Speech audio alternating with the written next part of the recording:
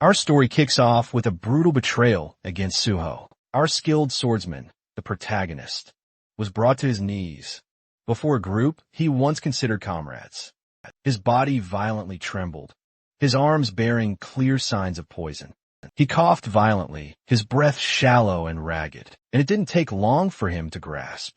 This wasn't merely any ordinary poison. It was something far more insidious, possibly fatal. Standing before him were two of his teammates, and instead of offering help, they merely laughed.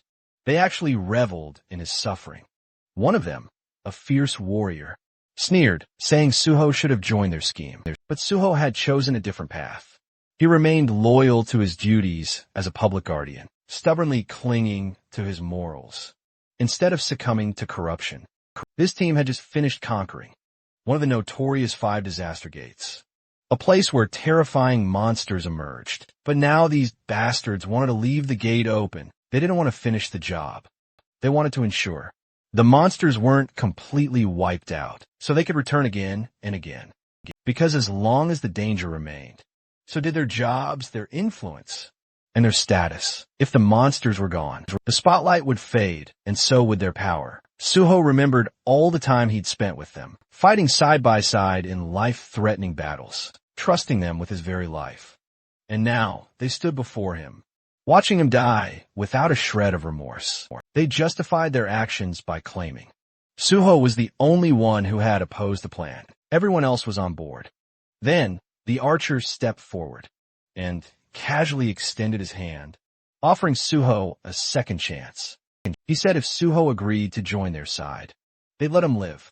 But Suho wasn't a fool. How could he trust people who had just poisoned him and stood back to watch him suffer? Besides, he could already feel it. His body had been pushed beyond its limits. The poison had advanced too far. There was no turning back from this. His survival was utterly impossible. But even if he couldn't survive, he could still accomplish one thing: drag at least one traitor down with him. And with that resolve, Suho began to gather every last bit of his strength. A surge of powerful aura exploded from him, sharp, suffocating, and utterly overwhelming. 2 figures from the group were immediately frozen in fear, stumbling back in terror. But the woman among them, even more terrified than the rest, tried to calm the panicked group down, insisting they absolutely shouldn't panic. Meanwhile, the archer, clearly about to lose control of his bladder, knew this was dire. Then Suho moved. In one blindingly swift motion, he lunged forward. His blade tore through the warrior's arm, and in the very next heartbeat, he swiftly beheaded the dark mage woman with deadly precision. The archer barely managed to scramble back, dragging the petrified healer along. Their smug expressions, once brimming with arrogance, had completely evaporated in an instant, replaced instead by sheer, unadulterated horror. The healer frantically tried to save the wounded warrior, casting healing spells with desperate urgency. But nothing worked. To her utter shock, she realized she couldn't heal him in the slightest. Her eyes turned to Suho, where she saw something strange, something profoundly powerful. Suho was no longer just a dying man. He was overflowing with the very power of will itself. And not just him, his sword had transformed too, now completely forged from that same indomitable will. It was now called the Intangible Sword, a weapon born from pure, unyielding determination. But that power came at a steep cost. The energy that had kept him standing finally gave out. Suho's strength gave way, and his body collapsed. He stumbled backward, falling off a cliff behind him. He plummeted deep into the valleys below, disappearing from their stunned sight, leaving behind nothing but a chilling silence. Suho slowly, groggily, opened his eyes to the jarring sounds of chaos around him. There was shouting and the blare of sirens, along with the distinct sound of people running. He was being carried by a firefighter, but he had absolutely no idea what was happening. His head was spinning, utterly disoriented. Everything felt foggy and completely unreal, like a vivid dream or a terrifying nightmare. The firefighter carrying him was rushing toward a designated safe zone, fast, moving swiftly through the crowded, panicked streets. Suho couldn't make sense of it at first. The last thing he clearly remembered was dying. He knew he had died, so how was he here alive, confused and being rescued? Then, something suddenly clicked. He finally noticed what was happening around him. A gate had opened, presumably a gate. It had caused a massive dungeon outbreak. Monsters were swarming the entire area. More specifically, goblins. Dozens of them were tearing through the city, attacking anything in sight. As Suho frantically looked around, he saw a familiar sign discarded on the ground nearby. Syndrome Station. That's when everything finally made sense. His fragmented memories were absolutely correct. This was the exact station that had once been overrun and contaminated during a sudden gate outbreak. He had seen this happen before. Suddenly, out of nowhere, an arrow came whistling through the air and struck the firefighter carrying him. The man let out a cry as he instantly collapsed, and both he and Suho tumbled to the ground. The goblins were getting dangerously closer. Despite the searing pain, the injured firefighter looked at Suho and urgently told him to run, but Suho didn't move. Instead of escaping, his eyes locked onto the axe the firefighter had been carrying. Without a moment's hesitation, Suho snatched it, took aim, and hurled it. With every ounce of his strength at an approaching goblin, the weapon flew through the air and struck the goblin cleanly, taking it down in a single decisive blow. And then, right in that intense, adrenaline-fueled moment, something truly strange appeared right in front of Suho. Floating text, just like a digital display. It was a system window. It congratulated him on his awakening. For a moment, he simply stared, completely stunned. It was precisely as it had been before. Just as he remembered, the system prompted him to choose the class he wished to pursue. Out of reflex, his finger almost darted to select warrior. Pure instinct, yet he hesitated. No, this time, he'd defer his choice. Suho then focused his attention on the goblins, who were now cackling like mad. Their screeches echoed shrilly across the battlefield. They looked utterly unconcerned, laughing like maniacs as if victory was already secured. But Suho wasn't amused. Without wasting another second, he launched himself directly into the horde. His movements were sharp, precise, and effortless, weaving through incoming attacks, as if they were nothing but a mere breeze. One goblin, desperate to land a hit, tried to sneak up on him from the flank.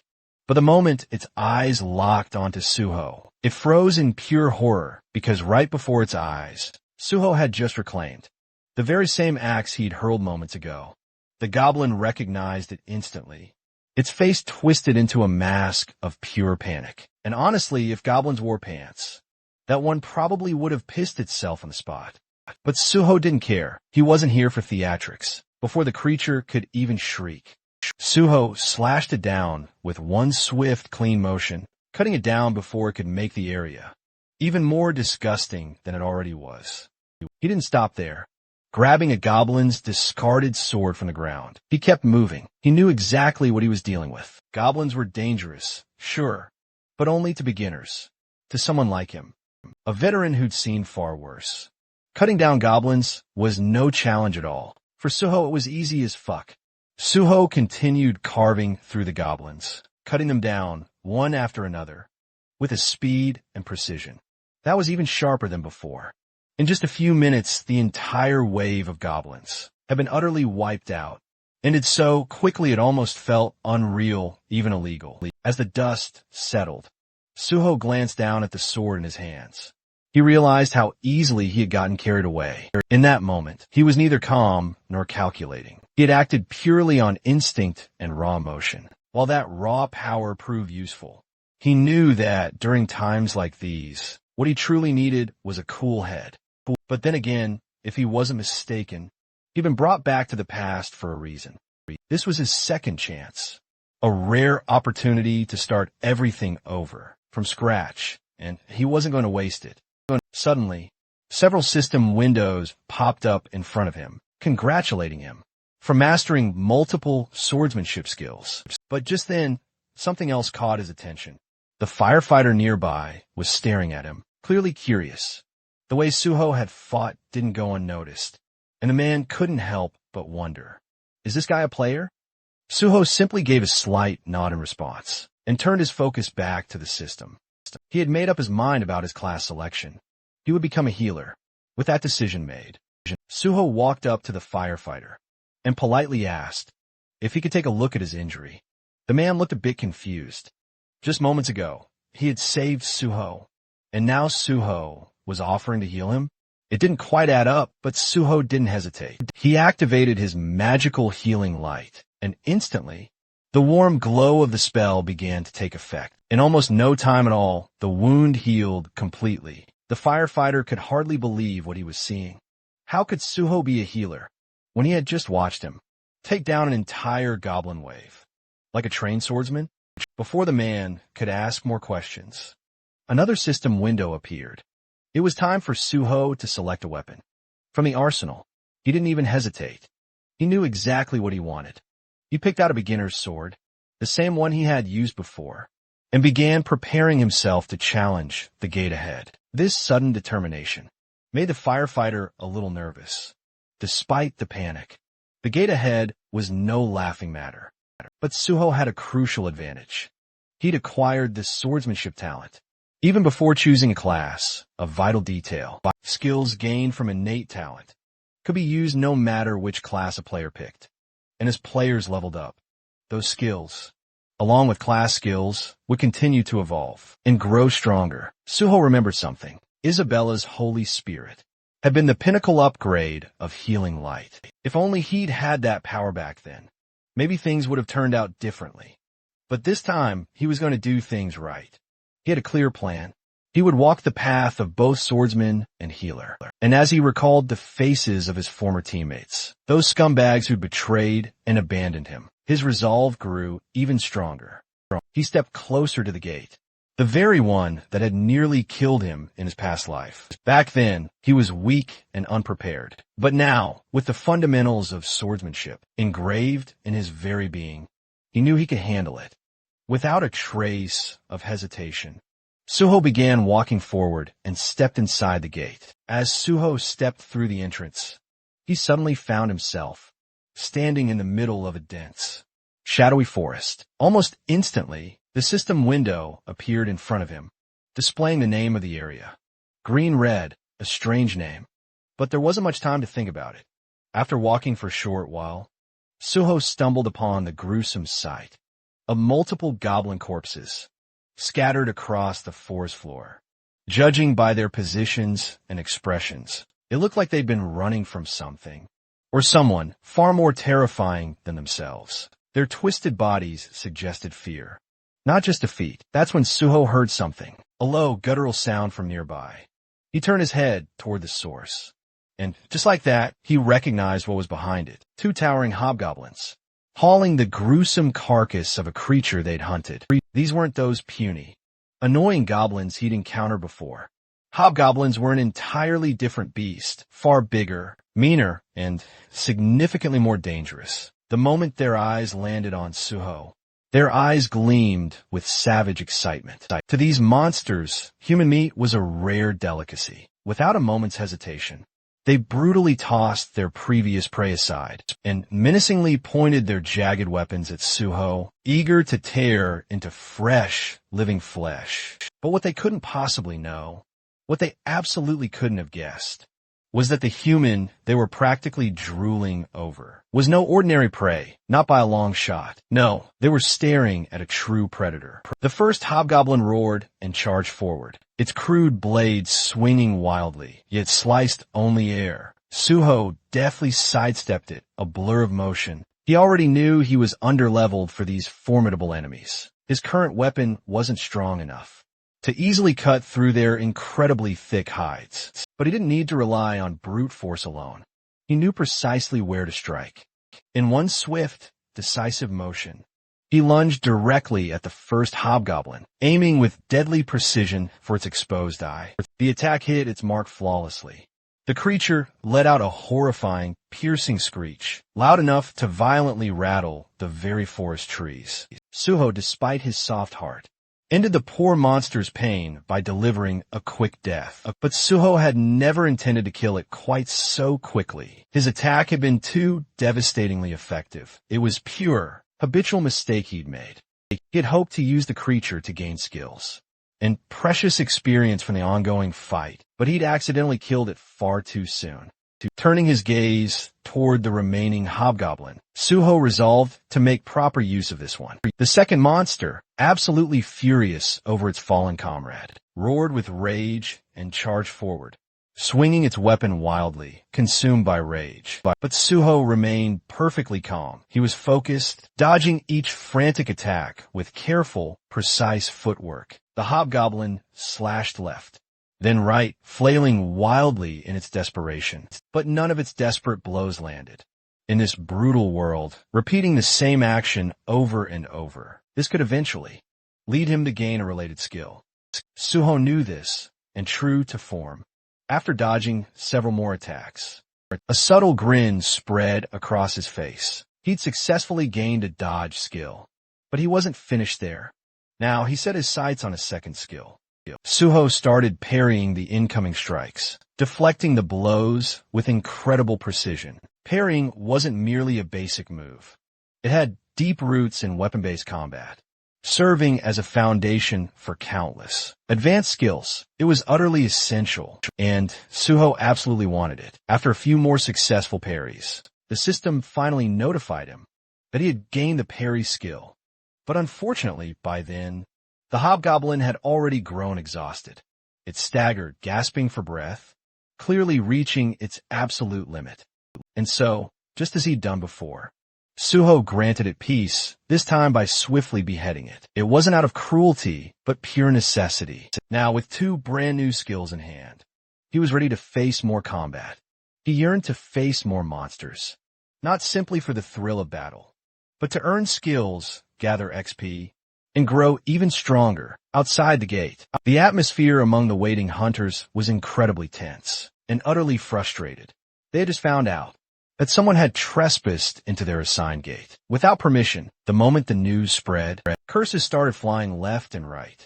Most of them were furious and felt utterly disrespected, grumbling about how anyone dared have the nerve to trespass into their territory. Some were already hatching plans to teach this mystery intruder a harsh lesson. Once they eventually came back out, they absolutely weren't going to let it slide that easily. Meanwhile, not far from the gate itself, a firefighter was engaged in a very serious conversation. He was speaking with several men in suits, men from the Hunter Association.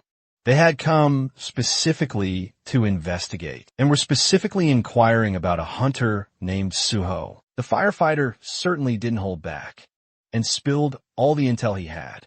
From his perspective, Suho was no ordinary hunter. This guy had single-handedly annihilated a zombie horde and even healed his own wounds amid the chaos. One of the officers, hearing this report, looked visibly stunned. He hadn't even arrived late yet, but somehow by the time he got to the scene, the goblins were already completely wiped out. And to top it all off, the person responsible was supposedly a healer. He tried to brush it off at first, claiming it was impossible based on their experience. Healers, they argued, simply didn't possess the combat power to do anything like this alone. But still, if this guy truly managed to clear the gate solo, especially a gate teeming with goblins, then they absolutely couldn't ignore him. If he pulled off such a feat, they would unequivocally have to recruit him. Meanwhile, Suho was out in the field, relentlessly hunting down hobgoblins and stacking up experience points. One after another, he moved swiftly and efficiently, beheading multiple hobgoblins at once with effortless grace. His attacks were clean, precise, and controlled. He deliberately spared one hobgoblin, letting it live. Just one intense glare from Suho was enough to make the monster bolt, faster than Usain Bolt himself. But that was exactly what Suho had planned all along. He wanted the creature to escape and bring back even more of its kind. With a brief break in the action, he decided to check his status window. Thanks to the wave of hobgoblins he'd just defeated, both his stats and skills had improved significantly. While surveying the pile of goblin corpses around him, another thought suddenly crossed his mind.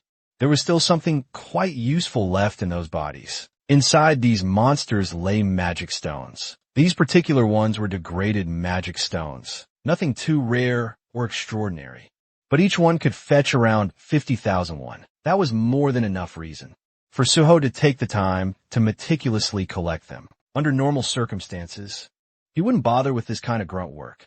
He didn't have the luxury to slow down his pace. But right now, his financial situation was dire, more beggar than hunter. So he certainly wouldn't let these stones go to waste. He started plucking the stones from the fallen monsters, one by one, carefully stashing them all in his inventory. By the time he finished collecting his loot, he felt genuinely satisfied with his efforts. This was a pretty decent haul, but just as he was about to catch his breath, that momentary calm was shattered. A sudden wave of pure, unadulterated, killing intent slammed into him like a wall. When he spun around to face it, about 30 hobgoblins were already closing in. Leading them was that very same monster he'd spared earlier, the one that had previously fled in terror. And now, with the confirmation, the entire group charged towards Suho all at once. But Suho didn't panic. Instead, he leapt into the air like a true ninja, moving with the blazing speed and pinpoint precision of a trained assassin. Within moments, several hobgoblins had already dropped, their heads rolling across the blood-soaked ground. His movements were sharp, precise, and effortless, like cutting through hot butter. Then, as if rewarding his incredible efforts, the system notified him he had leveled up. New stat points were instantly added to his profile, making him even more formidable than before. With that power-up in hand and enough experience gained, Suho made a decisive choice. There was no need to drag things out any longer. It was time to end this. Now, he dove straight into the monstrous mob of enemies, slashing wildly in every direction, clearing the entire horde with ruthless efficiency. At one point, a hobgoblin managed to charge him head-on, aiming to strike. But instead of fear, Suho's face practically lit up with pure excitement. He wasn't worried at all.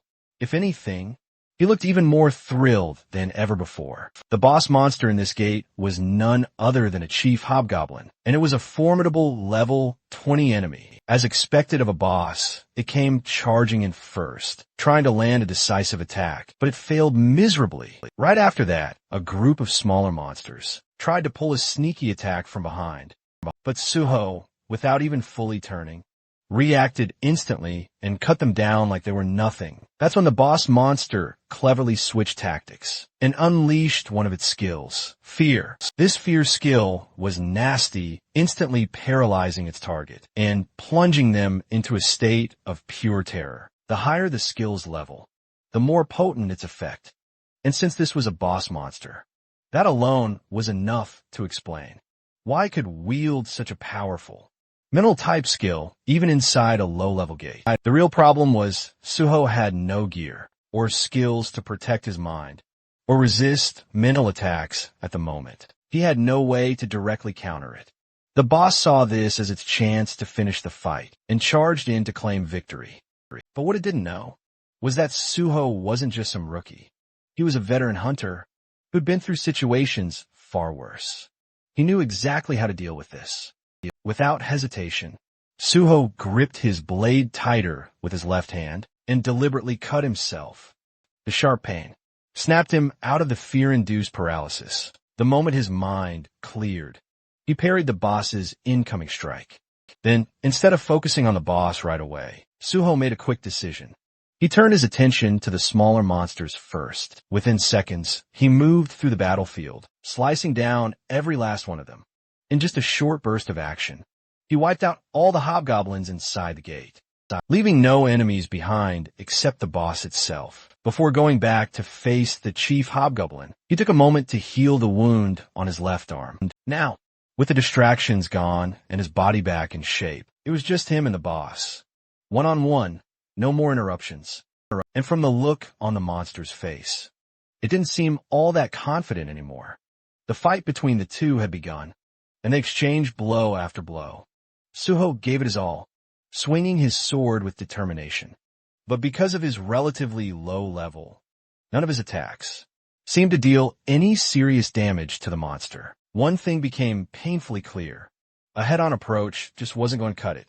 Realizing this, Suho swiftly changed his tactics. Instead of just swinging blindly, He drove his sword straight into the monster's thigh, aiming for a crucial weak spot to cripple it. In response, the monster unleashed its infamous fear skill, once again hoping to paralyze Suho and seize victory. But this time, it was utterly useless. Once a person conquers fear, it loses all its power, and Suho had already faced it head-on, emerging victorious, now completely unaffected. Suho hammered all his attacks onto that exact same spot. He relentlessly slashed the injured thigh over and over again, exploiting its agonizing weakness. After a few more precise and brutal hits, the monster's boss finally collapsed to the ground, barely clinging to life, teetering on death's very edge. But Suho wasn't done playing just yet. Instead of delivering the killing blow, he suddenly unleashed his healing light, a skill designed purely to restore health, and he used it on the monster. The creature, already bewildered and half dead, was now utterly flummoxed. It couldn't fathom why the human, who had almost killed it, was now trying to heal it. Suho, on the other hand, was absolutely ecstatic. He had just realized he could keep this fight going. By endlessly attacking and then healing the monster, he could extend the battle, using it as a personal training dummy. Some time passed in this strange cycle: attack, injure, then heal, repeat. And with every single round, Suho grew stronger, his skills steadily improving, and eventually, he upgraded several of them to A and B ranks. And meanwhile, the boss monster, once proud and terrifying, was now engulfed in pure, unadulterated fear. It couldn't even bring itself to look at Suho anymore. Now that Suho had learned everything he could from this place, there was nothing left to gain. The monster's role in this brutal trial was finished. It had served its purpose. With a chillingly calm expression, Suho ended it all, beheading the monster without an ounce of hesitation. Just like that, the gate had been conquered. Suho stood victorious. He was declared the MVP of the gate, gaining bonus experience on top of everything else. His level had now reached 10, a significant milestone for any hunter. Even his healing skill, Healing Light, received an upgrade, advancing to E rank. And along with that, he acquired a brand new skill, Cure. It might not seem like much now, but if his skills continued to develop at this pace, it wouldn't be surprising if one day he could neutralize even 10,000 types of poisons. It was only the beginning, but the path ahead was clearly promising. With everything wrapped up, it was time to move on. Suho turned toward the exit of the gate. Outside, the atmosphere was tense. The gate had started to tremble slightly, causing people to whisper and wonder, had the gate been cleared? Then, before anyone could guess further, Suho stepped out. He walked out calmly and confidently, as if the chaos behind him didn't matter. There wasn't a hint of exhaustion or discomfort on his face. Just quiet composure. People around him stared, unable to figure out who he really was or what exactly he had done. And Suho didn't bother explaining. He simply let their curiosity grow. Soon after, multiple guilds rushed over. They had all come looking for the mysterious man who had conquered the gate alone. But Suho ignored every offer, every scout, every invitation thrown his way. He wasn't interested. Instead, he walked past them and landed right in front of a man in a formal suit. With a calm and confident tone, Suho greeted him. This man was no ordinary official. He was the team leader of the South Korean Hunter Association, young Chul-min, and judging by the confused look on his face, he clearly wasn't expecting to be greeted by the person behind the gate's conquest. The scene shifts to the South Korean Hunter Association, where team leader Young and Sujo were sitting across from each other. On the surface, it looked like a standard registration meeting, but Chulman's mind was elsewhere. His thoughts kept drifting back to their earlier encounter. He remembered how they had first met, shaking hands casually, and how Suho had mentioned that he was already on his way to the Hunter Association anyway. At first, Chulman had assumed it was just for a license renewal, something experienced hunters did all the time. But as the conversation progressed, it became clear that Suho was actually there for initial registration. That caught Chulman off guard.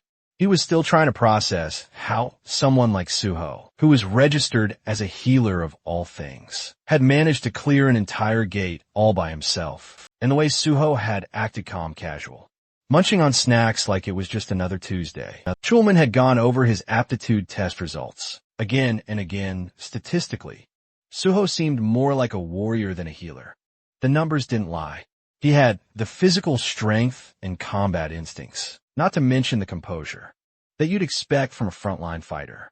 It didn't make sense while Schulman was lost in thought. Suho spoke up, snapping him out of it by asking if there was a problem. That brought Schulman back to focus. He began asking Suho a few routine questions, background, education, that sort of thing. And that's when more pieces of the puzzle began to fall into place. We learned that Suho was a college dropout. He had been studying physical education before quitting. Most students from that department usually chose combat class, like warrior or archer if they entered the hunter field. But Suho had gone in a different direction. He had selected the healer class, and the reason he just hated getting hurt. Then he went on to explain what had happened inside the gate. He described the sequence of events in a straightforward, almost detached way, though he left out one key detail, the fact that it had all been far too easy for him. He simply said he fought to survive, and that was that. But when Suho casually mentioned Chief Hobgoblins, Schulman stiffened. Something about that didn't sit right with him. Gates that produced Chief Hobgoblins weren't supposed to be easy. So Suho, noticing his discomfort, calmly opened his inventory. In the next moment, he dropped all the loot he had collected from the gate. Right onto the table, the items hit with a heavy thud, and Schulman was caught completely off guard. His eyes widened in shock, and for a second, he almost panicked. These were the magic crystals Suho had collected after hunting hobgoblins. The smaller ones were from regular hobgoblins, while the larger, more refined one had come from the hobgoblin chief. Since Suho didn't really know their actual value, he politely asked the team leader if he could help get them processed, even while trying to stay composed. Chunman couldn't take his eyes off the loot. It was a good haul, regaining his composure. He looked at Suho seriously and asked if he truly wanted to become a hunter. When Suho nodded, that simple agreement sparked real excitement in the team leader's eyes. Trying to steady himself again, Schulman asked whether this decision was just made on impulse. But Suho responded with a calm smile and said no. It wasn't impulsive at all. While Schulman was still riding the wave of happiness from hearing Suho's answer, Suho shifted the tone slightly and began explaining his real reason. It wasn't about power or money. It was personal. He hated monsters, and he hated the gates they came from. As a child, he had lost his entire family during a gate shock. After that, he grew up in an orphanage, completely alone at first. He thought that killing monsters would help ease that deep frustration and pain inside him. But even after defeating several monsters, that knot in his chest never loosened. No matter how many he killed, the ache never went away. That's when he made a decision that he couldn't undo the past, but he could choose the kind of future he wanted to protect. He didn't want anyone else to suffer the way he did. He wanted to fight not for revenge, but for safety for people. He wanted to be out there on the field doing real work, and that's why he decided to become a hunter. Not for any guild, but for the South Korean Hunter Association. Schulman was genuinely impressed by this answer, but as someone with experience, he also felt the need to explain the downsides. He told Suho honestly that the pay scale of the Hunter Association was significantly lower compared to what private guilds usually offer. But Suho didn't seem bothered by that at all.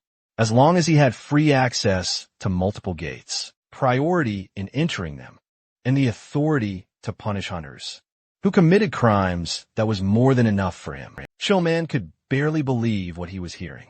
You see, even though the Hunter Association technically has gate priority, they often end up auctioning those rights off to private guilds. The reason is simple. No official wants to put their life on the line for a small government salary. Most people claim they join to help others, but the reality is they aim for stable, safe positions where they can earn quietly, without ever having to step into a gate.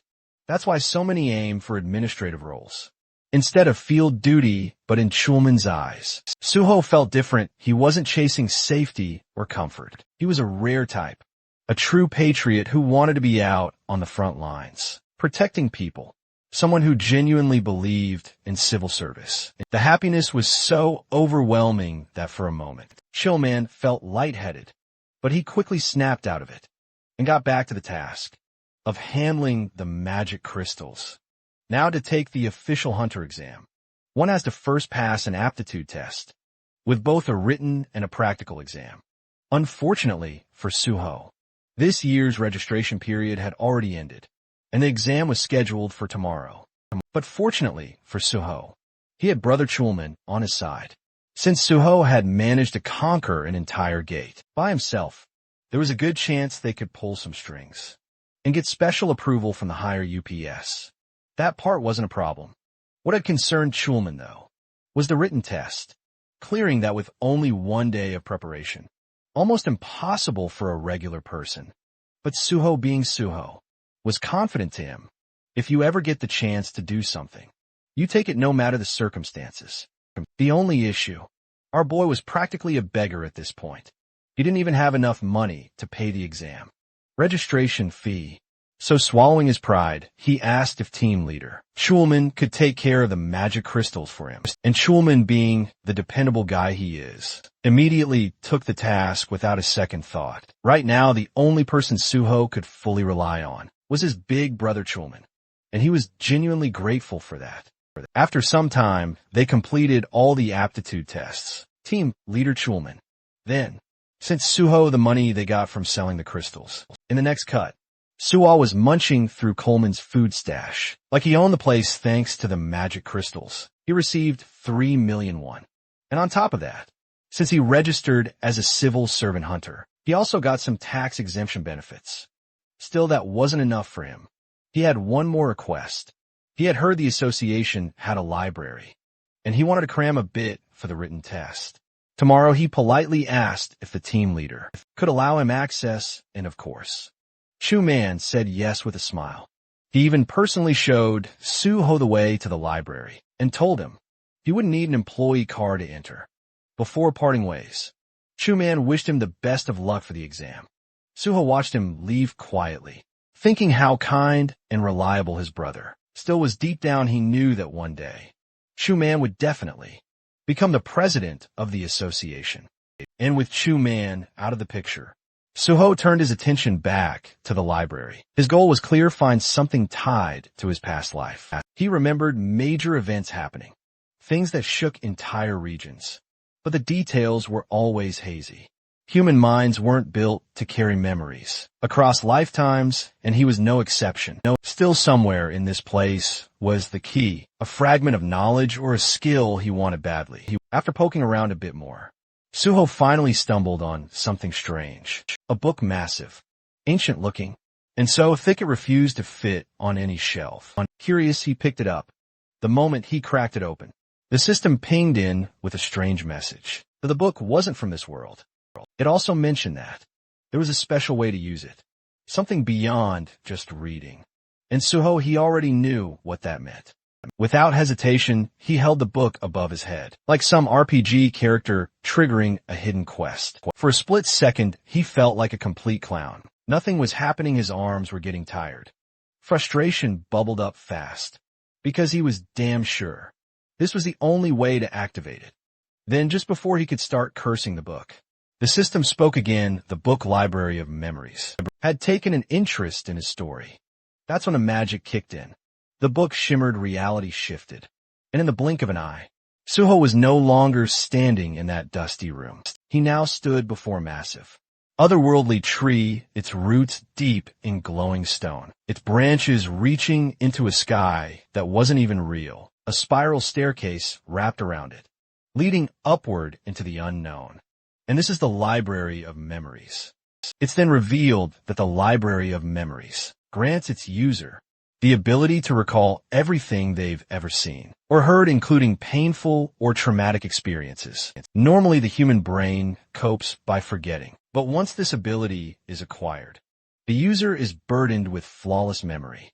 The original owner of this skill was the manager of the Hexagon Guild, a former Korean Hunter Association employee. While studying in a library for a career change, she unintentionally gained this ability after using a book as a pillow.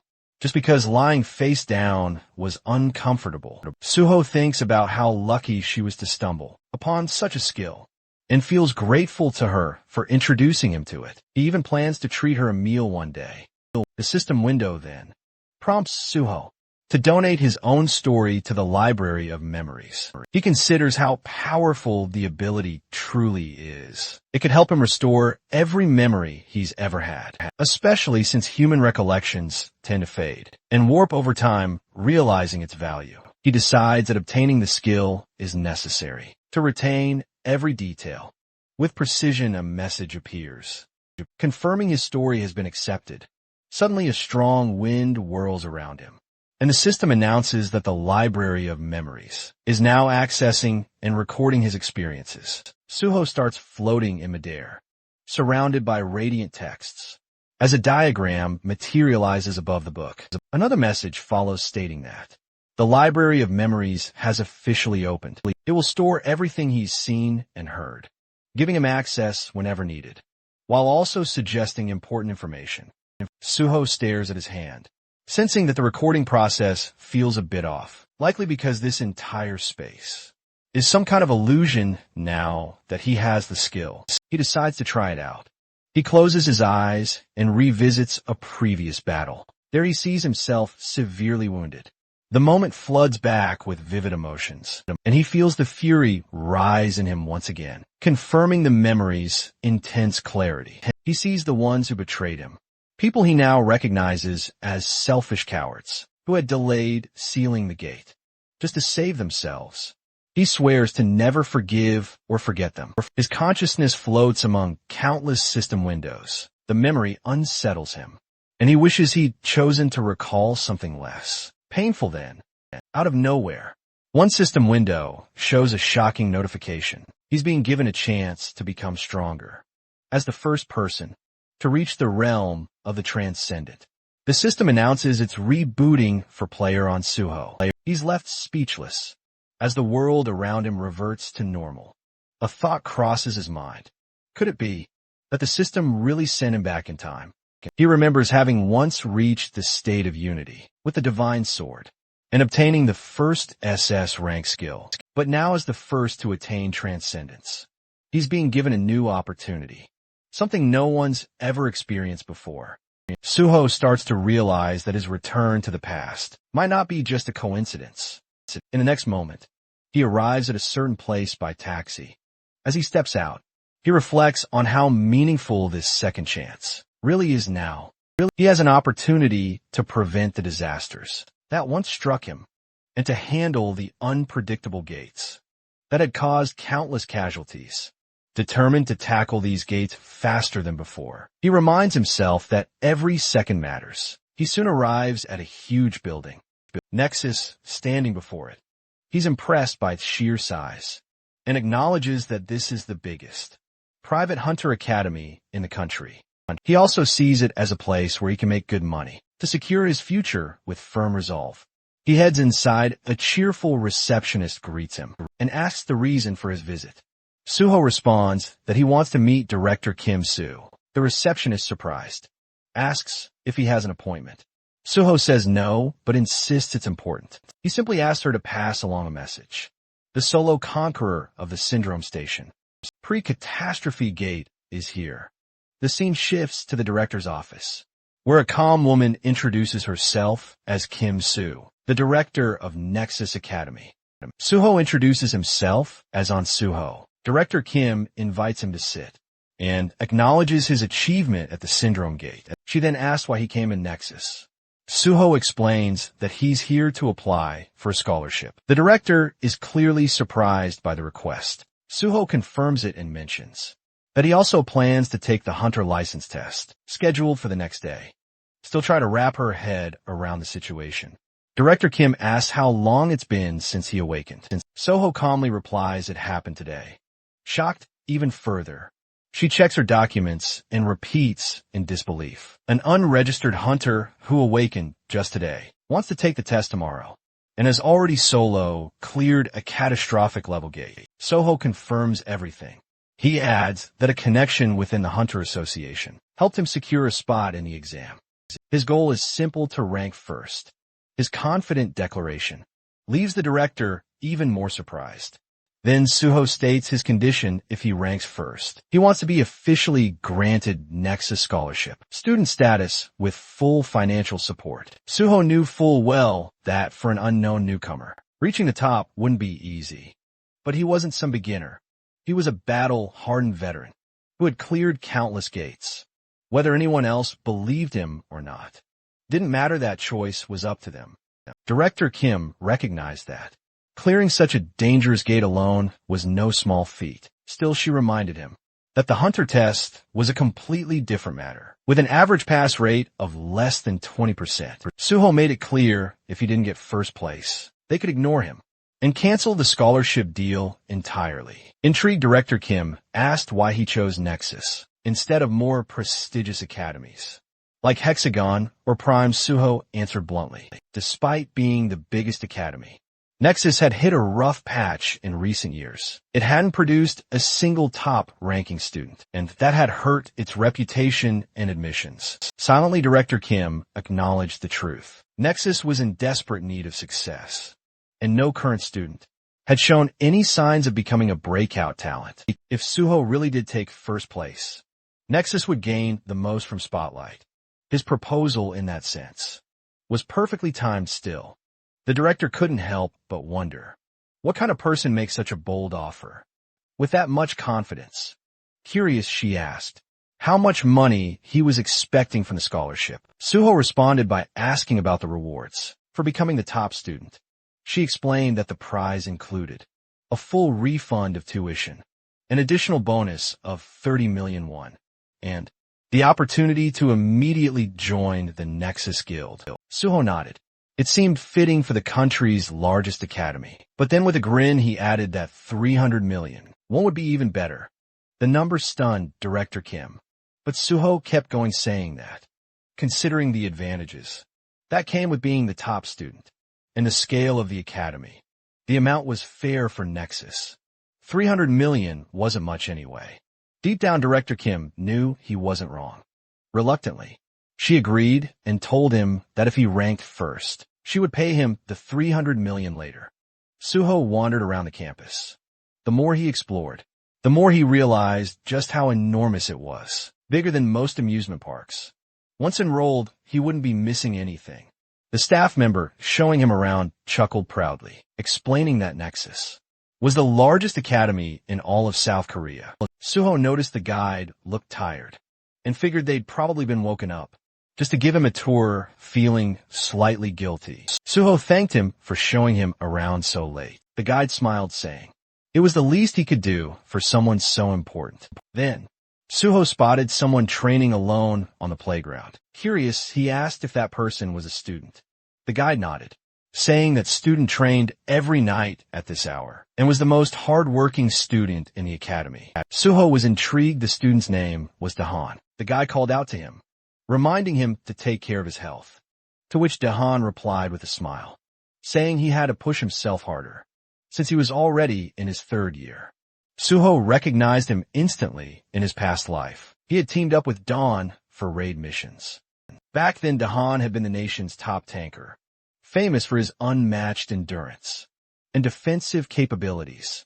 It had been unfortunate when pure tankers lost their place in the meta over time, but now, seeing Dahan wielding an axe instead of shield, Suho realized Dahan still hadn't unlocked his real potential. This was a perfect opportunity.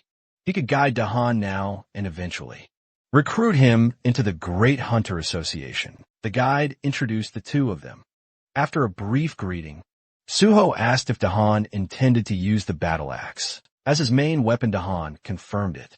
Suho then asked why he chose that particular weapon. Dahan explained that, since he aimed to be a frontline fighter, his instructors had suggested the axe, saying it matched well with his build. The guide chimed in, adding that few weapons could rival the battle axe in sheer destructive force. Suho asked if D1 had only trained with the axe. Dahan admitted he called himself a slow learner, and said, trying out multiple weapons felt like a waste of time. Like it had taken him 2 years just to get somewhat decent with the axe. And even now, he didn't feel particularly skilled with it. Suho silently analyzed the situation and understood the real problem. It wasn't that Dahan lacked effort, but that the axe simply didn't suit him. It wasn't a matter of dedication. It was a case of poor direction. If his progress hadn't improved early on, he should have switched weapons. Suho found it surprising that even the top academy in the country missed something this obvious. He suggested a different mindset. Since players would eventually receive stat adjustments, it made more sense to pick a weapon that felt natural to them with skill correction effects. Proficiency could rise quickly, but true performance in battle relied on knowledge and experience. In Dahan's case, the battle axe was clearly a mismatch. While it delivered heavy hits, the long cooldowns made users vulnerable. And considering Dahan's large frame, it became even harder to protect him effectively. When Dahan heard this, he was taken aback. He'd spent the last 3 years training with an axe. Suho acknowledged his dedication, but pointed out that Dahan's real strength might be in tanking. He advised Dahan to try using a kite, shield on his left arm, and a one-handed blunt weapon in his right hand. According to Suho, this setup would significantly enhance Dahan's overall combat effectiveness. Dahan hesitated. Switching roles right before the exam felt risky, especially since the test was happening the very next day. Suho then asked him to think about what truly forms the backbone of a raid party. While many believed it was the mage, in reality, it was always the tank. A tank's job was to draw the enemy's focus and protect the team. To do that properly, a tank needed both a shield and a secondary weapon for crowd control. Suho's reasoning finally clicked with Dahan. Motivated by the insight, he decided to give it a shot. Suho was glad that Dahan didn't let doubt hold him back and appreciated how quickly he could think and adapt. And Suho wished him luck, and Dahan thanked him before heading off. Right after that, the guide explained that Director Kim had asked him to give Suho a tour, which is why he introduced him as a guest. But now the guy was curious. Was Suho actually an instructor? He seemed to know a lot about combat and contracts. Suho clarified that he was an instructor, though internally he realized it probably looked suspicious for someone without a license to know so much. He explained that he was more like a stakeholder. The guy nodded and mentioned he just received a call. The contract was ready, and it was time to return to the director's office. Then came a day of the hunter test. The area in front of the association building was packed with examinees, all armed with swords and ready to earn their hunter licenses. Everyone had been preparing relentlessly for this moment, sharpening their skills and reaching peak performance. Ironically, Suho, the same man who had cleared a gate all by himself, was in his worst condition. After finishing the test, Suho walked out, reflecting on the purpose behind it. It had been organized because of concerns over possible doping, but in his opinion, those measures didn't mean much. Most cheaters didn't use drugs. They used skill buffs during the test. One woman in particular, and several others, had shown magic levels no one at level 5 should naturally have. The system then notified Suho that his magic sensing ability was far sharper than most. He had fully mastered the skill of magic detection. Thanks to that, Suho found it easier to notice oddities, although nothing had been officially reported. He could already tell that many were cheating. Using buffs, he knew it was time to put an end to this. Looking at Schulman, Suho felt grateful to have at least one honest person around as he walked in the hall, where other candidates were discussing their tests. He couldn't help but feel like he'd unintentionally become a cheater himself. Schulman walked up and asked how the test went. Suho replied that he was confident he'd pass, but then asked why Schulman was there. Schulman explained that he was helping out, since the association was always short-staffed. He'd also heard that this written test was the hardest one yet, but Suho's confidence was impressive. Suho responded that he believed he had solved it, and asked if he could bring something up. Schulman agreed, as long as it wasn't about the test itself. Suho said it was somewhat related. He pointed out that during the test, There hadn't been any checks for buffs and asked why. Schulman asked what he meant by buff checks. Suho explained that while the association did conduct urine and blood tests to prevent drug use and confiscated personal items, to prevent cheating through gear, they didn't seem to check for skill-based cheating. He suggested that using magic detection could help spot buffed individuals more effectively. Schulman appreciated the input and promised to look into it before the practical exam. Suho said he'd get ready for the next test. Before he left, Schulman stopped him and said he personally hoped Suho would do well and that they'd get to work together. He wished him luck on the practical, and Suho thanked him 30 minutes later. At the site of the practical test, the announcer informed everyone that the exam had been delayed by 2 hours due to issues with the dive capsules. All candidates were directed to grab lunch at the cafeteria and wait either in the lounge or the training area. But Suho wasn't convinced. It felt like an excuse. He suspected that brother Schulman had already started cracking down on those trying to cheat, using buffs moving swiftly, just as he'd expected. With 1,200 candidates and a pass rate of under 10%, spotting cheaters could easily bring that rate down to 7%. Anyone who passed under those conditions would undoubtedly be top-tier talent. Suho decided to observe the other candidates, to spot anyone who might be worth keeping an eye on. Just then, voices caught his attention. One man was challenging another to a match. The second guy snapped back, telling him to back off and stop picking fights. But the first guy clarified that he only wanted to spar, joking that the other was afraid his lack of skill would be exposed. Annoyed, the second man shoved him and told him to stay out of his face.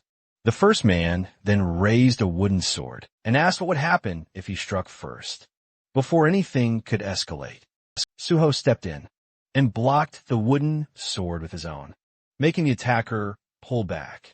The second man was stunned and asked Suho if he'd lost his mind, but Suho calmly said he'd handle it and told the man to stay out of it.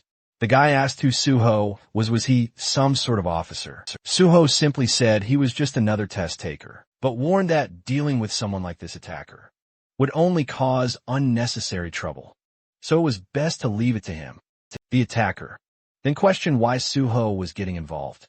Suho smiled, introduced himself, and offered to be the attacker's sparring partner, since he was so eager for one.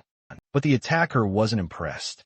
He scoffed, saying he wouldn't waste his time sparring with someone weak. Like Suho, that word weak caught Suho off guard. The attacker claimed Suho just got lucky earlier and warned him not to get arrogant, ordering him to leave, but Suho turned the tables, asking if he was scared. The attacker, annoyed, asked what that was supposed to mean. Suho suggested they find out if it really was just luck, hinting that the attacker was too scared to test it. Provoked, the man accepted the challenge, hurling insults and calling Suho just another coward. In the crowd, Suho agreed to the spar, but said they should get a supervisor's approval and use the designated sparring arena. With permission granted, both of them stepped into the training arena, drawing attention from nearby students. The referee reminded them they could only use training weapons provided by the association, and warned that the match would be stopped if things got out of control. As the match started, the attacker charged, first swinging his wooden sword. Suho blocked it with ease. The attacker leapt into the air, swinging downward, but Suho dodged effortlessly. Furious and surprised, the attacker threatened to tear Suho apart, but Suho stomped down on the man's wooden sword and taunted him, calling him pathetically weak. The insult pushed the attacker over the edge. This man, Park Young, was known as a mad swordsman obsessed with strength, always seeking out skilled opponents to fight. His thirst for power had turned him into a relentless combatant. Suho remembered how skilled Young had been during their last encounter and was surprised to see him among the same batch of test takers. He immediately realized that Young needed to be stopped before repeating past mistakes. Without warning, Suho delivered a powerful kick that sent Young flying. As he hit the ground, Suho mocked his earlier arrogance. Stunned, Young questioned how Suho was so strong. Suho calmly warned him that charging him blindly wouldn't work, hinting that Yang had never faced someone as powerful as a level 10 before. Most of his previous opponents probably never got past level 5. Getting back up with a smirk, Yang admitted Suho seemed too calm and announced he'd go all out. Suho welcomed it. Yang unleashed a barrage of strikes, but Suho dodged them effortlessly with just one hand on his sword. The intensity of Yang's attacks had definitely increased, and Suho acknowledged the added weight behind him. Then Yang went all in, using his signature dragon sword technique. A flash of blinding light erupted as the swords clashed. Yang thought he had finally landed a decisive hit and began to celebrate, but when the light faded, Suho was still standing completely unharmed. He blocked the attack, shocked.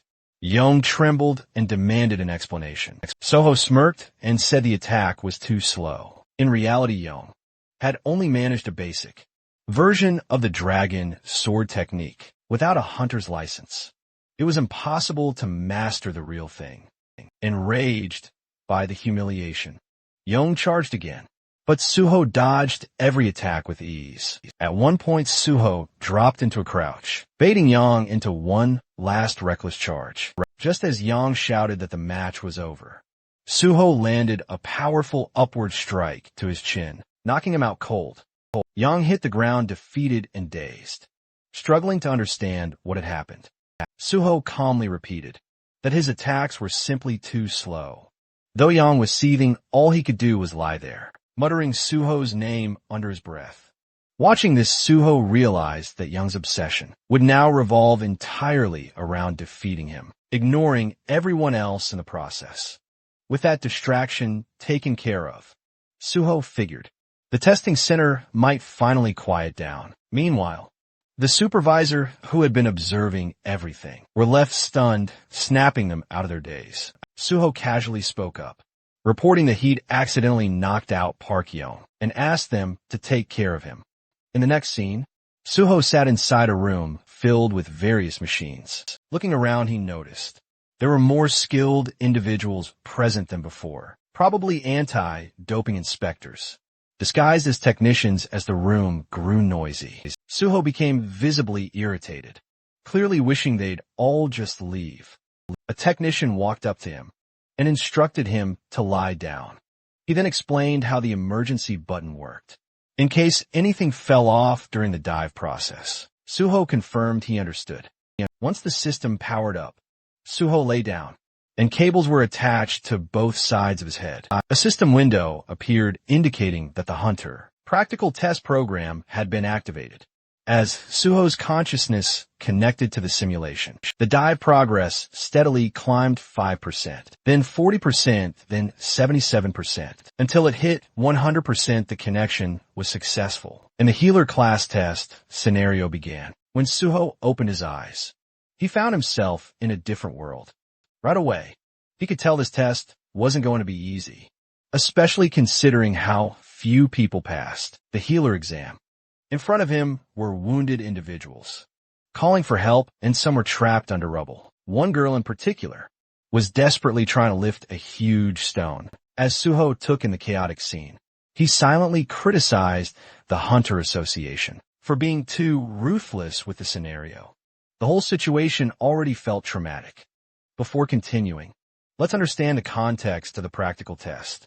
It's considered the centerpiece of the Hunter exam. The main goal is to evaluate how well a participant fits into their chosen class. Every year, the simulation scenarios change, and the criteria for passing also vary. Typically, these tests involve one-on-one fights or surviving waves of enemies. A participant's score depends on how long they last and how many opponents they defeat. But for healers, it's different. The focus isn't just on how strong their healing powers are. While healing ability matters, the most valued quality is sacrifice. Healers, who put their own lives on the line to save others, earn higher scores as monsters began to approach. Suho reflected on the nature of the test. In this scenario, the healer is expected to die protecting the patient. The issue, his own stats were still active. Walking toward the monsters, he spotted a sword on the ground.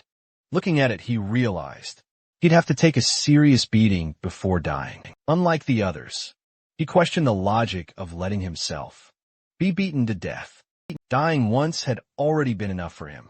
Nearby, others screamed for help at the sight of the monsters. But Suho knew those screams were illusions. In reality, he was surrounded only by corpses. He approached a terrified girl and asked if she was okay. Shaking the girl warned that the monsters would return, and they had to run, but Suho knew the real mission. He had to protect her until the end. Reassuring her, he promised that the rescue team would come, and that he'd keep her safe until then. With resolve, he stood his ground, ready to fight the oncoming monsters. Back in the observation room, players started exiting the simulation pods one by one. One of them stepped out, thinking he could have done better. A woman thanked him for his efforts and instructed him to gather his belongings and head outside. She then moved to another pod and checked the screen. It displayed the details of a participant, Kong, Jin Young Archer class, with a recorded time of 9 minutes and 4 seconds. She commented that this season, scores were particularly low due to the test difficulty. Curious, she asked Director Shin how long Suho had been inside. Shin replied, 30 minutes, shocked. She repeated the number, unable to believe it was that long. Rushing over to Suho's machine, she checked the display herself. 30 minutes, still in disbelief. She asked if Suho was a warrior.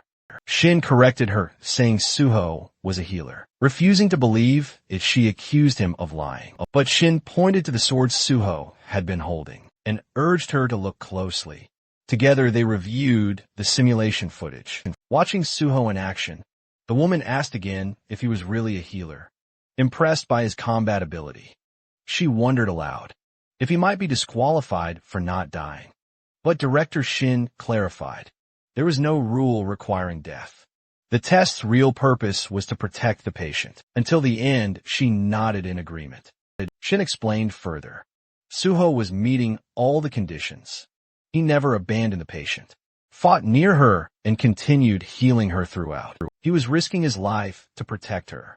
As long as all conditions were met, disqualification wasn't an option. Hearing that, the woman concluded that the top score for this exam had already been determined. Meanwhile, Suho was still battling inside the simulation. With incredible skill, he sliced through the monsters in a single blow. But even after his victory, Suho felt it wasn't enough. He needed to be faster as more monsters appeared. He eliminated them one after another, showing unwavering focus eventually. He wiped them all out. A system message popped up. Your understanding of the skill footplay is very high. Congratulations, you've mastered footplay. Suho read the message and realized that although this was a simulation, since it was based on real-world mechanics, the system could still recognize his physical control. The system acknowledged that he was directly controlling his body, making it possible to master physical skills. That is even here, though the experience gained was less than in real combat. It was still a great way to train. In addition to swordsmanship, he had picked up various skills and upgraded all basic sword techniques to a rank. There were no experience points or item rewards, but the results were still satisfying. If he could eventually raise all his sword skills to a rank or higher, he might be able to develop a technique like Park Yong's dragon sword technique. Another message appeared. Great achievement. Your understanding of swordsmanship surpasses everyone else's. The system is impressed by your unique style and wishes to register it. Would you like to create a new swordsmanship skill by combining your basic sword techniques and footplay? Suho smiled, finally ready to create his own style. Guardian Sword. A confirmation window appeared, asking if that would be the official name. Suho confirmed another message, congratulated him for his supreme mastery, and recognized the creation of a new, unique swordsmanship skill. Guardian Sword S. This new ability boosted the effects of all his sword and footwork skills by 50% as a reward for this great achievement. The system awarded him 10 bonus stat points and expressed its hope that Suho would continue walking the path of the sword. A final message confirmed he had unlocked sword mastery S, a privilege granted only to those with deep understanding of swordsmanship. This lifted all restrictions on learning and using sword techniques, enhanced all sword-related abilities by another 50%, and removed any limitations tied to sword use. Suho quietly thought back to his past life. Back then, it had taken him over 10 years to reach this level of skill. But now, thanks to the knowledge he carried from that life, he had progressed much faster. He recognized how much his value had grown, turning his focus to the exam. He recalled that the number of monsters was predetermined, and he couldn't help but wonder how much effort had gone into preparing the whole thing. With all his objectives completed, only 2 paths remained: either die at the hands of the monsters, or wipe them all out elsewhere. The supervisors watching the live footage were left speechless. They couldn't believe what they had just witnessed. For the first time in the history of practical exams, someone had defeated every single monster. They were in awe not just of his combat prowess, but also because he had successfully healed the patient. One examiner even joked that they didn't need to bother checking the rankings. The winner was clear a few days later. The scene shifted to the Hexagon Guild's headquarters. A confident guild member declared that their student, Kian, would surely be this year's top scorer. Another member agreed, proud of the effort they'd poured into his training. But then someone noticed a congratulatory letter. As it was read aloud, confusion spread. Kian wasn't the top scorer after all. The name on the letter was on Suho. Everyone was stunned. The atmosphere immediately shifted, tense and confused as someone asked where Kian was. At that moment, the guild master received a call, and the scene changed again. Suho was now on a call with the team leader. The leader apologized for the late congratulations, explaining he'd been swamped with work. But he made sure to praise Suho for earning the highest score. He admitted he hadn't expected such consistency from him. Suho responded humbly, saying it was all thanks to the team leader, though the leader quickly deflected the credit, saying Suho's achievements were entirely his own doing. He also pointed out that Suho's exceptional performance had helped expose a number of cheaters who were illegally boosting their skills. This would lead to tighter rules in future exams, which he saw as a positive outcome. Then the team leader cautiously brought up a question. Was Suho still interested in joining the Great Hunter Association? Suho replied that, although he might stay with the guild a bit longer, his ultimate goal hadn't changed. He still intended to join the association. The team leader appreciated his clear answer and said he'd reach out once the recruitment or testing schedule was ready. Suho agreed with a smile before ending the call. The leader reminded Suho to eat properly and look after his health, and Suho returned the same kind words. After the call ended, the team leader glanced down at something in his hand and quietly reminded himself to eat too. Back on Suho's side, he paused for a moment, something about the leader's tone lingering in his mind. It fell off. He wondered if everything was all right. Just then his phone rang again. Suho checked the caller ID and seemed to know who it was. He answered and introduced himself. The caller was Kim Soo, who congratulated him on his success and confirmed that payment had already been sent, according to their agreement. Suho acknowledged her efficiency, praising how professional her large guild was. Then came her proposal. She invited Suho to join the Nexus Guild, promising benefits better than anything other guilds could offer. Curious, Suho asked how far they were willing to go. Kim Soo assured him that she'd do everything possible to match his expectations. As a top student and scholarship recipient, she said, adjusting the contract terms would be no problem. She even suggested meeting in person. To finalize the deal, Suho, however, politely declined for now, mentioning he had personal plans that day. He promised to review his schedule and get back to her soon still. He did hint that, considering he was a Nexus scholarship recipient, it would be logical to join Nexus over any other guild. Kim Soo was overjoyed by his response. Her excitement was so intense that even her co-workers nearby noticed. She begged him not to sign anything with another guild. In the meantime, amused by her enthusiasm, Suho chuckled and agreed to meet soon as the call ended. Suho smiled, still hearing the echo of her thrilled voice. At that moment, the taxi driver let him know they had arrived. Suho thanked him and stepped out. Now, standing outside, Suho reflected on everything that had happened. He had cleared the test, secured his license, and received the payment. The next chapter of his journey was right in front of him. With quiet determination, he moved forward, ready to begin farming at Lighthouse General Market. Suho checked his phone and thought about how he had quickly gathered everything he needed. Now the only thing left was to buy a weapon. With that goal, he arrived at a small, tucked-away shop, deliberately avoiding the crowded ones, since he wasn't sure they'd have what he was looking for. As he stood outside, he wondered if his quiet place might hold the right weapon. Stepping inside, Suho greeted the shopkeeper, who asked what he needed. Suho explained that he had just become a hunter and was looking for a lightweight weapon. The shopkeeper directed him toward a section with cheaper items. When Suho glanced at them, he noticed thick layers of dust and realized most low-grade weapons came without verified data. But that didn't mean every unverified weapon was useless. Some weapons needed to go through a process called liberation before revealing their true potential. These special weapons usually gave off a subtle aura, a kind of signal.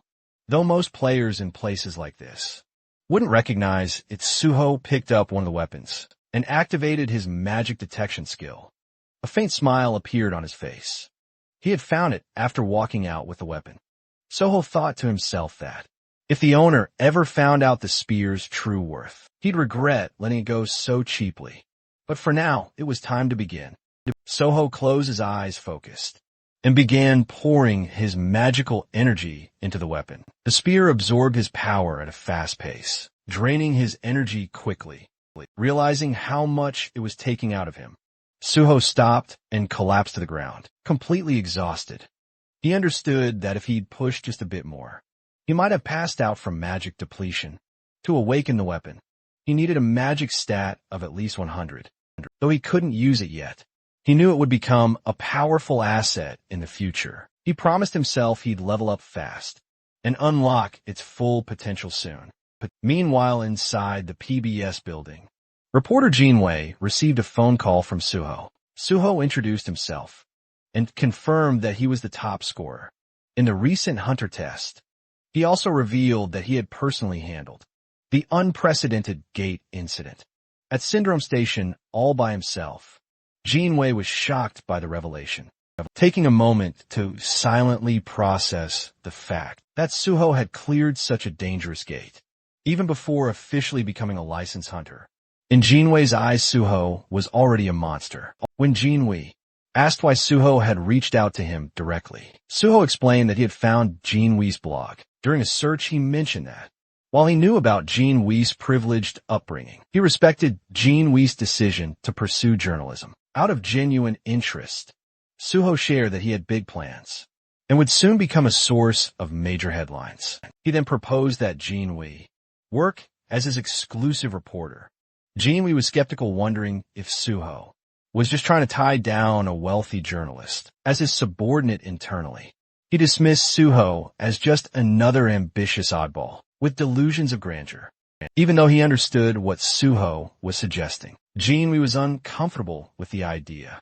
He admitted he craved exclusives, but he had no desire to work under anyone. Suho clarified that he wasn't looking for a subordinate, but a reliable partner. Jinwei responded bluntly, suggesting that Suho's offer seemed like a tactic to boost his own market value before joining a guild. Suho admitted there was some truth to that, but not entirely. He wasn't doing this to increase his worth, but to gain fame. His ultimate goal was to become a civil servant. Jinwei was caught off guard. Did Suho mean joining the Hunter Association? The idea of chasing fame to become a public official seemed absurd to him, but Suho was serious. He wanted to work in the field as part of the Hunter Association. That made Jinwei question his background. Was Suho another rich kid, treating hunter work as a side quest? Suho revealed he was actually a gate orphan, and that past was what drove him toward public service. It shaped his purpose in life to conquer gates. As Jinwei glanced at his laptop, he questioned whether Suho was really being serious. With so many strange people emerging lately, it was getting hard to tell. But in the end, he decided it didn't matter much. He acknowledged Suho's point of view, but declined the offer. He preferred choosing his own stories to cover. Still, Suho didn't give up. He suggested a bet curious. Jinwei asked what kind Suho proposed. To earn Jinwei's trust by proving himself as a hunter, he announced he would attempt to clear the Tower of Challenge alone. That very day, Jinwei was stunned. That tower was infamous. Clearing it was considered impossible, even for a full party. Doing it solo sounded downright insane. But Suho was confident that if he pulled it off, it would be enough to convince Jinwei. If he succeeded, he wanted Jinwei to become his personal, an exclusive reporter. Suho remembered the Jinwei from his past life, a top-tier broadcaster from PBS. Famous for his pride and elite background, he gained popularity as a journalist who never took requests, yet in Suho's previous life, they had teamed up many times. Thanks to Jinwei's sharp reporting and rare influence over public opinion. But that same brilliance made him dangerous to others, like a thorn always in someone's side. Eventually, Jinwei got caught up in political conflicts, was forced into early retirement, and eventually disappeared from the scene. This time, Suho silently vowed to prevent that fate. During the call, Suho made his proposal. If he could conquer the Tower of Challenge, solo Jinwei had to become his personal reporter. Though stunned, Jinwei agreed. If Suho truly managed to do it, Jinwei promised he'd support him with everything he had as a journalist. The call ended with Suho confidently declaring it was time to begin. After the call, Jinwei starts feeling irritated, thinking Suho is seriously driving him nuts. He keeps dwelling on Suho's sudden and unexpected request, confused about where it even came from. Even though he's clearly annoyed, he doesn't completely hate the idea. Something about the proposal feels genuine, and Suho doesn't seem like the type to scam anyone. Caught between frustration and curiosity, Jinwei mutters to himself that he's really losing it. Still, he shrugs it off, thinking it's a harmless gamble. If it turns out real great, if not, no big deal. The scene shifts to the Tower of Challenge. Suho stands at the entrance, showing his hunter license to the gatekeeper. The man notices Suho came alone and warns him solo entry is allowed. But it's risky judging by Suho's license number. He assumes Suho just passed his test. The gatekeeper suggests teaming up, since even the lower levels often lead to injuries, or worse, but Suho insists on going alone, respecting his choice. The man informs him of the 70,001 entry fee and tells him to pay once he gets the invoice. Suho nods and thanks him as he steps forward. The gatekeeper shouts after him to be careful and retreat if things get too dangerous. Suho simply gives a nod and walks inside. While walking, Suho reflects on the Tower Challenge. It's widely known as a training ground for players below level 20. This public gate is government-maintained and meant to help players grow stronger. Now that his level has been reset, there's no better place to start over. As he pushes the door open and steps in, the system immediately announces his entry. It tells him that he can give up anytime, and if he declares withdrawal, he'll be teleported back to the entrance instantly. Suho summons his sword just as the system triggers the beginning of the first floor challenge. A slime monster appears and launches an attack. While fighting, Suho notices the monster's large size and surprising speed, which momentarily catches him off guard. Despite being just a level 1 creature with barely any attack power, its movements are annoying, and getting stuck with it could slow him down. Wanted to finish it quickly, Suho drives his sword through the slime's core, destroying it, but then he realizes something. This slime can multiply. That irritating trait means that when its core splits, it regenerates into several smaller versions. Even though there's a limit to how much they can divide, there's still a threat. This regenerative ability is one reason why most players enter the tower. In parties, monsters usually show up in groups, on almost every floor, not wasting time.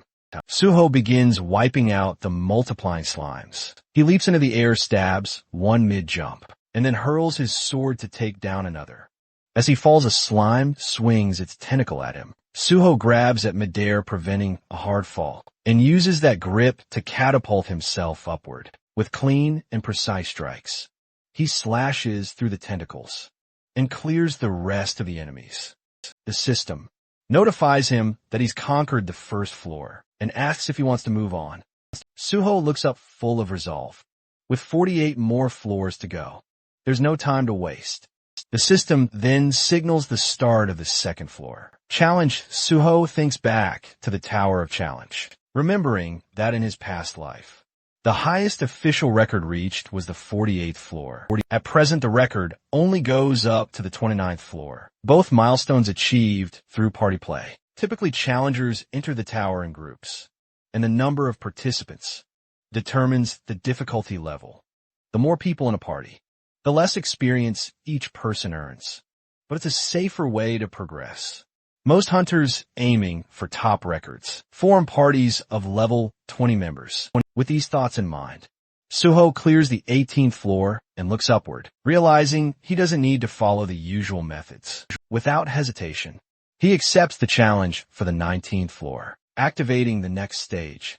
Unlike the earlier levels filled with multiple enemies, this floor has only a single powerful monster. While that makes the opponent stronger, it also means that defeating it alone is enough to pass the stage.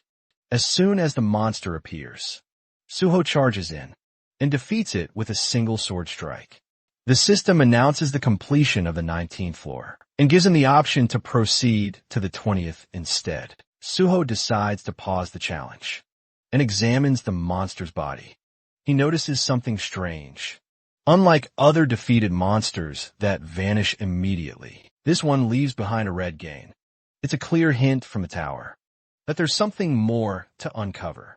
Suho retrieves an item from the remains, realizing it has a specific purpose, even though it can't be used on its own. Using his magic detection ability, he finds a hidden space linked to the red gate. This hidden area turns out to be the subspace, fortress of the Fortress King. Zhangpyeong. This subspace is unique because, unlike others created using items, it allows living beings to enter and leave freely. Inside, Suho finds himself in a place that looks like a cave. A glowing object appears, and the system informs him that the fortress's previous owner is dead. Suho is asked if he wants to take ownership. He accepts and grabs the glowing object, which begins to fuse with his body. The system confirms that Suho is now the new master of the subspace fortress, which is no longer just an item. It has become a skill bound to him permanently. The system also explains that the appearance of the fortress will change, depending on Suho's magical power. The space begins to shift. What was once a cave transforms into a fully furnished room. Impressed, Suho realizes the space is more sophisticated than he expected. Its size expands with his magical strength and even adapts to his preferences. He feels relieved that he stopped Zhang Pyongho from getting his hands on this power. That man had once used the fortress to store everything, from drugs and stolen artifacts to kidnap people. Remembering the horror of those sleepless nights caused by such crimes fills Suho with disgust. But now with the fortress in his hands, he knows such darkness won't repeat. By stopping the rise of the Fortress King and gaining a powerful personal base, Suho feels he scored a massive win. With newfound resolve, he gets ready to keep moving forward. Jinwi was scrolling through his phone, reading an article with growing interest. He noticed that a lot of students had started gravitating toward Nexus lately. Suho had once talked about wanting to join the Great Hunter Association, but this exclusive media coverage suggested that Nexus was confident Suho would end up with them. Jinwi felt uncertain, only time would tell. Still, he couldn't stop thinking about how many floors Suho had already cleared. Right then a system alert popped up. The 30th floor had just been conquered.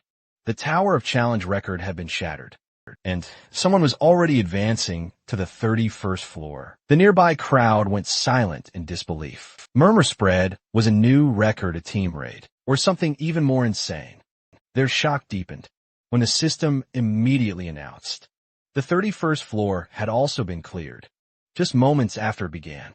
Jinwi froze. If this really was Suho, then he'd completely misjudged him until now. Jinwi chalked up Suho wins to luck and theatrics. But if this insane pace was real, Then Suho was a rival he'd be stuck competing with for a long time inside the Hunter Association. Director Kim heard the news and was visibly rattled. She quickly confirmed the reports. Suho was actually smashing records live.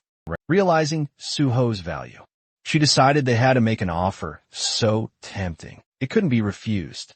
She ordered her team to alert the president. An office manager then head straight to headquarters. Meanwhile, the system made Chulman rapid rise through. The Tower of Challenge was something the world had never seen. If Suho truly wanted to join the association, this was a once-in-a-generation talent. Just then, Chulman's phone rang. It was the vice president of the association. Curious, Chulman picked up. The VP asked where he was. Upon hearing that Chulman was near the tower in Pango, he jumped on the opportunity. He told Chulman to bring Suho in. Chulman lit up, thinking he'd been given the chance to recruit Suho, but the VP quickly shut that idea down.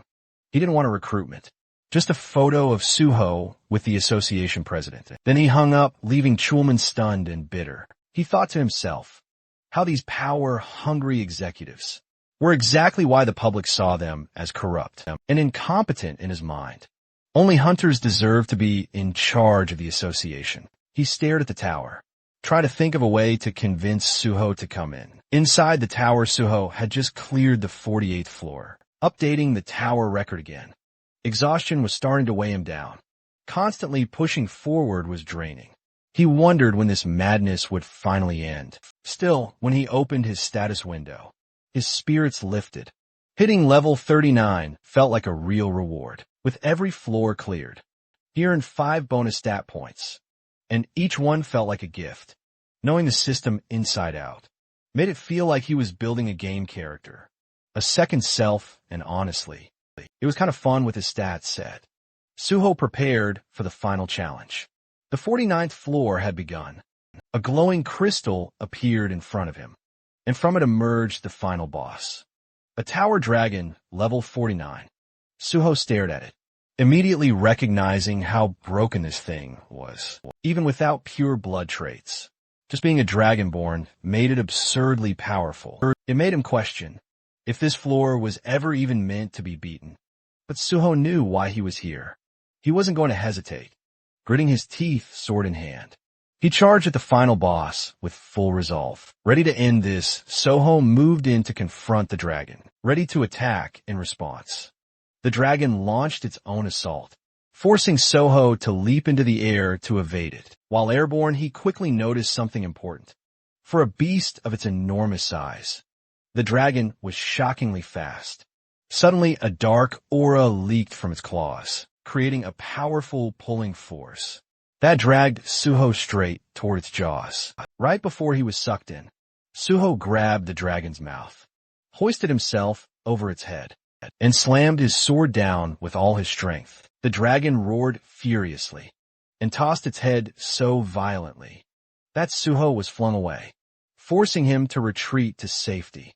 As he caught his breath, Suho realized something concerning his strongest strike hadn't even left a scratch.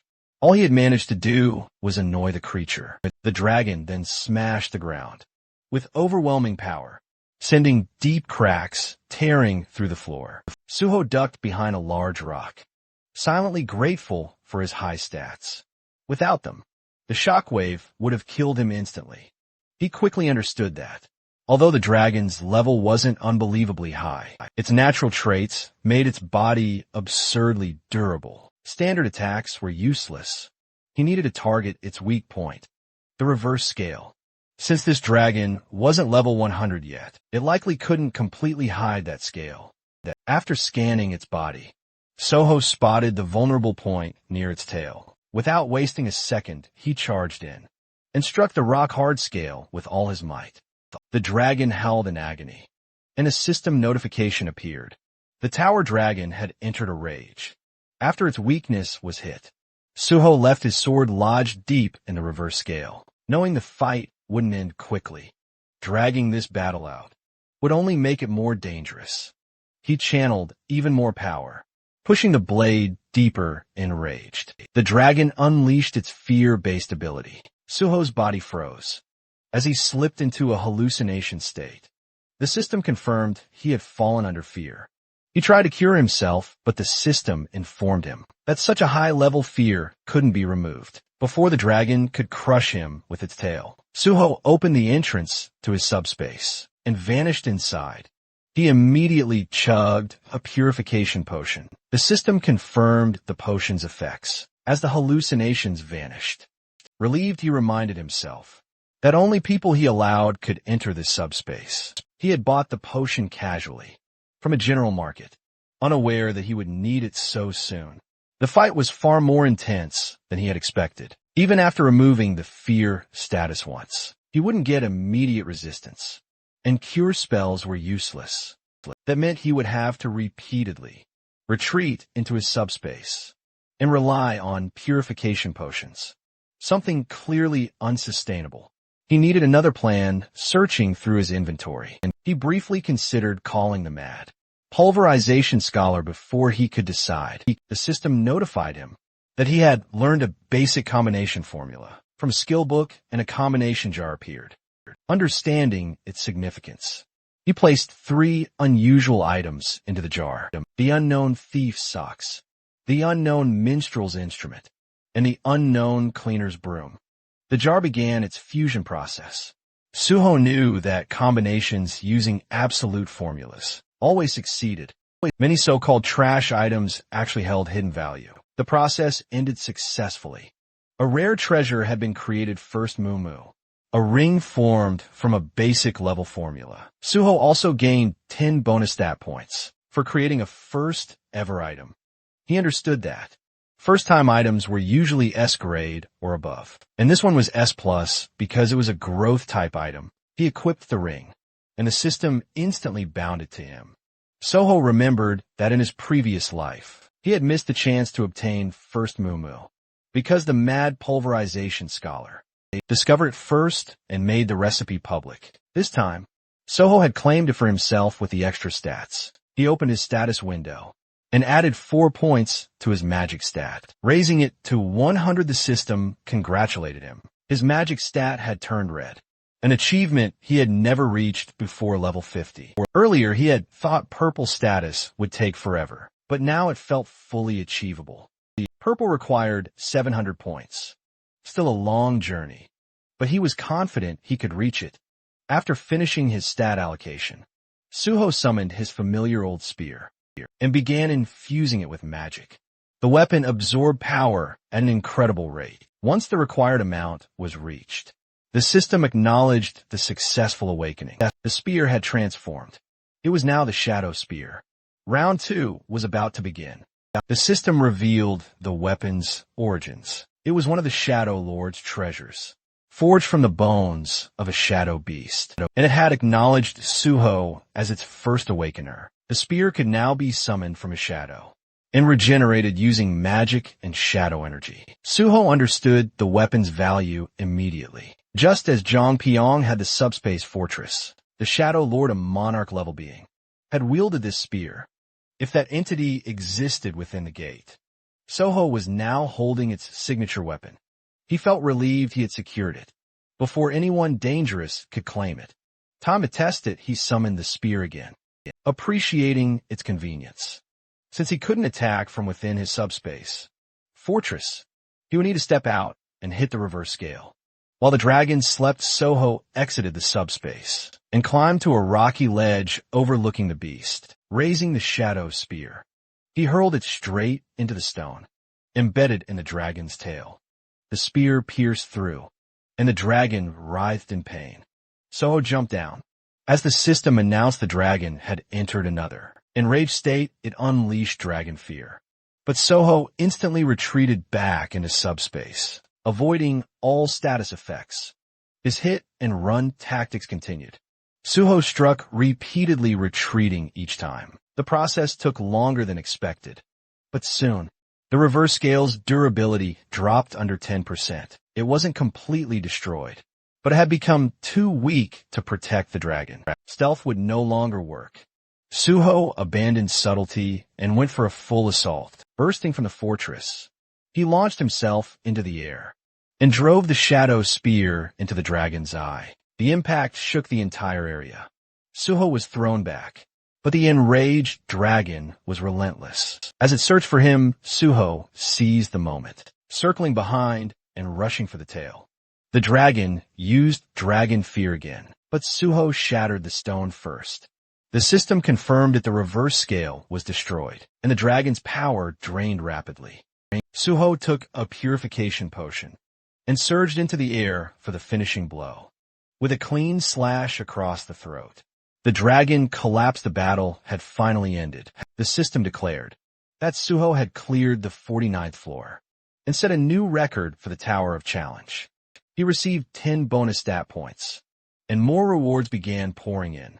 Lying on the ground, he processed the achievement. He had conquered the entire tower, something neither past nor present versions of himself had ever done. For reaching level 40, he gained a new skill, Healing Spirit, an area of effect healing ability that, once mastered, cover an entire battlefield. The evaluation wasn't done yet. Recognizing the difficulty of his feat, the system rewarded him with dragon blood. Suho was shocked. This was the signature power of Yoma, the monster player. So this was where Yoma had obtained it, from the Dragon Mountains. The system explained that inheriting dragon blood granted a dragon's power, depending on how far the user pushed themselves. Before Suho could summon the Shadow Spear again, the system alerted him. The weapon was reacting to the Tower Dragon's shadow. It absorbed the shadow entirely, undergoing another transformation.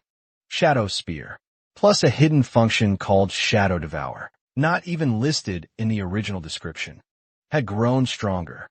Part of the weapon's consciousness had awakened.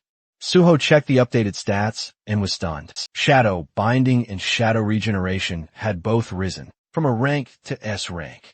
Shadow Binding could now rip out a target's shadow and immobilize them, while Shadow Fangs tore the shadow apart, causing continuous bleed damage. Growth-type weapons truly exceeded normal equipment. Satisfied, Suho prepared to leave, but something on the ground caught his attention. A massive fawn. The system identified it as a mighty dragon's fawn, capable of inflicting an incurable debuff that nullified all recovery. Suho was stunned again. He had obtained a dragon byproduct, something believed to be almost impossible to secure. It confirmed that the Tower Dragon had been a pure blood dragon which naturally dropped materials. This entire battle had been a jackpot. With everything collected, Suho finally turned to go, certain that reporter Jean Wei would be waiting for him outside. At that moment, the tower crystal shattered, and the system calmly declared that the trial tower had been conquered. The conqueror was the player named Suho, and every other player was forcefully expelled from the gate. A portal appeared, and several hunters came crashing out of it, rolling across the ground with stunned expressions. One of them fell to his knees, clutching his head in disbelief, muttering that this couldn't be real.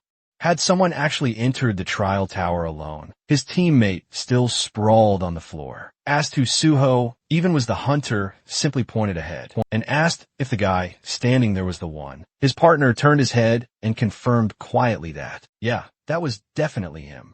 Because the size of the crowd was insane, and there wasn't even space to breathe right now. The protagonist was completely surrounded by reporters. Cameras were flashing nonstop, and everyone was shouting at him, asking for comments and reactions to the conquest. But Suho silently thought about how exhausted he was. He'd taken a lot more damage from the Tower Dragon than he expected, and all he really needed now was rest. Definitely not a screaming media mob.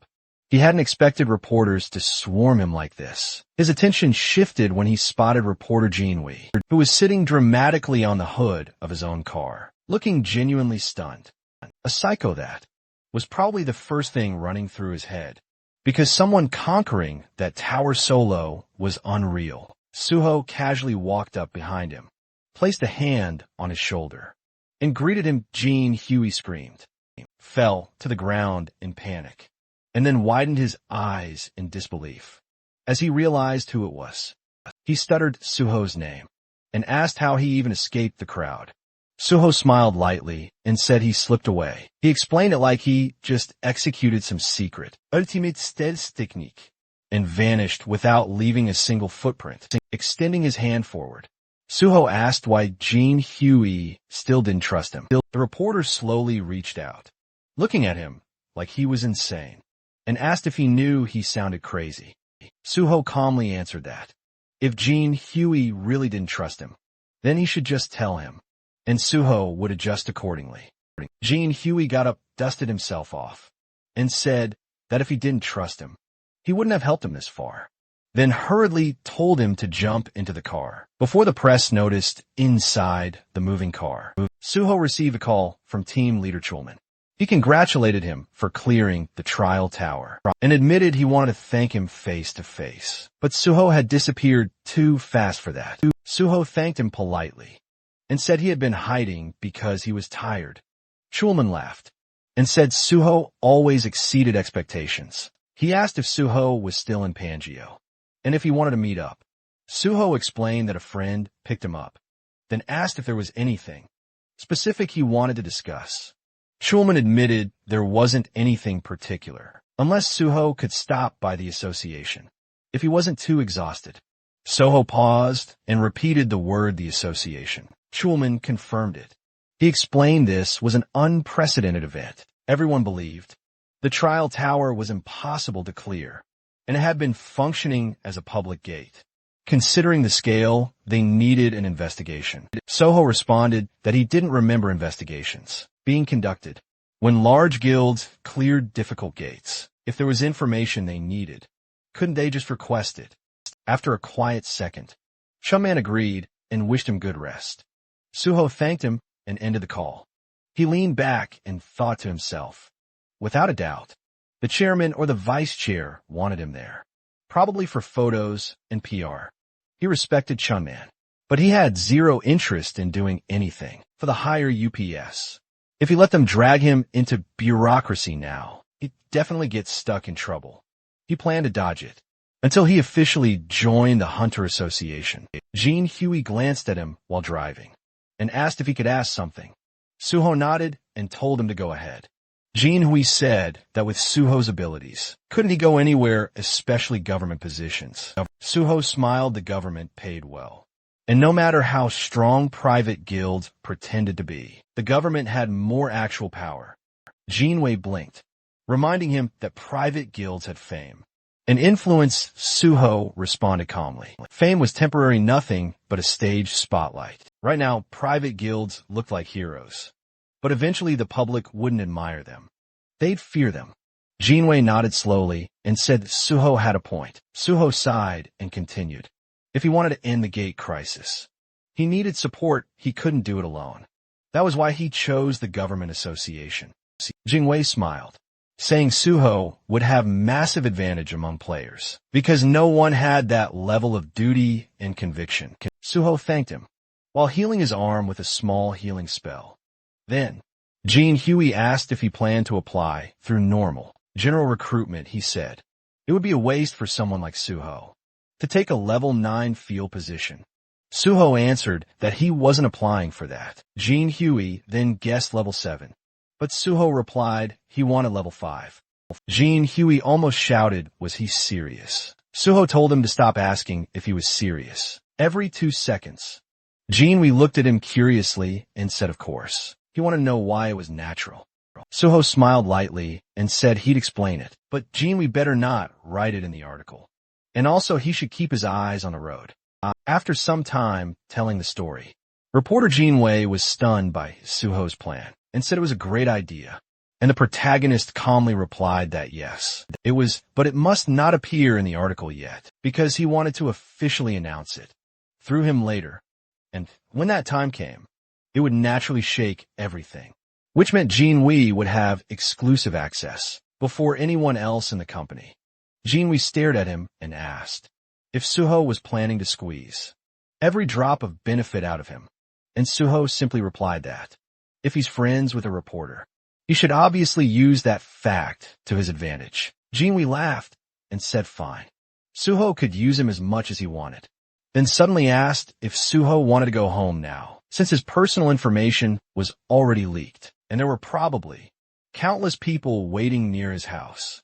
The protagonist smiled and casually answered that he would just disappear. Again, the same way he did at the tower. But Jean Huey hesitated and asked if maybe Suho should just stay with him for now, explaining that he lived alone in a big house. The guest room was beautifully furnished, and the security was tight enough that nobody could break in. Suho paused for a moment and asked where exactly he lived. Jean Woo answered proudly that his home was in Kaiser, Cheongdam, and Suho couldn't help thinking, with genuine surprise, that those were premium luxury apartments worth hundreds of billions. Once they arrived, Suho stepped inside and froze for a second, not because he was impressed, but because the place looked like the final boss of rich kid housing, the kind of luxury that doesn't brag. It just exists and expects you to stare. Jean Hu welcomed him like it was nothing and told him to treat the place like it was his own house. And Suho just nodded mentally, noting that this was exactly what life looked like when someone was born, with premium DLC enabled at birth. Jean Hu pointed toward a device sitting neatly on the table, a convenience function pad. Through the community app installed on it, Suho could order food, shop, call support, and even summon an emergency healer if needed. Jean Hu added that Suho looked way better now compared to when he first got in the car. Suho replied simply that he was a healer. Jean Hu blinked and asked again, and Suho repeated it, a little annoyed because, yes, he was really a healer. The journalist apologized, admitting that even though he had read it everywhere, his brain still refused to believe it. After all, healers normally entered a guild first, then leveled safely. They didn't just casually solo clear the tower of challenges. Picking up his bag, the rich guy said he had to return to the office for work and reminded Suho of the password. Suho told him not to worry and wished him a safe trip. After the door closed behind him, Suho finally opened his system window and checked his status. He decided it was time to distribute the stat points he earned from clearing the tower. He balanced stamina with the other attributes and poured the remaining points into sensitivity. At this level, it wasn't just an elite route anymore. It was the path of a successor. And even he had to admit, his stats were looking insane now.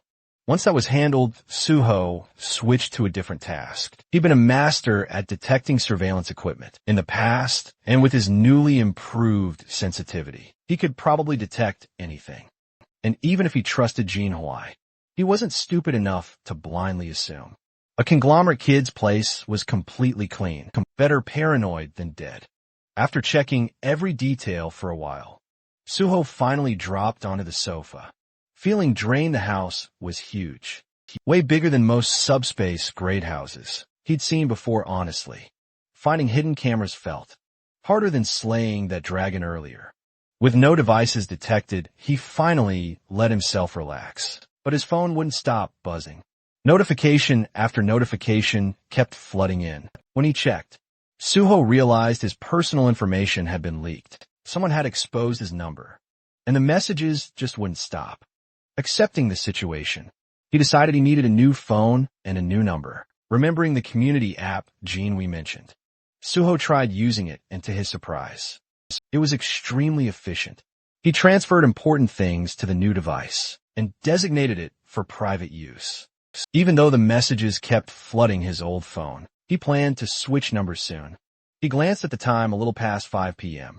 He figured he had time for a short break before heading out again. Meanwhile, somewhere else that night, inside a quiet building, a mysterious gate appeared. Several masked individuals stepped through it.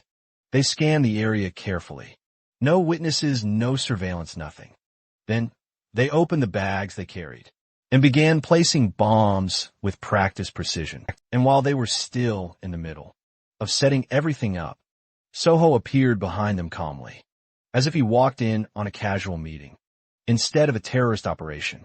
He said, bombing public buildings wasn't exactly a great idea. The masked group froze instantly, confused. Because this building was supposed to be empty today, Suho agreed that normally yes. But he came because he expected something like this. Panic erupted. One man yelled for everyone to retreat and scrambled toward the gate. A girl in the group stumbled and fell to the floor. Her teammates hesitated, asking if she tripped. One tried to lift her, but she wouldn't budge. Another insisted they hurry and pull her through, but the girl's legs stayed rooted to the floor. They didn't know yet, but Suho had already used Shadowbind, chaining her with dark energy. Still struggling, the man shouted that something was wrong, and the girl muttered one cold word: abandon. The man refused, unwilling to leave her behind, but the girl insisted and ordered them to kill Suho. The remaining 3 charged together, fueled by panic. But before they even finished the first step, an invisible force crushed them to the floor. Suho's intimidation skill smothered them instantly. With them subdued, Suho asked if they were members of Banshee. The narration clarified Banshee, a notorious terrorist group, responsible for bombings and chaos. Even though they were eventually caught in the past, the damage they caused was massive, and only 4 members did all of it. The group was shocked someone recognized them, and demanded to know how Suho knew their name. Suho calmly stepped toward the man closest to him and removed his cap. He identified him as Kwak Duho, the muscle, who worked day labor jobs and handled heavy tasks. Then Suho pointed to another, SEO Kaiwan, the bomb maker, who worked as a middle school science teacher next. Kim Hyun-min, the transporter, an everyday delivery driver, using a movement skill to vanish after attacks. Lastly, Suho turned to the girl, Koo Yunhwa, a university student and the true leader of Banshee. Her EMP ability, erase electronics and magic, supports with ease. Stunned, Yunhwa demanded how Suho knew everything. Suho smiled and said, anything could be uncovered if someone tried hard enough, and she already knew that. Still refusing to believe him, she demanded again to know who he was. Suho acknowledged her quickness and reminded her she already knew the answer, and said out loud that if she still didn't trust him, he could prove it by handing her over to the authorities. Right now, realizing he wasn't bluffing, she finally asked what he wanted. Suho said she should have agreed earlier, and also pointed out this wasn't a great place to talk. He told her to retrieve the bomb, and said they talk at their hideout instead. She stared at him, wondering just how much information he knew, but finally agreed. Suho turned to Hyunmin and asked if he could move now, and told him to open the door, because they obviously weren't going to take a taxi. Once inside their hideout, Suho told everyone to relax, take off their masks if they wanted. Yanawa refused, but then ripped hers off anyway, telling him she only did it because the room felt stuffy, not because he told her to. She demanded answers again. How did he know who they were? Why did he approach them? And why would someone known for conquering gates go after a terrorist cell? Suho smiled and admitted she asked so many things at once that he didn't even know where to start. He said he used his own skills he didn't reveal publicly, to track and identify them, the same way they had hidden theirs. Finally focused, she asked again, what did he want? Suho extended an offer. He wanted them to work with him. He mentioned the recent PBS interview and the future plans he shared there. Yunhwa assumed he meant joining the Hunter Association. Suho confirmed, and before she spiraled, he clarified he wasn't handing them over for forced recruitment.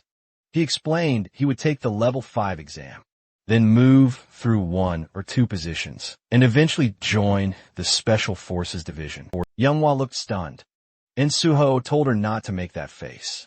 He knew they hated the Special Forces, which was why their bombings targeted related sites. He understood because he had the same reason. Suho revealed the truth: he was a gate orphan. He used to think it was coincidence, until he later learned the disaster had been manufactured on purpose. After every cleared gate, that land became premium real estate.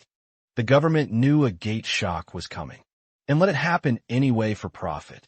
There were development projects behind it, and Suho already knew who was responsible. So his goal was simple: become the head of the Special Forces and make those responsible pay. He explained the Special Forces held the highest authority in the association, influenced other government offices, and could prosecute hunters. He offered revenge, but in a strategic and lawful path. Not reckless terrorism, but Yunhwa still pointed out there was no guarantee Suho would pass the level 5 test. Suho smirked and told her to wait and watch, and with one last warning: that another attack would mean he would personally hand them to the government. He finished the conversation inside. Suho knew they must be beyond shocked. In his past life, Banshee had remained an untouchable ghost. During interrogation, he realized they were people like him, victims twisted by revenge into villains. If someone had guided them sooner, maybe things wouldn't have spiraled. So this time before they crossed the line entirely, Suho planned to redirect them, no matter how long it took. He was certain Manhwa would accept. His offer was too tempting, and his competence was undeniable.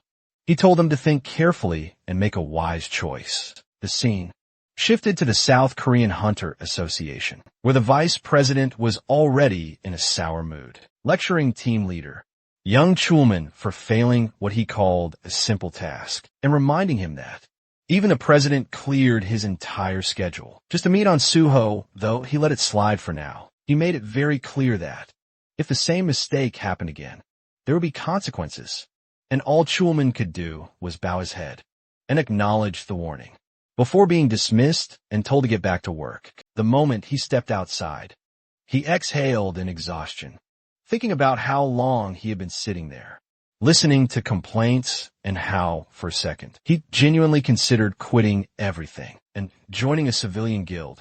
But then he reminded himself why he joined the Hunter Association in the first place, and that after surviving so much, enduring one more miserable moment wasn't impossible. So he whispered to himself to stay strong. That was when P. Song-yeol, the head of the Special Investigation Department, suddenly appeared and placed a hand on his shoulder. And Shulman, already irritated, wondered why he had to run into this person right now. Trying to act normal, he forced a polite tone and asked what the chief was doing here. And Pai responded in his usual playful attitude, saying he heard that his cherished team leader, Yang, was getting an earful again. He even complimented Yang's patience for enduring the old man's constant nagging. But Yang immediately took the blame, saying everything was his fault. As they walked together, Pai shifted the conversation and brought up rumors about Suho supposedly causing problems. But Chulman clarified that Suho wasn't exactly causing trouble, though yes, the story was spreading fast. Pai noted only a handful of people were aware, and then casually offered his help. When Chulman asked what he meant, Pai gave him an absurd suggestion. Just accuse Suho of something, drag him in for questioning, and clear things up later. Because according to Pai, it was all about making the process look clean and controlled. If Suho was summoned and the president would be pleased, the issue would look handled, and Suho would be released afterwards, with the association looking authoritative. He added that since Suho wanted to join the Hunter Association anyway, it would benefit everyone involved. Young stared and cautiously called Pai's ideas mischievous, because interfering with someone as successful as Suho could backfire spectacularly. But Pai didn't flinch, and instead admired Yang's morality, questioning why someone in his position was so nervous over a single hunter.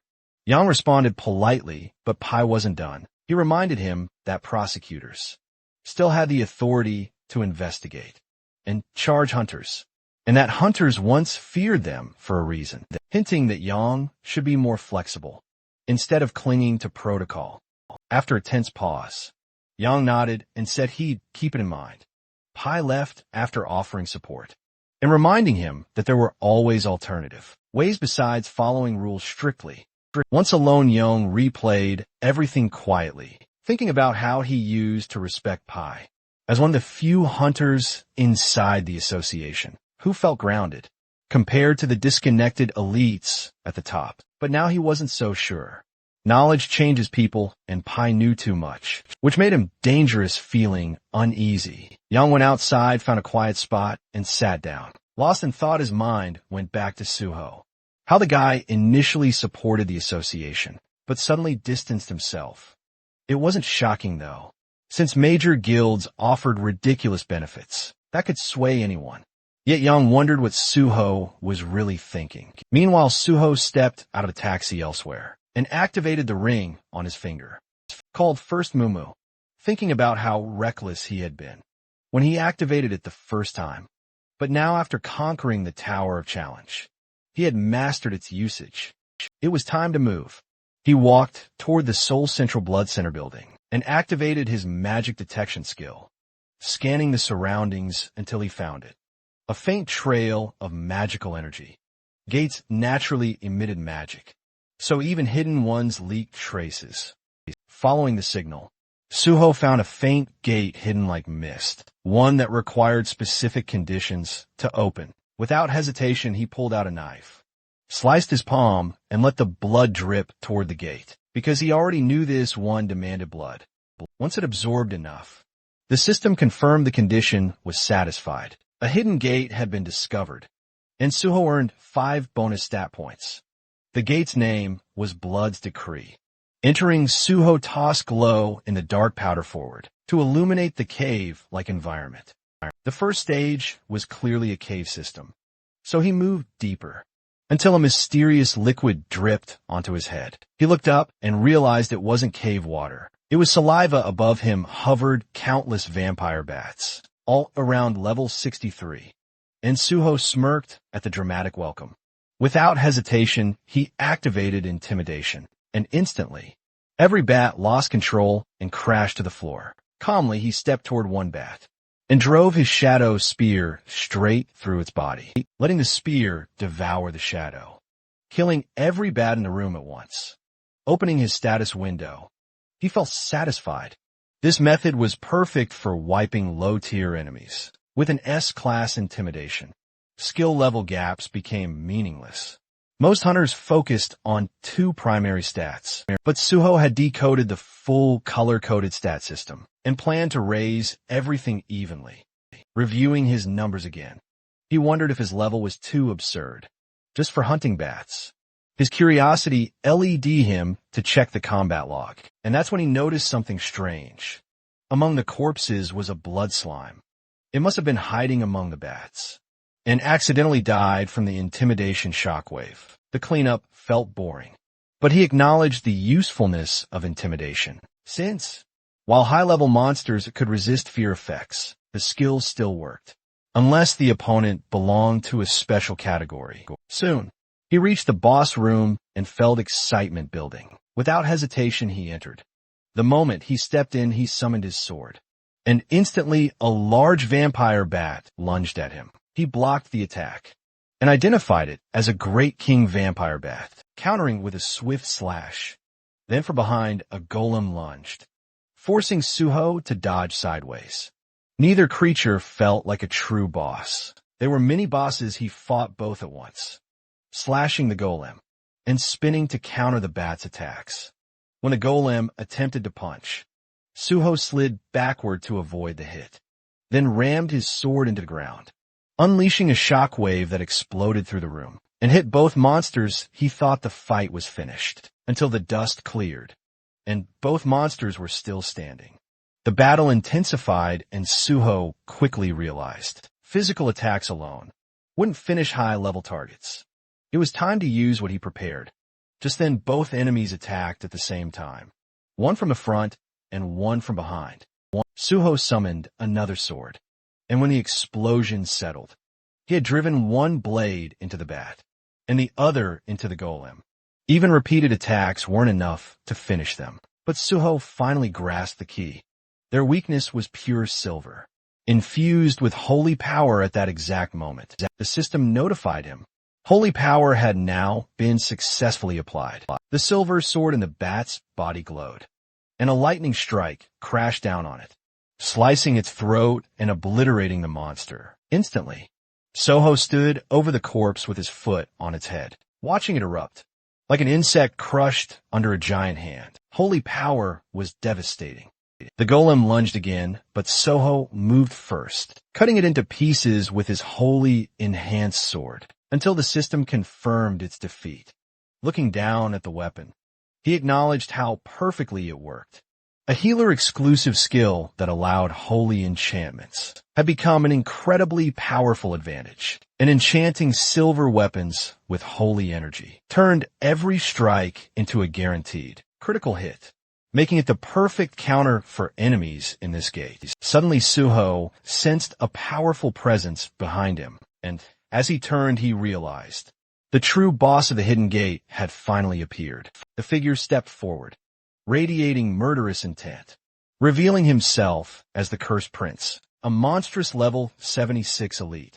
And he furiously accused Suho of invading his domain and slaughtering his subordinates, before demanding he kneel and confess his sins. But Suho had come here to capture him, not bow down. That confidence enraged the prince, and with a furious roar, he unleashed his power, calling Suho unbearably arrogant. The first strike slammed forward, but Suho blocked it with ease, and calmly asked if the prince was done with his dramatic entrance.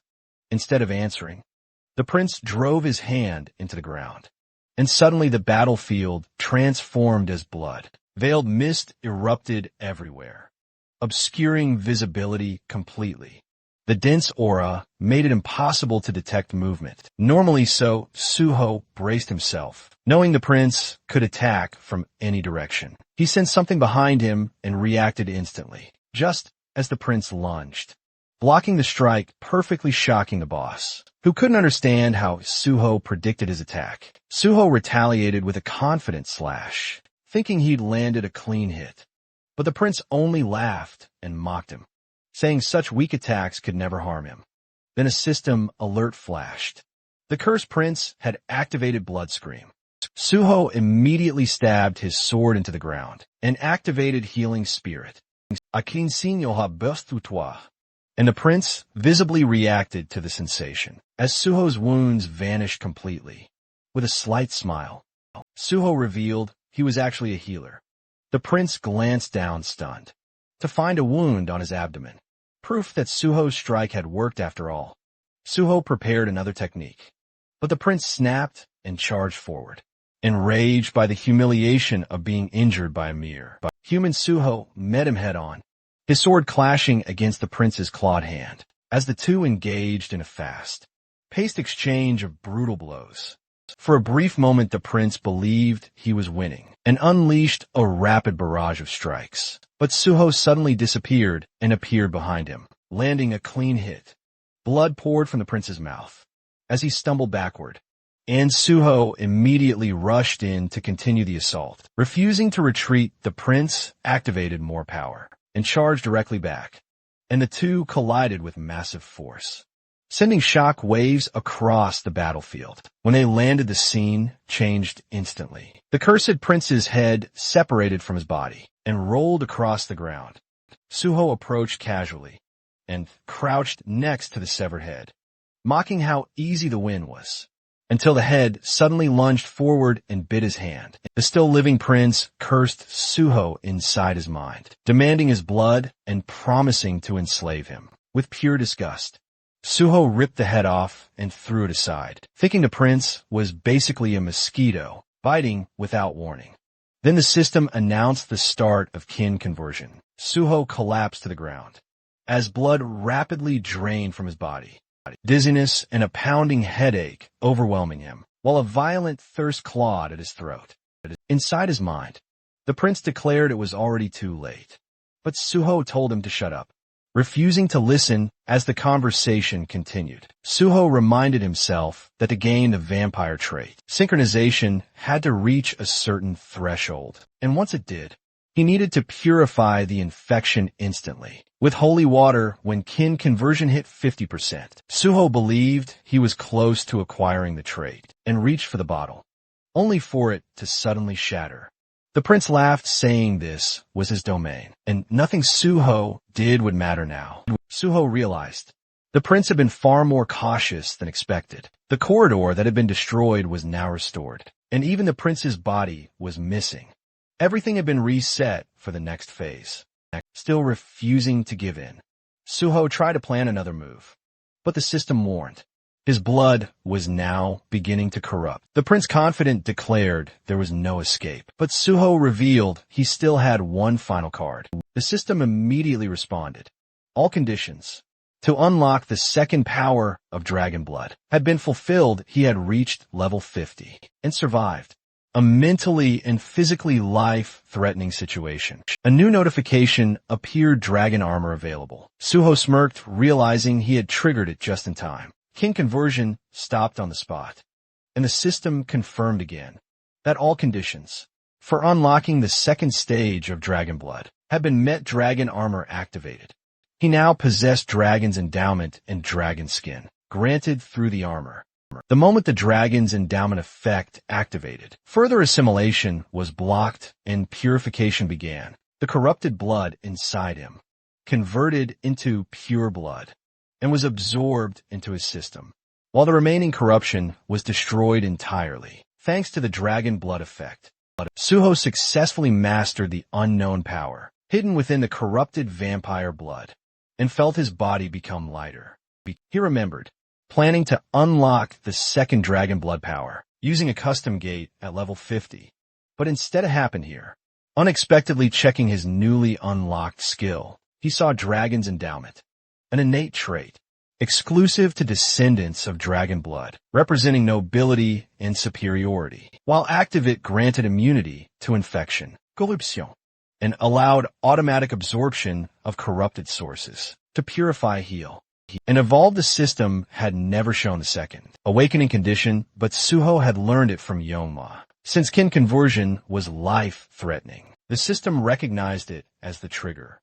Although the endowment purified the blood, it also preserved the vampire power inside it. He checked another skill, one tied to vampirism, sealed for now, proof that he had nearly become a vampire, and he wondered whether he technically acquired it or not.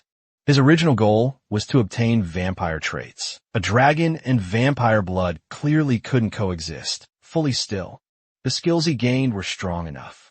So he accepted it. Another new skill appeared. Blood weapon, a rare ability. Only usable by noble-level vampires or higher, but requiring huge quantities of blood. He concluded he would need to hunt a large number of monsters and planned to develop Phantom Shadow alongside it. Just then, the Cursed Prince began mumbling to himself again, and Suho told him to stop, because his rambling was annoying and incomprehensible. The prince lamented and questioned how Suho could still be alive, after being bitten, muttering about curses, calling himself useless. That was when Suho realized Phase 2 was beginning. The system confirmed it. The Cursed King laments his fate. His power surges dramatically. Suddenly blood rained from above, and from within that crimson downpour. The Cursed King emerged once more, now level 80, radiating fury, as he declared that he would destroy all beings superior to him, burn them, crush them, and cast them into the pit. His blood wings unfurled, and a chilling scream echoed through the chamber. Suho immediately sensed the overwhelming spike in magic power. This was no longer the same monster. The Cursed King had evolved into something entirely new. The king launched a dark force attack that detonated into a massive explosion. But when the dust cleared, Suho was gone, only to appear in the air above the king's wing and unleash a devastating sword strike. Yet the Cursed King barely reacted and claimed that a mere blow like that could not bring him down. Suho realized that not only was his power growing, but his intelligence as well. The king swung his wing like a weapon, smacking Suho away with brute strength. Suho steadied himself and immediately recognized the danger. The king rushed in with another attack, and Suho blocked the incoming strikes head-on, with his sword activating his holy power and declaring that holiness would surpass all the strength the king possessed. But in the next instant, the Cursed King shattered Suho's weapon and scoffed that holy power meant nothing to him now. Suho quickly retreated, analyzing the situation. A wholly enhanced weapon had broken like glass, meaning normal weapons would not work anymore. With no hesitation, he summoned his bloody sword. Seeing it, the Cursed King erupted with rage and demanded Suho hand it over, while launching another brutal assault. But Suho infused the bloody sword with holy power and sliced through the strike, shocking the king, who couldn't comprehend what just happened. Suho finally understood. Blood weapons scaled in power and durability, based on his stats and at his current level. The sword had already reached red rank, more than enough to end this fight. And the cursed king conjured a bloody spear, vowing to tear Suho apart, and charged in the attack came fast. But Suho shifted his bloody sword into a shield form and blocked the spear, leaving the king stunned again. Suho told him he wasn't the only one capable of transforming a blood weapon, then smoothly reverted the shield back into a blade and slashed the cursed king's throat in one clean, decisive motion. The king's severed head hit the floor, still wearing a twisted smile filled with arrogance, confidently claiming that cutting off his head meant nothing. Suho simply kicked the head across the floor and summoned his shadow spear, slamming it into the ground. Immediately chains erupted and wrapped violently around the severed head, shadow bind locking it in place. Suho knew he needed to finish this before the monster caused more problems. The system notified him that vampire blood had been activated, and the blood absorbed was now stored within the blood jade. While the cursed king screamed at Suho to remove his hands, Suho examined the blood jade carefully. It was the first time he'd seen it in person, and it already held a massive amount of collected blood. According to the Blood Monarch, the blood jade could only be seen by its owner. The Blood Monarch himself had once been a normal healer, working at the Central Blood Institute, until fate dragged him into the hidden gate. Blood's decree, he reached the boss room, but failed to defeat the cursed king and was bitten, turning into a vampire normally. That would mean death, since once bitten, the victim becomes a monster, and the gate permanently seals. But the Blood Monarch resisted the curse, using his healing abilities, and neutralized the kin conversion. At that moment, new vampire skills awakened, and reshaped his entire stat system. With newfound power, he defeated the cursed king, conquered the gate, and became known as the Blood Monarch, a global villain feared worldwide. Eventually, Suho caught him and extracted all the critical information about kin conversion blood weapons and vampire blood. But even now, the cursed king raged, promising revenge and refusing to accept humiliation. Suho welcomed it, daring him to try. Then the system activated the Phantom Shadow, resonated with the cursed king's shadow, and absorbed it fully until not even a trace remained. With that, Suho acknowledged that Blood's decree had finally been cleared. The system confirmed the Hidden Gate's conquest and declared Suho the MVP. An exit gate formed before him as he prepared to leave. Suho reflected on everything. Once again, he was reminded of the overwhelming reality of dragon power. No matter how terrifying kin conversion seemed, it was insignificant next to dragon blood. Still, he was annoyed that the vampire managed to escape. Then the system announced a special reward. After analyzing Suho's talents, it granted him a skill perfectly suited for him and awarded 10 bonus stats for his achievement. The new skill, New Blood. Suho had never heard of it. As he scrolled through the system window, he realized its value. It was an absolute jackpot for his future. Not only that, he had also obtained an S-rank original vampire skill, something even the Blood Monarch never possessed, since his vampire traits were only a plus rank, and none were labeled royal or original. Suho concluded that this must be due to the unique effect of New Blood. Originally, he planned to monopolize powerful existing skills, but reality turned out far better. Still, he reminded himself not to get careless. Just because things were going well now didn't guarantee they always would. With the gate conquered and his objective secured, Suho said exactly what needed to be said. He had gained what he came for, and now it was time to go big at Nexus. He seen then shifts to this big, tall building Nexus, and people move steadily through the corridor, while Miss Sway LED the group forward. Through open doors, a man could be seen sitting calmly in a chair, who turns out to be the guild leader, and tells Miss Sue to come in. She informed him that Hunter and Suho had asked her to deliver a message. Tomorrow he would be coming to join the guild. The man repeated the statement in disbelief, almost questioning whether he heard correctly. The back of his chair faced them as he processed the news, and then he finally spoke, stating that proper preparations needed to be made. When his face finally became visible as he turned, He added that no one knew what this and Suho was planning, and everything needed to be handled carefully before he changed his mind. Outside, tall buildings stretched toward the sky before the scene shifted inside. An elegant, well-furnished room. Suho stood at the entrance looking in and found Jin Huey sprawled across the couch. Drooling in his sleep, Suho stared for a moment and finally asked why he was sleeping there.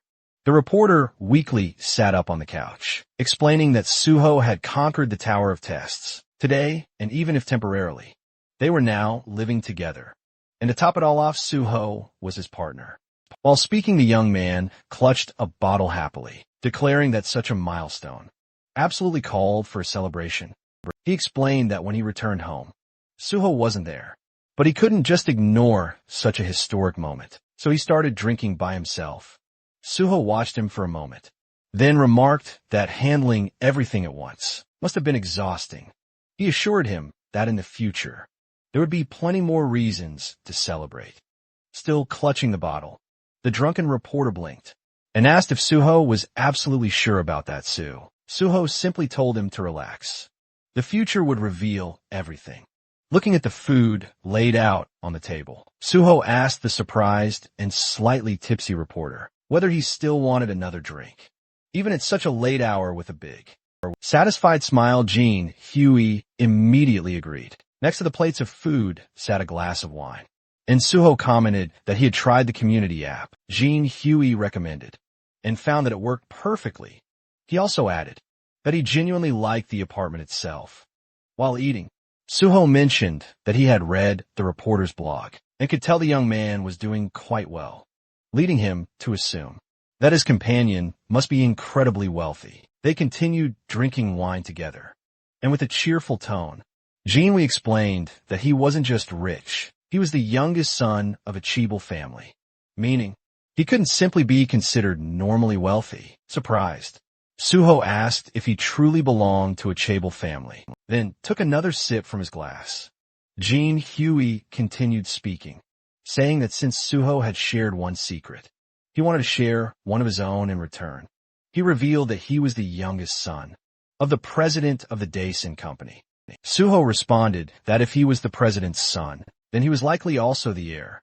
But the reporter shook his head and explained that his father had many children from different women, and his own mother had been just a mistress, meaning he was merely an illegitimate son. He admitted he had never told anyone that, but since he would likely be working with Suho for a long time, he felt Suho should know everything. Suho looked at him with surprise and asked if that meant journalism was just a hobby for him. Jin Huey answered that it was partially true, and he genuinely enjoyed the work.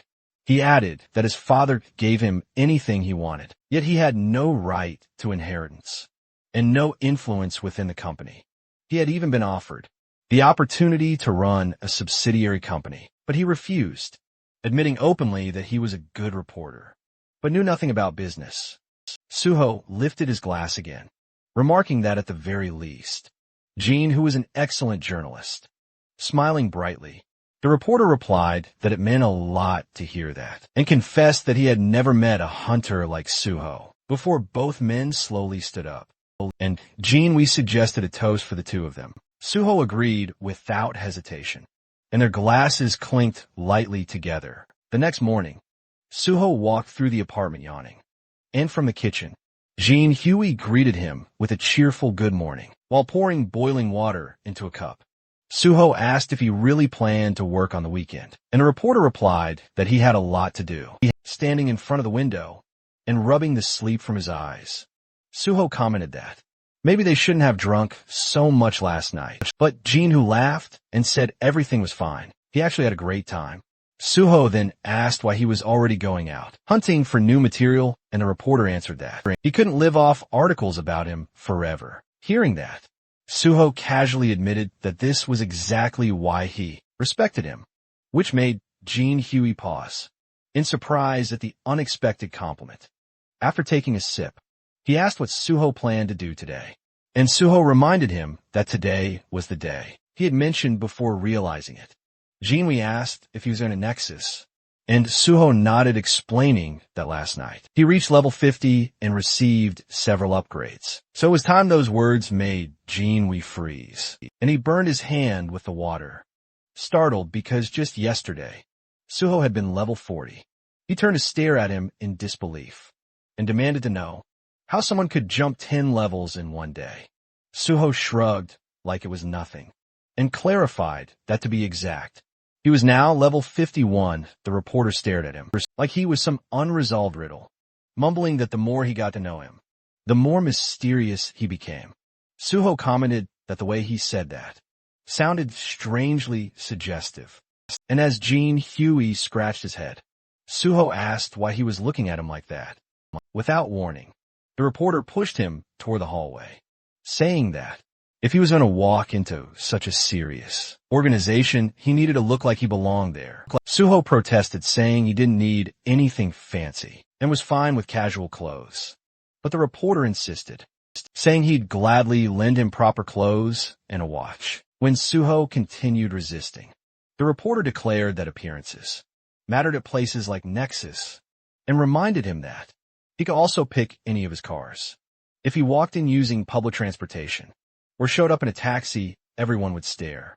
A quiet upscale district came into view as a sleek red car rolled to a stop immediately, drawing attention from the people waiting outside. The door lifted upward and Suho stepped out, dressed in a sharp, elegant suit that fit him perfectly. For a second, he cleared his throat and thought that everything had turned out surprisingly well. A suited man approached politely, offering a business card. While introducing himself as Bae Dong-yuk, the head of Nexus, Suho accepted it with a polite smile, introduced himself as On Suho, and followed him inside the guild building. Soon after, he sat across from 3 representatives of Nexus. Dong-yuk calmly stated that over the past few days, Suho must have raised his level significantly and wondered if that sudden progress made him reconsider his goals, especially since he previously mentioned wanting to become a government official. Suho explained that nothing had changed. His goal remained the same. The leaders exchanged surprised glances, prompting Su Ae to ask what exactly that meant. Dong-yuk leaned forward and asked why Suho would want to join a private guild if his true intention was government service. Suho responded honestly, saying that joining Nexus would make reaching his goal easier. He announced that he planned to take the 5th rank exam. This year, someone asked whether he only wanted bonus evaluation points, and Suho replied that while technically yes, it was only one part of a larger strategy. If he only chased the Hunter Association, the association would assume he had no alternative. That was precisely why he intended to join Nexus, because once the association saw others offering better terms, they would improve theirs as well. He added that while serving Nexus, he would dedicate himself fully to the guild, making the partnership mutually beneficial. Dong-yuk listened silently, as Suho promised to give 100%. But the guild master eventually leaned back and said he understood. However, he wanted to ask one question. He pointed out that when Suho first approached them, Nexus was struggling, and the hero's abilities were a complete unknown. Hiring him back then was risky, but still reasonable. But now any guild in Korea would fight for him. But why out of all of them did he only approach Nexus? Suho smiled quietly while the guild leader continued, saying that Suho was clearly talented, but his true intentions remained unclear. Folding his hands, Dong-yuk warned that unless Suho answered honestly, cooperation would not be possible. Suho closed his eyes briefly, then replied that he had personal reasons. He reminded Dong-yuk of the public speech he gave earlier, the one where he promised Nexus would do everything in its power to destroy all gates in Korea. Suho acknowledged that Nexus provided more support to victim families than any other guild and was clearly the most passionate about eliminating the gates. He said he had no doubt that speech was sincere. Because of that conviction, he wanted to work with Nexus, help them, and contribute everything he had. He smiled widely and added that he hoped they could continue cooperation, even after he eventually joined the Hunter Association. So Dong-yuk lowered his gaze and admitted the reasoning satisfied him. Then he asked whether Suho truly believed joining the association was necessary, since Nexus already worked tirelessly to clear gates and support hunters. Suho agreed, but explained that if Nexus truly wanted to end the gates completely, then they needed to go to places even other hunters couldn't, like the sealed, high-risk gates under strict government control. His gaze shifted to an image of one such chain portal. Beyond ordinary mid-level entrances, there are also the 5 Great Gates. That was why he needed government authority. But until that time came, every successful raid would broadcast Nexus's name. Alongside his own, the impact would reshape the power structure of Korea's guilds, and Nexus would rise to number 1. Dong Yu rested his hands on the table and said all of this only lasted as long as Suho remained with them. Suho nodded, saying that was why he promised to give everything. While he was here, Suho blinked in shock, suddenly asking if he had already found team candidates. After their previous conversation, Suho confirmed it and revealed the first candidate, Kang Daehan. Suho froze and asked again, as if she couldn't believe she heard it correctly. Suho nodded and casually mentioned that he was the one who convinced Iwan to become a tank. Sui shot to her feet in outrage, demanding to know what Suho planned to do if tanking didn't suit him. Suho calmly lifted a hand and told her to relax. He made the decision after analyzing everything properly. He reminded her that Dahan had passed the exam with exceptional scores. Sui frowned reluctantly, remembering the results. Dahan had unexpectedly ranked 2nd place. She admitted she planned to thank whoever was responsible, but Suho simply shrugged and said it wasn't a big deal, which irritated her further. The 3rd Nexus representative finally spoke, saying Suho's proposal sounded excellent, but he needed clarification. If Suho intended to clear sealed gates, you should know those locations were protected by the government, and private guilds had zero access. Because civilian safety was the highest priority, he asked how Suho planned to get inside. Suho calmly asked whether he was doubting his abilities, and then stated that they would finalize the contract once he brought them the pass, proving he could be trusted. He paused, reconsidered, and changed the offer. Instead of bringing a pass, he would clear one sealed gate first, and after that they would sign. The secretary sweated at the scale of the terms and muttered that Suho was offering conditions worthy of royalty. Suho insisted that the terms were fair. The secretary noted that, despite Suho being incredibly promising, he was still seen as just a new hunter with no official standing. But Suho declared that was exactly why. He would clear a sealed gate immediately and prove himself. Dong Yuk observed him carefully, then agreed Suho would undoubtedly prove his worth. With a satisfied smile, the guild master said he liked today's outcome, that they would finalize details later. After the gate was cleared later, Suho left the building and drove away. Dong Yuk and his secretary stood by the window, watching the red car disappear. The guild master quietly ordered preparations, assemble a special support team, and prepare all necessary documents for On Suho. The secretary hesitated and asked whether they should wait until Suho made good on his promise. Dong Hyuk replied with a confident smile that Suho would absolutely follow through, and supporting him early would only strengthen their alliance. Closing his eyes, he said he believed Suho would keep his word. The secretary, slightly overwhelmed, asked what made the guild master so certain. Dong-yuk answered that it wasn't a guess, and the secretary already knew it. The man finally nodded, remembering Suho's determined gaze and the certainty in his voice. The scene shifted to the massive building of the Great Hunter Association of South Korea, where inside one of the offices, young Chulman sat slumped in front of a computer, clutching his head in frustration. He was desperately trying to figure out how to get Suho into the organization when the man showed absolutely no intention of coming willingly. Chulman considered offering him a reward for clearing the test tower, but immediately dismissed the idea, knowing full well that upper management would never approve it. They didn't want a picture of Suho receiving thanks. They wanted a picture where Suho stood, smiling beside the association president, making it look like they were already close. While Chulman hated the idea of using force or pressure, Chief Pai's earlier suggestion echoed in his head, a suggestion that basically amounted to dragging Suho in, by force if necessary. Chulman groaned, dropped his head onto the desk, and wondered why he ever chose to work in this stressful place. As he cursed his life choices, his phone vibrated. The caller ID was an unknown number. With low energy, he picked up and introduced himself. "This is young Chulman speaking," trying to figure out who would be calling him from an unrecognized number. But the moment he heard the voice on the other end, his expression completely changed. It was on Suho. Chulman shot upright from his chair, eyes wide, barely believing he heard correctly. The scene jumped to a small gobop restaurant, where steam rose from simmering pots. Suho and Chulman sat at a table facing each other. Suho commented that he hadn't visited this place in a long time, and noted that the restaurant served the best boiled pork. Chulman blinked and asked in surprise how Suho knew about this place. With a calm smile, Suho casually lied that he used to come here often, back when he worked nearby.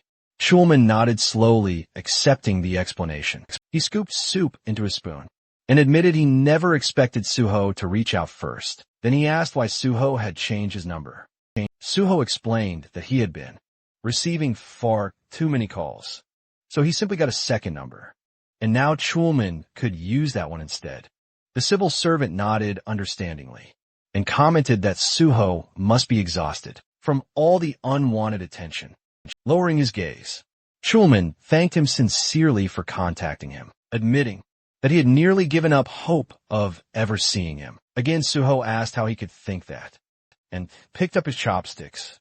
Then he calmly asked whether the higher UPS were pressuring him, and whether they wanted Chulman to convince him to join the association. Caught off guard, Chulman stiffened and raised a hand to his face, as if trying to shield his reaction.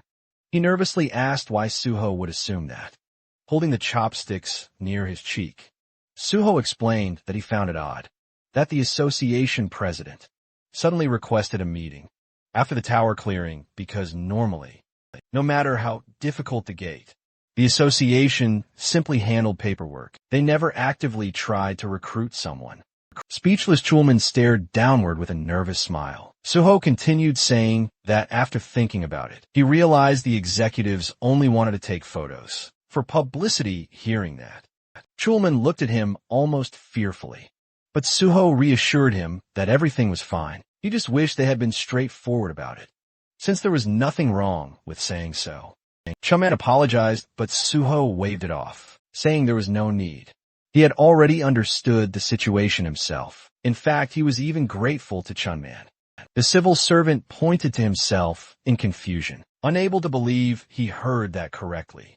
Suho continued explaining that situations like this often involve blackmail or even force. Yet Chulman handled everything professionally. Rubbing the back of his neck with embarrassment, Chulman admitted that it still felt wrong.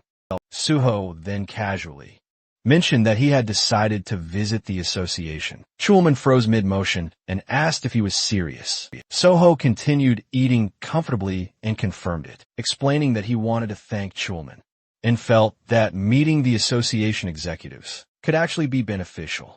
Chulman nodded slowly, agreeing that it truly could be. Suho asked when he should visit the association. Chulman suggested discussing it after finishing their food, but halfway through speaking, realization struck him and he shot up from his seat, eyes shining with excitement.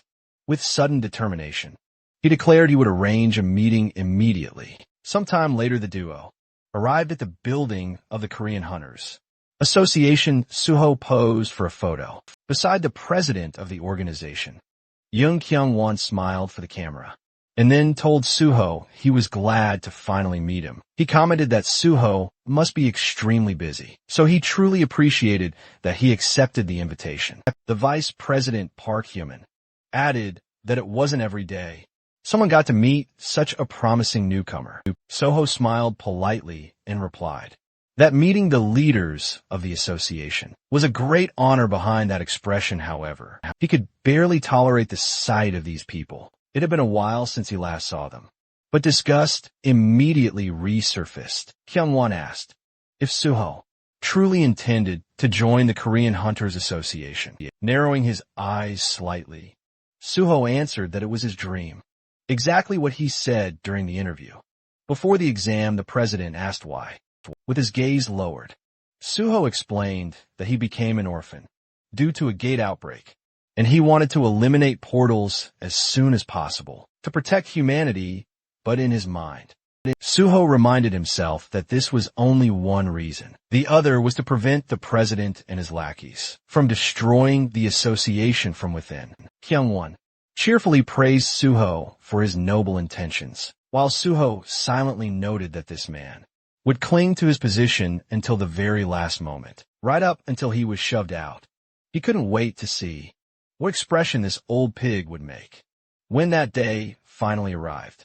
And Kyung-won wasn't the only problem infesting the association. Then Park Hyuman spoke again, claiming Suho really knew how to make a good impression. Arms folded across his chest, he said that Suho didn't care about material gain and only wanted to protect the general public, which was worthy of respect. The vice president pressed his fingertips together and solemnly added that Suho had grown into a strong and noble man. His parents would be proud. Suho thanked him politely, while thinking that Kyung-won was most likely the one who proposed this recruitment stunt. In his mind, Suho labeled him a pathetic bootlicker who existed solely to polish Kyung-won's shoes. Because of fools like these, most gates hadn't been cleared in his previous life, and he intended to take away their chance to ruin things again. Then Sumon happily asked which department Suho wanted to join. Suho rubbed his chin thoughtfully and replied that he had considered several options, but ultimately chose the gate department. Chulman froze in shock, while the vice president asked why. Suho calmly explained that unlike private guilds, the association had direct access to gates, handled the initial inspections, and could participate in raids. Kyung-hoon said he was amazed to see someone so selfless, stating Suho had chosen the most dangerous department in the entire association. Park Hyuman nodded and declared that people like Suho belonged there. The president then turned to Chulman and instructed him to demonstrate their sincerity. Confused, Suho asked what that meant. Kyung-hoon replied that if Suho was so determined to end the portals, then he should be given a selection of actual gates to clear since the association had many available. Chulman nearly choked on his breath and reminded the president that those gates were either sealed or extremely deadly. But before he could finish the sentence, Suho happily said that it sounded perfect. Chulman tried again, to reason that it was incredibly dangerous. But Suho clenched his fist and declared with excitement that he would clear the gates that presented the greatest threat to humanity. Kyung-won responded confidently that this was exactly what he expected from Suho. Still in shock, Chulman called out to the president, but the man asked if there was a problem. Under pressure, Chulman lowered his head and said everything was fine and that he would prepare what was needed. Kyung-won told Suho to get ready to clear the portals. Suho thanked him politely while Chulman glared downward. He knew that for these unawakened executives, the deadliest gates were nothing more than toys. That's why he despised leaders who had never stepped foot inside a gate. They had no idea how catastrophic the danger was. Countless hunters had died attempting to clear those portals, and yet these two were willing to send Suho to almost certain death. While Chunman clenched his jaw in frustration, Suho smiled calmly, already knowing exactly what was waiting inside the sealed gates. Sumon leaned toward the president and whispered something Suho immediately understood. These two were only thinking about profit and didn't care how many hunters died, as long as the raid succeeded and the association gained influence. Human lives were irrelevant.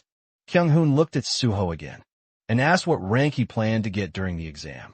Suho smiled and answered that he intended to take the level 5 test by the end of the year.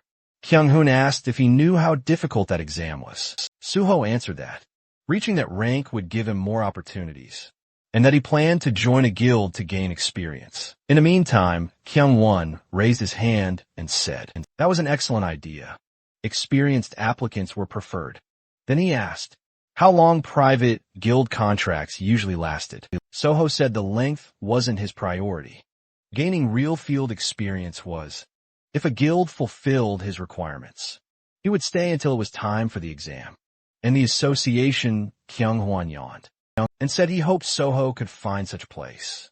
Smiling to himself, Suho thought, if the president approves terms like this, then joining Nexus is possible.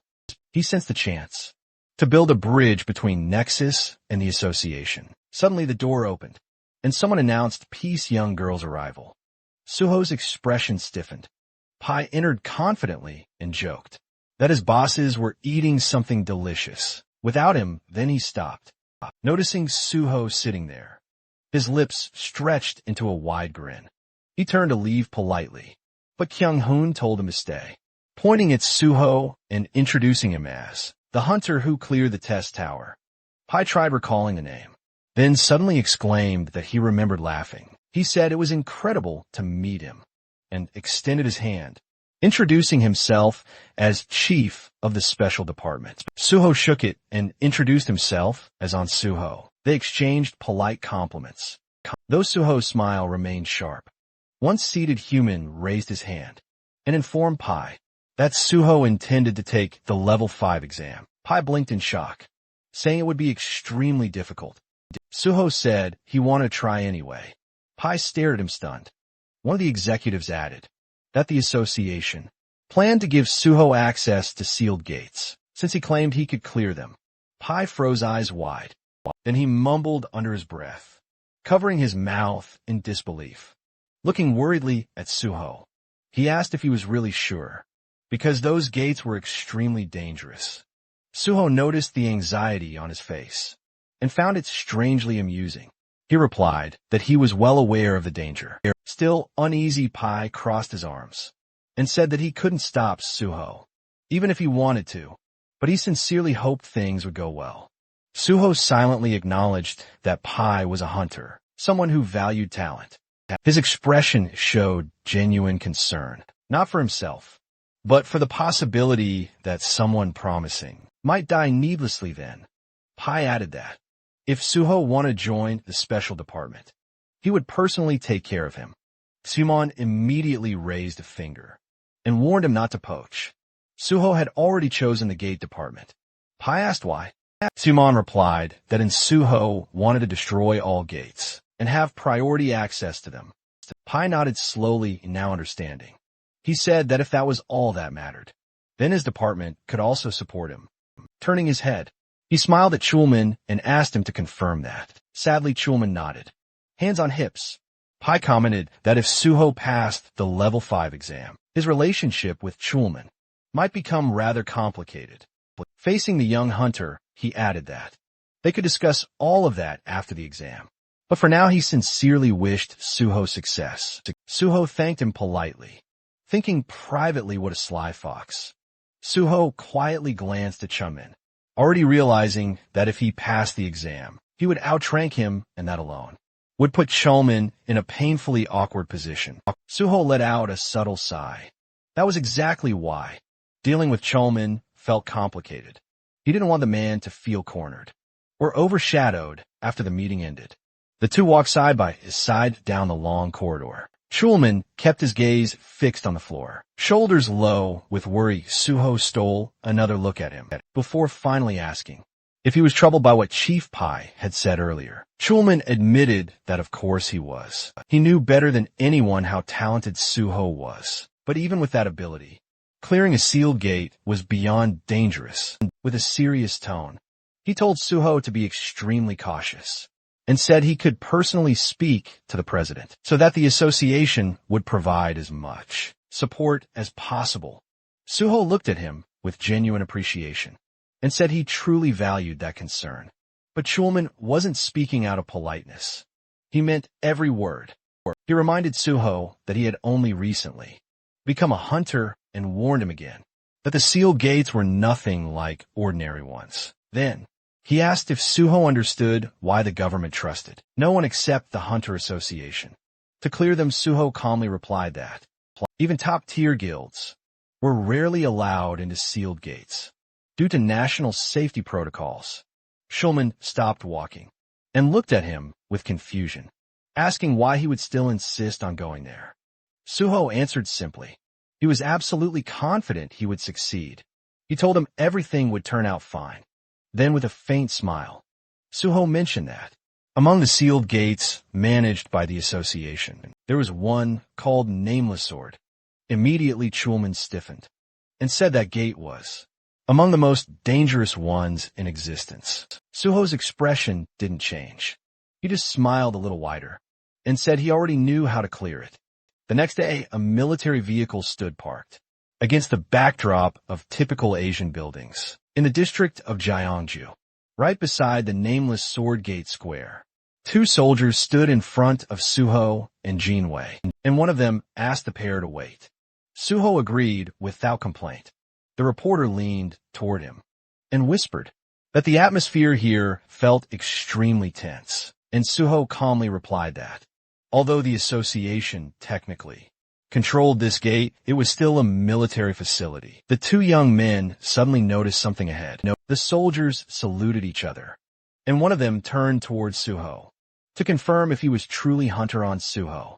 After receiving confirmation, the soldier introduced himself as Major Kim Jong-gu, the senior commander of this square. Suho greeted him politely, saying he was glad to meet him. Major Kim, said the team leader, was already waiting inside. Jinwei pointed ahead, asking if they were going straight toward the gate, and received an immediate yes. As the structure loomed into view, the reporter's eyes widened. Its massive size left him stunned, and he said it would make for extraordinary material. Major Kim explained that the giant walls surrounding the gate were constructed from iron, and a special alloy designed to hold back any monsters attempting to break out, while also preventing the portal from expanding.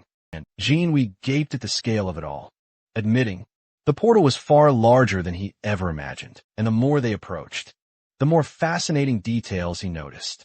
Suho added that the military had taken many precautions to make the portal itself difficult to reach. The group continued forward until Major Kim arrived before Schulman and announced that Hunter on Suho had arrived. The civil servant smiled and greeted Suho warmly. The two exchanged looks full of familiarity and relief. Schulman remarked that it was quite a long trip to reach this place, and said he was glad Suho managed to arrive quickly. Suho noticed that Schumann had arrived even earlier, and asked when he had gotten there. The civil servant casually stated he had only just arrived himself, then looked toward the person standing next to Suho before he could ask further. The journalist cheerfully introduced himself as PBS reporter Joe Jinwei, extending his hand and saying it was a pleasure to meet him. The men shook hands, but Schulman still looked puzzled and asked why a reporter was here in such a location. Suho stepped in and clarified that photos would only be taken after the raid was completed, and asked if Schulman would allow it. Civil servant answered that this wasn't a classified facility, so there was no reason to refuse. While still slightly confused, he admitted he was mostly surprised that Suho had brought his own reporter along. Jinwoo gratefully thanked him for the permission, and brimming with excitement, said they would likely meet often from now on, so he should remember his face. Schulman replied that he certainly would. Major Kim then approached Suho again, holding an M416 automatic rifle. He said that according to the association's message, the raid leader would be Hunter on Suho, who confirmed this with a nod. The major hesitated for a moment before apologizing and asking what level Suho currently was. Suho replied that he was level 51. Major Kim stared at him in disbelief, then quickly looked away and muttered that he understood. They reached the entrance, the heavy reinforced door towering over them. Major Kim said that the inner perimeter of the portal had already been prepared, and Suho could enter immediately. He firmly warned that as soon as Suho stepped inside, the door would be sealed. Suho thanked him with a calm smile. At that moment, someone called out his name. Schulman hurried toward him and asked if he had any strategy in mind. Suho answered that he did. Major Kim watched the interaction, clearly confused by their casual conversation in such a dangerous setting. Suho said that describing his strategy in words will be difficult, but he would clear this gate the same way he cleared the Tower of Challenge. He added that if he succeeded, then Schulman should remember his promise to help him clear the remaining portals as well. The door unlocked and slowly opened. Schulman wished him to return safely. Suho reassured him not to worry, saying that 1 hour would be enough. Schulman's eyes widened and he repeated in shock. 1 hour. Suho glanced back with a confident smile and said they would meet again very soon. The door closed behind him. Jean Huey exhaled and said that Suho had officially gone inside. Closing his eyes, Schulman replied that now all they could do was wait. Major Kim asked quietly if everything would really be okay, because a place like this could never be cleared alone by someone who simply had high stats. He asked if Suho was also a healer. Jean Wee blinked in confusion and the major asked again. The reporter grinned widely and corrected him, saying Suho was only nominally a healer. Major Kim looked even more confused. Schulman raised his hand and said that he had never seen anyone wield a sword the way Suho could. The major asked if he was truly that skilled. Schulman explained what he had witnessed. During the hunter practical exam, that Suho was supposed to be taking the healer test, but instead he slaughtered every monster with a sword while still protecting his patient, and thus passed without issue. Jinwei, gripping the strap of his bag, said this was his first time hearing about it, and wondered aloud if it was even allowed to take an exam that way. Schulman admitted he had been shocked too, but Suho had fulfilled all the requirements, so it didn't violate any rules. Both the soldier and the reporter stared at him. In disbelief, Major Kim concluded that Suho must possess a profound mastery of swordsmanship, and suddenly understood why he came here, specifically to challenge this gate. Looking toward the dungeon's direction, Chunman nodded firmly and said Major Kim was absolutely right. In front of Suho stood the nameless sword portal, its entrance restricted to only one person at a time, and the moment he stepped inside, high cliffs surrounded him, while the system announced that he had officially entered the gate. Walking through the forest with his sword in hand, he looked around thinking that it had been a long time since he was last here.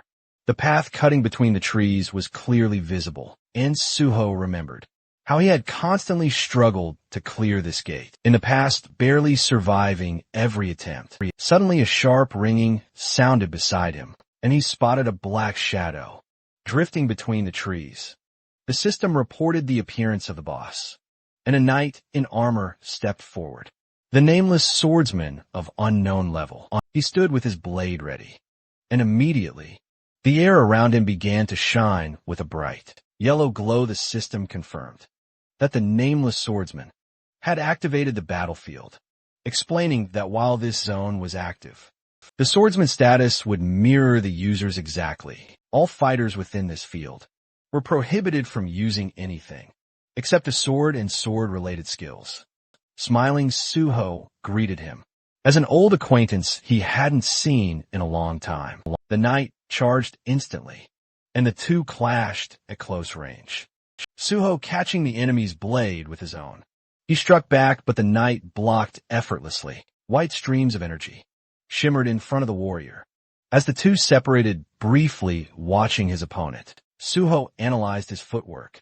He noticed how the Sword Emperor adjusted his stance in perfect balance to minimize rebound. After every strike, the knight swung again, and Suho understood clearly that no one, at this point in time, could defeat this opponent with pure swordsmanship. Alone, the Sword Emperor held his weapon with both hands, and Suho noted how the enemy's style shifted instantly after crossing blades, switching stances to catch him off guard with a completely different technique. Not only that, the knight attacked from unpredictable angles, changing direction constantly. As the Sword Emperor closed in, Suho acknowledged the truth. The most dangerous part about this opponent was how he adapted his tactics. based on whoever he was fighting. The knight struck again. Suho dodged, realizing how cunning the enemy was. But that was precisely why. Suho had learned so much from him in his past life, and with a small, knowing smile, he braced himself. As the nameless swordsman lunged in a leaping attack, Suho spotted an opening and slashed. But the enemy twisted away at the last moment. Even so, Suho's blade scraped across the armor, leaving a faint cut. Suho asked lightly if he had managed to surprise him. The Sword Emperor simply stared back in silence. Suho remembered perfectly that this opponent never spoke a single word. Until the moment he died, the knight stood ready, holding his sword with both hands. Suho struck again, landing a hit, and prepared another assault, revealing that this was already his 7th time, challenging the nameless swordsman.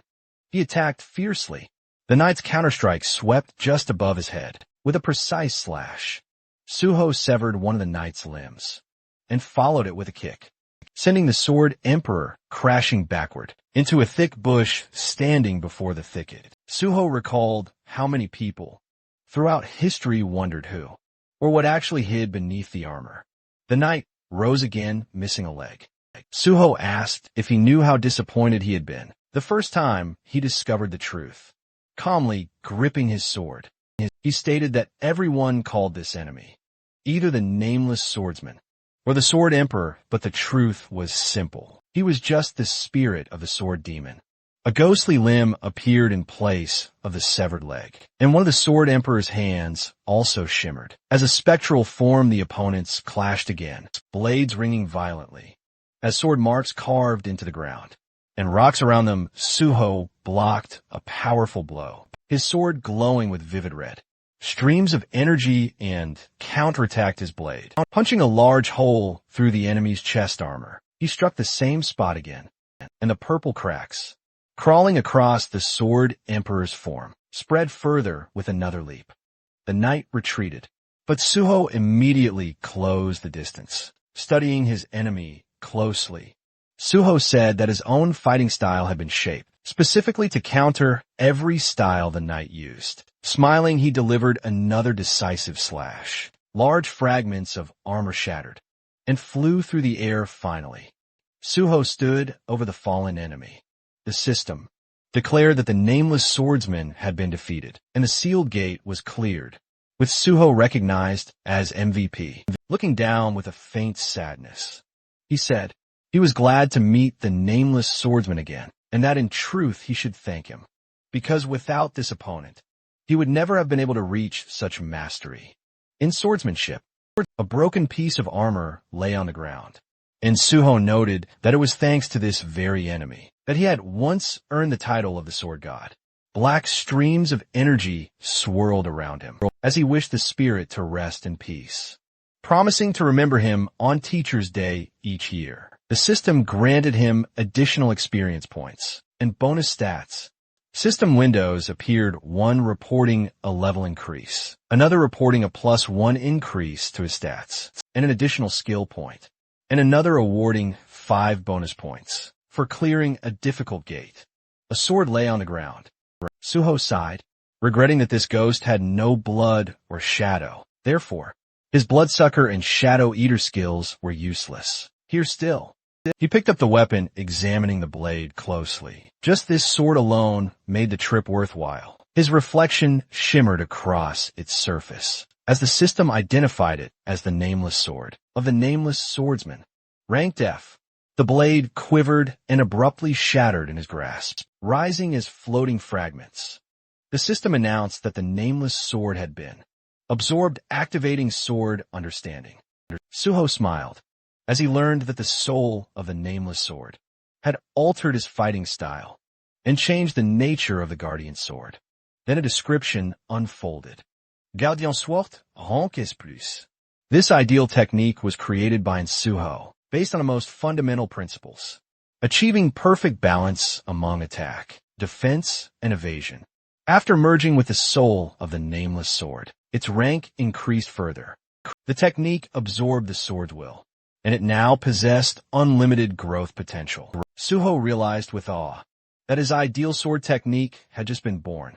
The scene shifted to the spectators, watching multiple screens, and Jinwei murmured that everything seemed quiet. For now, Chunman glanced at him and admitted that, although he trusted Suho completely, considering the strength of the enemy, clearing this place might still take quite a bit of time.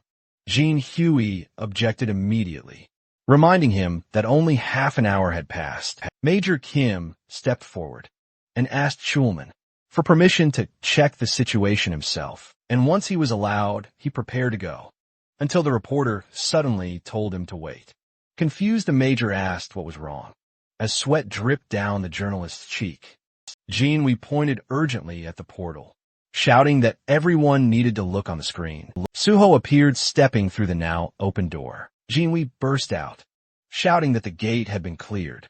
Suho, still adjusting to the outside light, was stunned when someone called him pro on.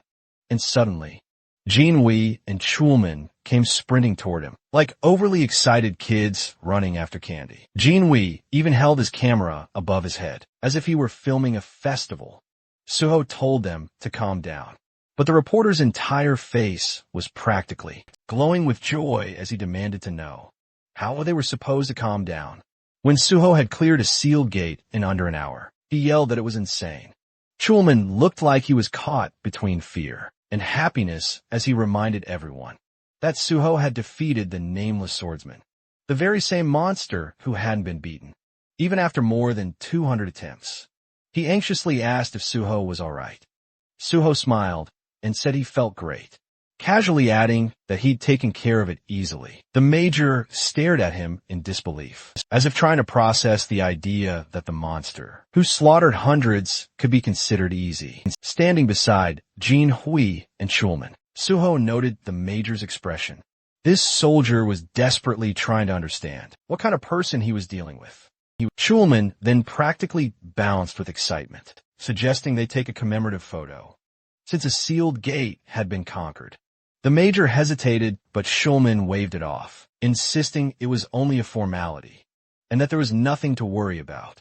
He reminded the major that he was just a regular soldier, so he rarely appeared in photographs, and that having a Korean Army major in the picture would make the proof far more credible. Finally, Jong-gu agreed to join the photo. To cut to another scene, where the picture appeared on a laptop screen. In front of the Nexus Guild leader, Suho explained that, as he had mentioned earlier on the phone, he had successfully cleared the nameless sword. Sealed gate in the photo. With him were a representative of the Hunter Association and Major Kim Jong-gu. He also pointed at the reporter beside him, introducing him as Jo Jin, who from PBS, explaining they agreed to take the photo together to prevent any manipulation of the news. Jin Hui politely handed over his business card, introducing himself as Suho's personal reporter. Dong Yuk pressed his thumb to his temple and said he didn't need the card at all and had never considered manipulating anything. In the first place, standing before Suho, the guild leader asked how in the world he'd managed to pull this off. Suho blinked and asked what part he meant. Dong Yuk gestured at everything and demanded specifics. How he'd gotten permission to access the sealed gate. How he cleared it so fast. How he'd survived something that had killed over 200 hunters. Suho calmly explained that. He met with the president of the Korean Hunters Association to get permission, then simply went in and killed the monster. Dong Yu stared at him in utter confusion, running a hand through his hair as he tried to make sense of it. Suho then asked if, now that he had proven his skill level, they could finalize the contract. Holding up 2 fingers, he said that the guild leader could choose the salary amount himself, but he had 2 conditions as long as he was in Nexus. He needed full support, and if he passed the Hunter Association exam, his exclusive contract must be terminated immediately. He added that he had already informed the association president about clearing the gate, and that several guilds had contacted him, but he told all of them he would only accept an offer from the one willing to fully support him. Dong Yu eyed him with distrust at first, a strange expression flickering across his face, then suddenly burst out laughing and said, the deal was accepted. He called for the secretary to bring the paperwork. The man returned Suho's confidence with renewed excitement, saying the hero had proven himself right. After he doubted him, Suho extended his hand and they shook firmly. The guild leader warned that there would be a lot of work ahead, and Suho replied he was ready. Later on the road, filled with evening traffic, Suho smiled and mentioned that since his friend brought him there, he'd be happy to drive him back. Jin-woo chuckled, saying he was simply fulfilling his duties as Suho's manager. When Suho asked why he called himself that, Jin-woo explained that since Suho kept feeding him exclusive content, the least he could do was pay him back somehow. He added that the sedan didn't shake nearly as much as the minivan he used before, so he bought this one specifically. Suho stared at him stunned, realizing once again that this man truly was born with a golden spoon. As they drove, Suho asked if the reporter wouldn't get scolded for skipping work all day. Jin-woo proudly replied that several exclusive articles have been published that very day, so no one would complain, especially since he promised the editorial office that he would bring Suho there eventually. Suho realized that there was no way this man would let such an opportunity slip. Jin, who said they could start by reporting the successful clearing of the sealed gate, and then gradually move on to covering his joining Nexus with the news spaced out. There should be no problem maintaining interest, though realistically, no one knew how long they could keep public attention. Suho closed his eyes and told him it was fine. He could handle things however he liked. Then Jin-woo hesitated and asked something more serious, asking how Suho managed to read the strategy of the nameless swordsman. Suho explained that the monster had a very predictable pattern and that he was already familiar with the sword Emperor's reputation, knowing that the fight had to be done solely with cold weapons. He admitted it might sound arrogant, but he was certain he was better with a sword than the monster. Jin-woo stared bewildered, gripping the steering wheel as Suho continued, saying experience played a huge role in the battle, and that his own swordsmanship was strong. The reporter reminded him that the monster had killed over 200 warriors, including the country's greatest swordsman, and asked if Suho understood that. Suho calmly explained that the nameless swordsman copied the opponent's status and adapted his combat style accordingly. Inside that gate, only sword skill mattered. No items, no external abilities. Nothing else could influence the fight. Driving Jin-woo finally asked if Suho even had a swordsmanship skill. Suho replied that he did and that it was rank S, but that it didn't show in his status window. The car swerved as Jin-woo slammed his forehead onto the steering wheel, completely stunned. He demanded to know how Suho had acquired a rank S swordsmanship skill and what happened. Flames practically burst behind him in excitement, and Suho told him to calm down because he was boiling over.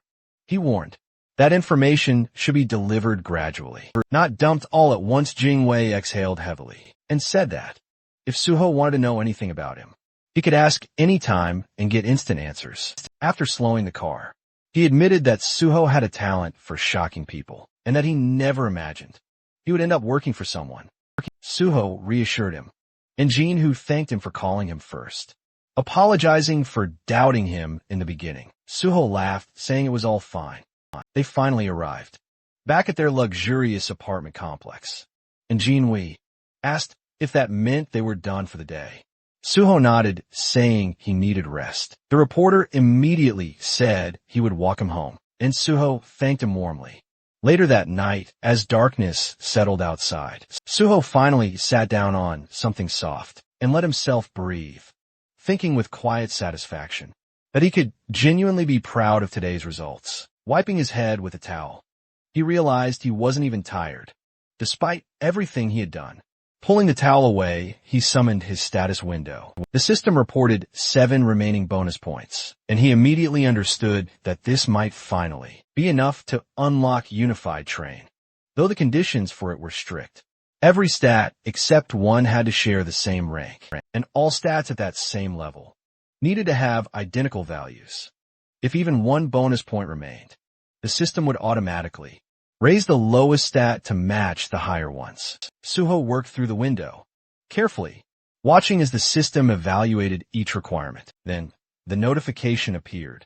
All conditions had been met, and the skill unified train was fully activated. He blinked in surprise and watched as the remaining bonus points were distributed. To equalize, every stat his personal card refreshed, showing that all of his characteristics now stood at the same values. Red level rank 14 across the board. Joy rising in him, Suho clenched his fists and thought that he had finally done it. In his past life, he never imagined this was even possible, so he'd never tried now. Staring at the window, he broke into a bright, satisfied smile and let himself fall back onto the bed, thinking that he needed to keep pushing forward. Exactly like this, his phone rang beside him. The caller ID displayed a name he hadn't seen in a while. Gu Yunhwa, still lying down. Suho said it had been some time since he heard her voice, and she had called at a great moment, since he was in an excellent mood. She immediately remarked that he must have a lot of free time. Confused, he asked what she meant, and told her not to speak so formally. Yunho said she had read the article. Smiling, Suho pressed the phone closer. Surprised the piece came out so quickly. He said he hadn't checked the comments yet, and asked her to tell him how everyone reacted, but she called him sir again, and insisted they meet first. Suho repeated that he just wanted her answer. She reminded him sharply that they still hadn't accepted his offer. Suho told her that if she or the others weren't satisfied with anything, he wouldn't force them. That shocked her, and Suho asked again for an answer. Yunho closed her eyes and asked what they were supposed to do from now on. Suho got up from the bed and said he would explain everything tomorrow. When they met, he suggested everyone come to the Nexus Academy at 1 p.m. She objected immediately, saying 2 of them had work and she had lectures. His expression hardened with disappointment. He told her he must have overestimated them. Apparently none of them cared about anything, except useless nonsense. He had to pull the phone away from his ear, because Yunhwa exploded, cursed him out, and then yelled that she would still come. She said she'd be at Nexus Academy at 1 p.m. and hung up. Suho smirked and told her goodbye. The next day at the magnificent Nexus Academy building, Yunho crossed her arms and barked at him not to get full of himself, claiming she skipped her lectures only because she felt like resting. Not because of him. The others stood before Suho, who sat casually on a bench. He said he didn't recall asking her why she came, and she snorted, angrily irritated. She demanded to know why he gathered them all. Suho stood up and said he brought them because he had something important to say. Smiling, he announced that today he was going to kill them all. The Banshee members stared at him, stunned, while he handed them tablets and asked them to fill out forms first. Yunho squinted at the device and assumed it was some contract to hand over their corpses to him. But reading the text, she realized it was simply a skill survey. She asked if he wanted their personal information.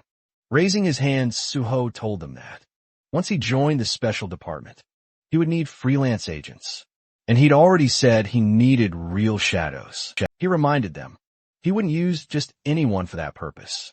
Turning away, he explained that their training would be brutal until exhaustion, and they'd learn everything, from basic combat techniques to maximizing their own skills. Only they would see their personal information, so they needed to be honest. Their relationship had to be built on trust, since he already shared his secrets. It was their turn now. The group exchanged uneasy glances. Later, inside the Nexus Academy's training hall, Suho held a black key card and smiled as he said it was time to begin. He remembered how he received it. Miss Su had explained that this card granted unrestricted access to any area of the academy, including the S-rank only training hall, ensuring he avoided unwanted attention. She also gave him guest cards, as he requested examining the card. Suho realized he had been so focused on everything else that he had forgotten about D1, whom he promised to meet here. He would arrange that soon. Nearby, the Banshee members lay inside training capsules. Suho thought he would deal with challenges as they came. Suddenly, the landscape shifted. Towering cliffs appeared before them. They had entered the Kunlun Mountains. Suho stood before the Banshee squad and welcomed them, telling them that they would be training there whenever they had free time. He looked them over, thinking that since they were all below level 50, he could train them however he wished. Yunho demanded to know what exactly they would be doing. Suho answered that they would begin with fundamentals and combat technique refinement, because with their current level of skill, the special department would catch them eventually. He asked if they really believed cheap tricks could fool the special department forever. Yunho snapped that their plan was excellent, and no one would ever catch them. Suho smiled with his arms crossed, reminding her that he had already caught them himself, and that perfect crimes didn't exist, especially in a world full of superpowered individuals. He told them that for that reason alone, they needed to learn to protect themselves and, ideally, each other with a snap of his fingers. Countless weapons appeared around them. He told them to pick one, because developing fundamentals and overcoming fear was their priority now. Yanawa picked up a weapon and asked if there was anything else. Suho asked if she remembered what he had been called. Recently, she muttered that people called him the Sword God. His right hand glowed as he confirmed that was indeed his nickname, leaning on his sword. He told them they were standing before a true master of swordsmanship, and it would be foolish to expect him to teach anything else to maximize swordsmanship in this realm. They shouldn't use any of their other skills. He couldn't forbid it, but those skills would only hinder them later. The group frowned. Suho told them to try to kill him, swinging his sword, as he announced the training had begun. In an instant, he rushed them. Heads flew. He asked the stunned survivors why. They still had time to be surprised. Then he finished off the remaining two. The squad respawned again, and Suho said that since they had died once already, they shouldn't freeze like idiots. They quickly took defensive stances. Suho praised that and said they would restart. Looking upward, the group realized his next attack was coming from above. Suho slammed into them again. Scattering bodies, he mocked them mid-combat.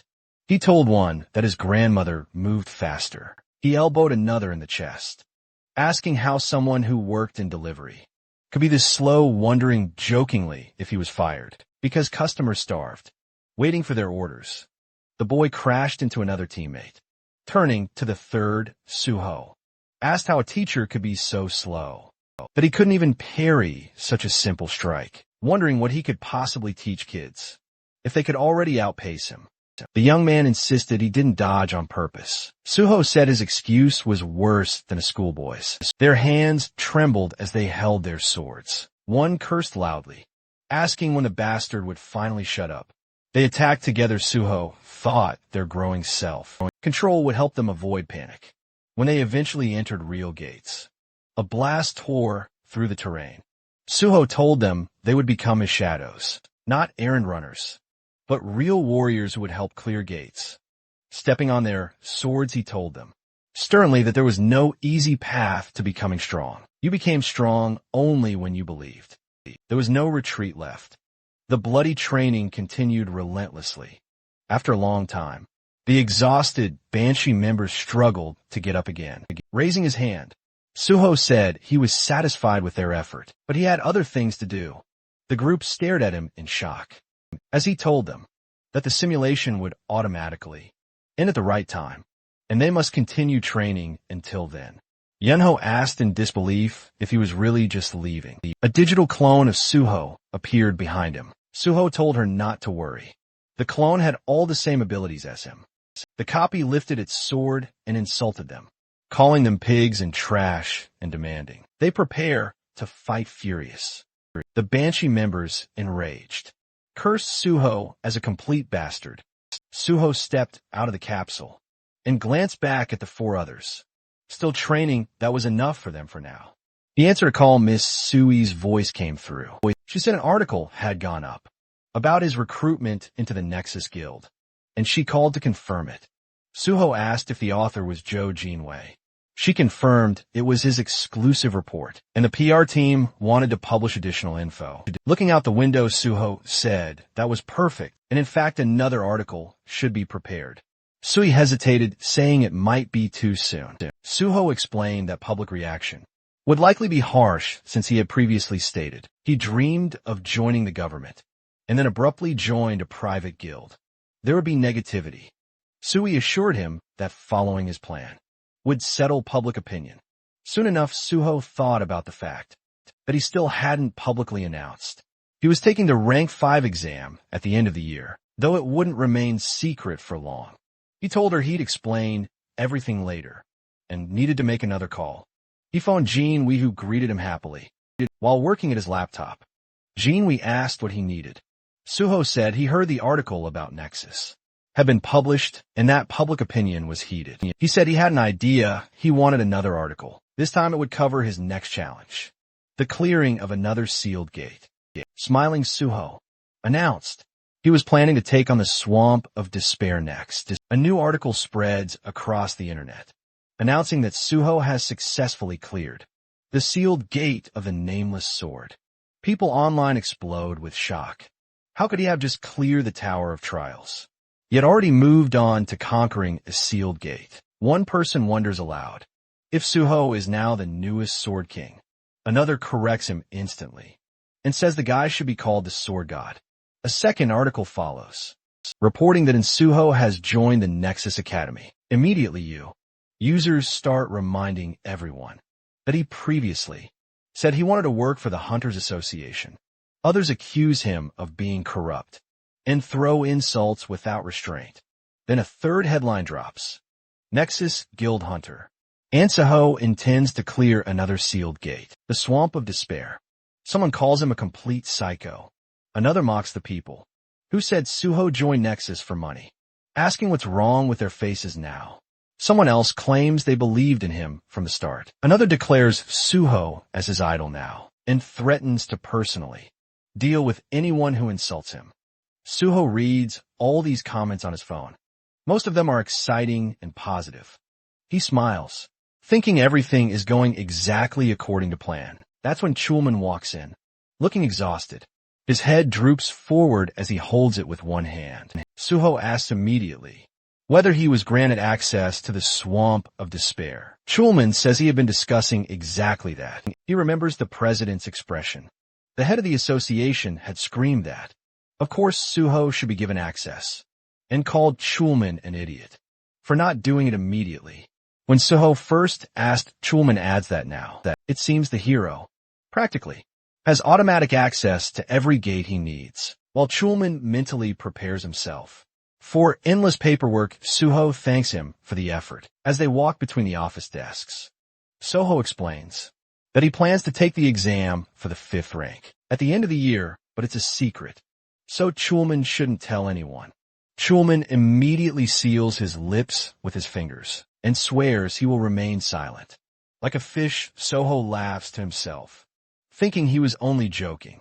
But the guy's reaction was priceless.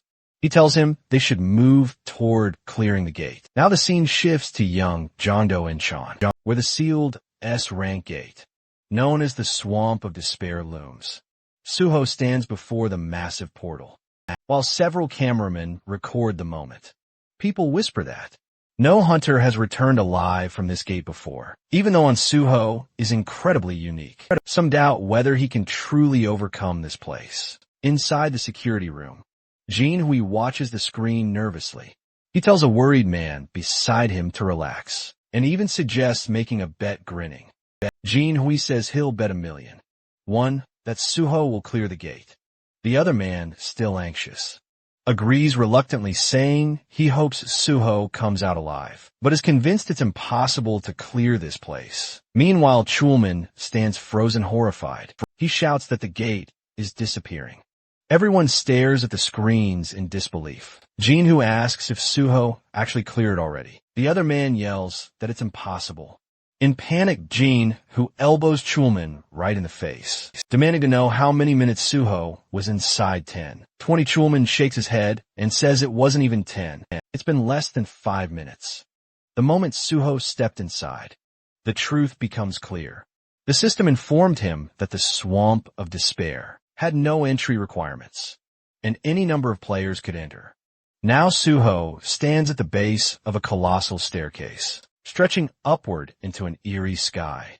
He remembers well that this gate caused even more casualties than the Nameless Sword, and no one had ever returned from it. Outsiders never understood what actually happened inside. Soho knows monsters don't appear here.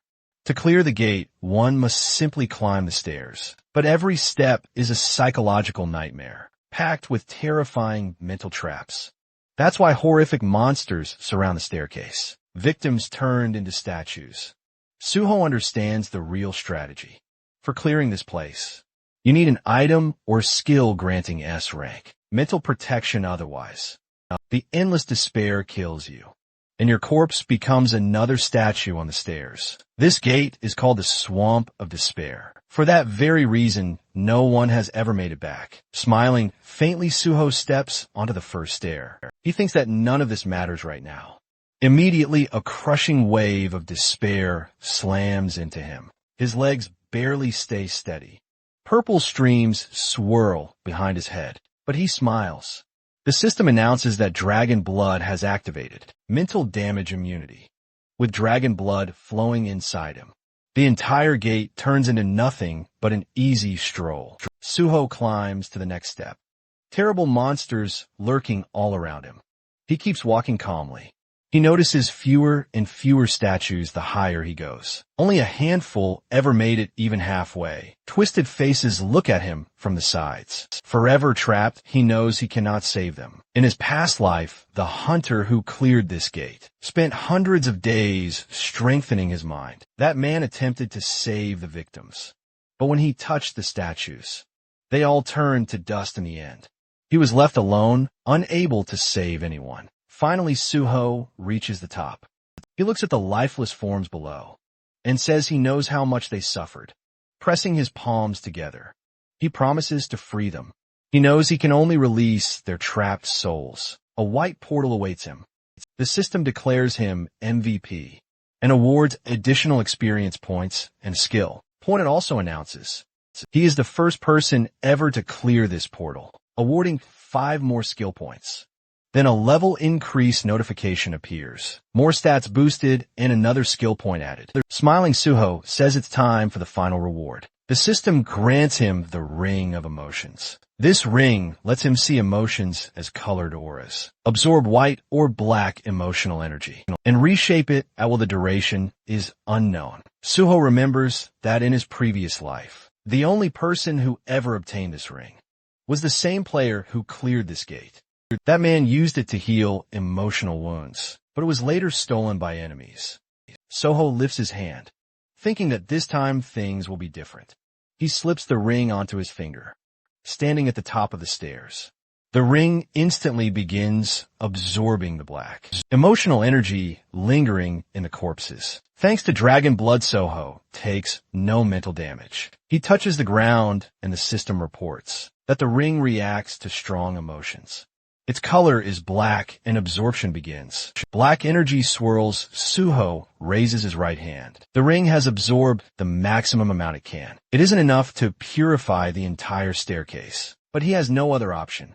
Now that he faces the exit portal, turning toward the gateway, Suho says quietly that it's time to leave. The moment Suho stepped outside, reporters instantly surrounded him, their cameras flashing nonstop. He lifted a hand to cover his face, as journalists urged him to look into their lenses before he could steady himself. Schulman and Jean, we rushed toward him, both overflowing with excitement. Schulman, practically punching the air, demanded to know how Suho had managed to clear the portal in exactly 4 minutes and 17 seconds, and this gate was said to be even more dangerous than the nameless sword. Jean shouted that he needed to write an article. Immediately, Suho told them to calm down, but with a smile he invited them for a photo, and the two happily agreed. As news of the cleared gate exploded online, people questioned whether Suho had truly conquered the Swamp of Despair, a gate no one had ever returned from. The answer was yes, he really had. Dong-yuk stared at his tablet in disbelief, overwhelmed that the completion time was under 5 minutes. He covered his face with his hands, unable to believe what he was reading. Just then, the landline rang. Wei picked up. The caller introduced himself as John Kyung-hwan, the president of the Korean Hunters Association, who politely asked if Dong-yuk had a moment to discuss something. Dong-yuk immediately assumed this was about on Suho. When asked if he could come to the association, Dong-yuk offered lunch instead, and the president agreed after hanging up. A man entered the office to speak with him, but Dong-yuk simply called his secretary, Kimmy Gang, and instructed him to arrange a meeting with Hunter on Suho later. A white car pulled up, and Jinwei told Suho they had arrived. As they got out, Suho asked if he was heading to the broadcasting station. Jinwei explained that the Swamp of Despair article was already prepared and only needed minor edits before release. He also suggested they go on a restaurant tour next time since he enjoyed writing food reviews, and Suho promised to join him. As the car left, Suho looked happily at his ring, saying that Jinwoo's passion had filled it with plenty of positive energy. Entering a restaurant, Suho approached a table where Kwon greeted him loudly. As the protector of South Korea, the president encouraged him to sit beside Mr. Dong-yuk. Suho thanked the association leaders and took his seat. Noticing Kwon, Dong-yuk, and the head of the Special Force Division, Pai Song-yeol, all gathered, confused about the sudden formality. He listened as Kyung-won congratulated him, praising the unprecedented speed with which he cleared both sealed gates, and calling him the future of the nation. Chimon proposed a toast, and Suho, raising his cup, chose to toast their shared success. Glasses clinked around the table. During the meal, the president mentioned hearing that Suho's guild contract had no fixed term. Dong-yuk confirmed that, while most contracts lasted 3 years, and Suho was a special case, who could contribute greatly to the country, so he would not be restricted at all. Kyung-won laughed, pleased that guild leader Dong-yuk shared the association's goals, then asked Suho if he agreed with the arrangement. Suho said he appreciated the guild leader's consideration very much. Chief Pai added that he looked forward to Suho joining the Hunters Association, as it would boost not only their organization, but the entire nation. With a strange smile, Human, said the president, wanted to present Suho with a special letter of thanks. Inside, Suho rejoiced. This letter practically ensured he would pass the level 5 exam. Out loud, he said he was deeply honored. Kyung-won explained that they had originally gathered to celebrate the nameless swordsman victory, but Suho cleared another gate so quickly that even they couldn't keep up. Suho humbly replied that it was only possible because the president granted him the access he needed. The leaders loved his answer. Chief Pai, still holding his cup, asked how Suho managed to clear the Swamp of Despair, since no one had ever returned, and information was minimal. Suho recognized Pai's talent for extracting secrets, something he remembered from his past life, so he maintained his guard. Smiling, he explained casually that inside the gate, there were no monsters, only a single staircase, and after stepping on it once, he felt the danger and used his tools, while continuing to climb until he succeeded. The association representatives stared, with their mouths open as Chief Pai stroked his beard, impressed that Suho avoided mental overload, where others relied solely on stability. Human then asked his current level, saying he'd heard Suho wasn't even level 100. Suho replied that he was only level 53. Chief Pai nearly choked and asked what ability he gained. When the ring on Suho's finger emitted white light, Suho sensed immediately that the association wanted to shape him into an obedient weapon. He explained that he was a healer, but because he preferred swords, he acquired the sword path.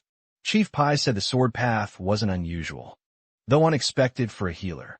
Suho noted privately that the special department had many unique abilities, so his didn't impress them much. Yet he disliked the feeling of being treated like a hunting dog out loud. He added that while his main skill was swordsmanship, he wanted support developing his healer abilities, because a hunter's lifespan was too short. Dong-yuk and Kyung-won both agreed that hunters faced constant danger, and the Nexus Guild could support his development. Better, the leader smiled, as Chimon declared himself a link between the guild and the association. Chief Pai said Suho could also rely on him.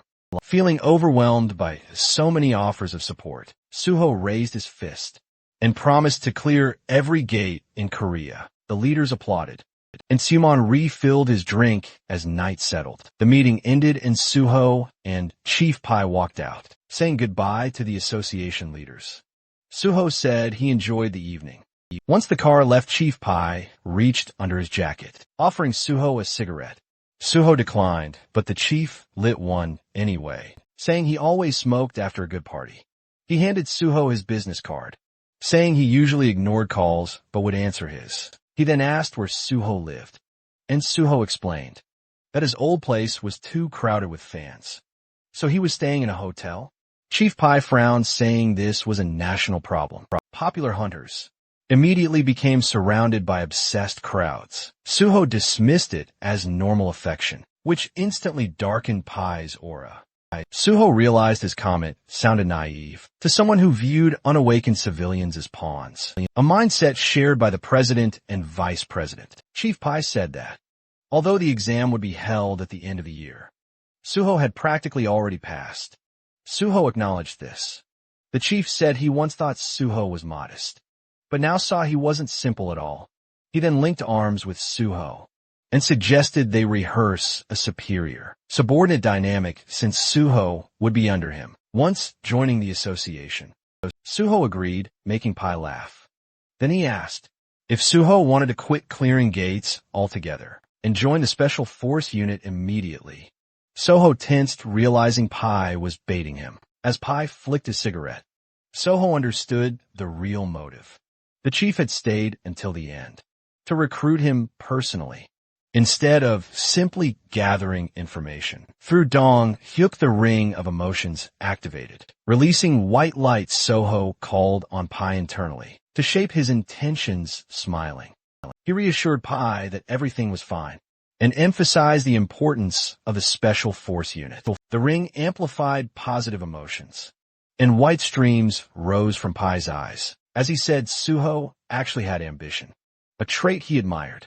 Since most hunters only had empty dreams, he asked how close Suho was with Chu-man from the gate department. Suho replied that Chu-man was close, but he also wanted good relationships with both Pai and the president especially, hoping for productive cooperation. With the special force head, Pai, pleased, rested his hand on Suho's shoulder, complimenting his communication skills. Suho thanked him and expressed hope for joining the department. Through special recruitment, Pai rubbed his chin, thinking aloud. That recruitment for level 5 hunters had already been announced for the end of the year, and there was no need for a special recruitment, just for someone who would qualify anyway. Suho, meanwhile, knew the ring's influence had deepened Pai's interest into something closer to emotional loyalty. It wouldn't last forever, but was more than enough for now. Standing together, Pai said. He was surprised. Suho was so committed to joining the association and asked about special recruitment. Pai explained it wasn't common, but could be arranged if necessary. Suho praised him as an amazing person, prompting Pai to cover his mouth shyly. He explained that recruitment decisions came from higher authorities, but if there was a shortage in the special department, they could justify a special intake. Pai added that if such recruitment happened, they would need proof that Suho was valuable to the department. Suho asked if he meant clearing gates. Pai reminded him that the special force handled awakened criminals, which was more important. Suho had indeed forgotten that part. Pai said criminals with awakened abilities were extremely dangerous, and although Suho had great skills, Galta clearing and crime fighting were completely different. He suggested Suho prove himself by choosing any wanted criminal and delivering them to the department. If done, he could be accepted within 1 or 2 months. A car pulled up, Pai said.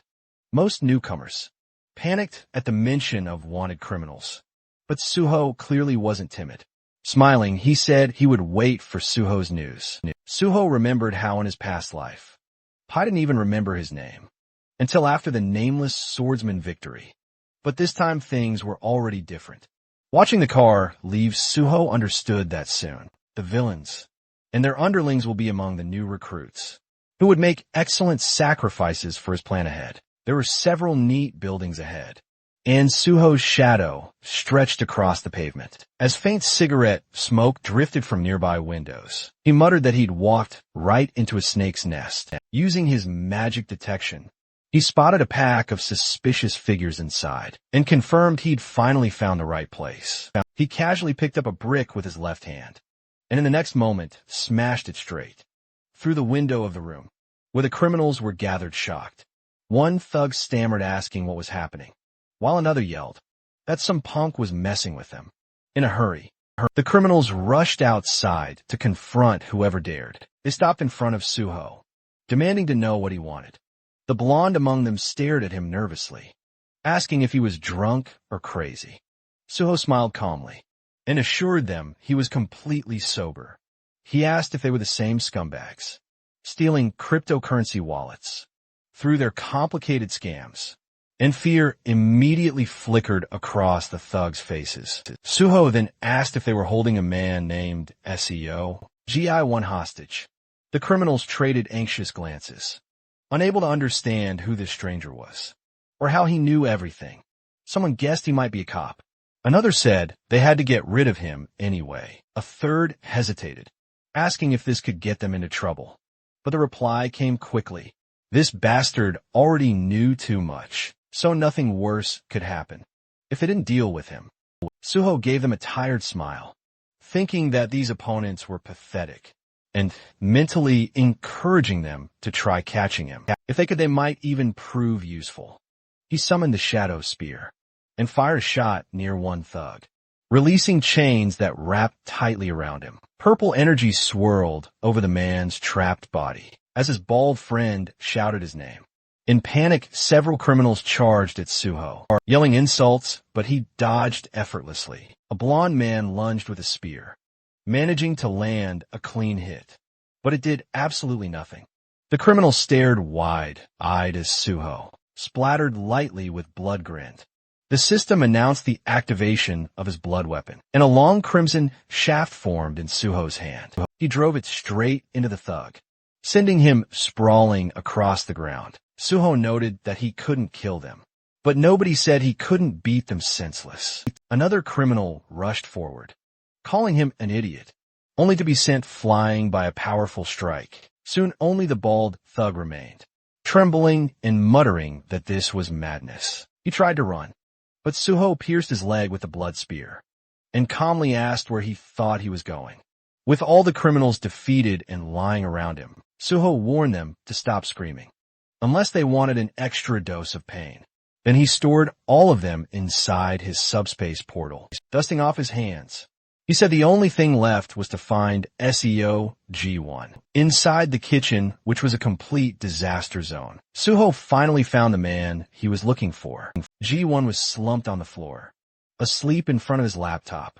Suho called his name, and the man blinked awake, staring blankly at the hero. When Suho asked if he'd finally come to his senses, Ji-won looked around shakily, asking what happened. Suho greeted him warmly and introduced himself. Ji-won froze and asked in horror if this was really the Aunt Suho from the news. He couldn't understand how Suho ended up here, nor where the criminals who kept him hostage had gone. Still shaking, he looked terrified. Suho remembered reading in Ji-won's autobiography that he had been beaten and imprisoned for 6 months by these thugs. He saw that the man was too traumatized to speak, normally right now, so he extended his hand. The ring responded to Ji-won's intense emotions, identifying them as black, and Suho pressed his palm gently to Ji-won's chest to absorb them completely. When Suho asked if he felt better, Ji-won stared at him in disbelief. Unable to comprehend how the trembling had stopped, Suho knelt in front of him, explaining softly that he saw his condition was terrible and used one of his skills to help. Ji-won gasped, and then hesitantly asked what would happen to him now. Would he be going to jail? Suho asked why he would. Ji-won admitted he'd done many wrong things. Suho reminded him that he had been forced into everything, and people like that didn't belong in jail. Ji-won reluctantly agreed, still suspicious. He asked how Suho knew he was here, when Suho hadn't even joined the association yet. Suho answered that he found him using a special skill that no one else knew about, and that he shared the information, because he truly needed him. Ji-won held his left hand anxiously, and claimed he was useless. Soho disagreed firmly. Ji-won was the only person in Korea with a cyber-type trait. Ji-won stared in shock as Soho said that, among countless traits worldwide, cyber-type was one of the rarest, allowing the user's consciousness to enter the digital world. Only 2 people had ever awakened it. One was SEO Ji-won, and the second was known as Overload, who discovered the terrifying potential of digitization and tried to take control of the entire internet, becoming a near unstoppable threat even after the system arrived. And the one person who managed to defeat him had been SEO Ji-won himself. A year after escaping from the criminals, Ji-won disappeared and sacrificed himself to destroy Overload. He was later honored with the nickname Media. Everything about his tragic life had been recorded in his autobiography. Thinking of that, Suho vowed that this time he wouldn't allow Overload to appear, nor would he allow Ji-won to die.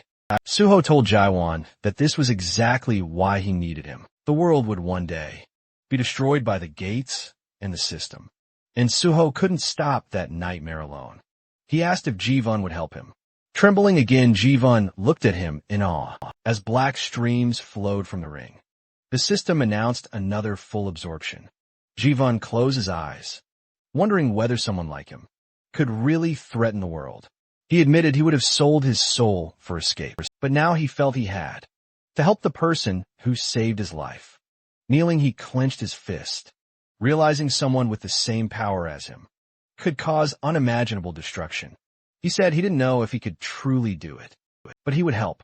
Suho saw the man described in the autobiography, a person who endured hell yet remained selfless. Suho thanked him sincerely and said their first step was to eat.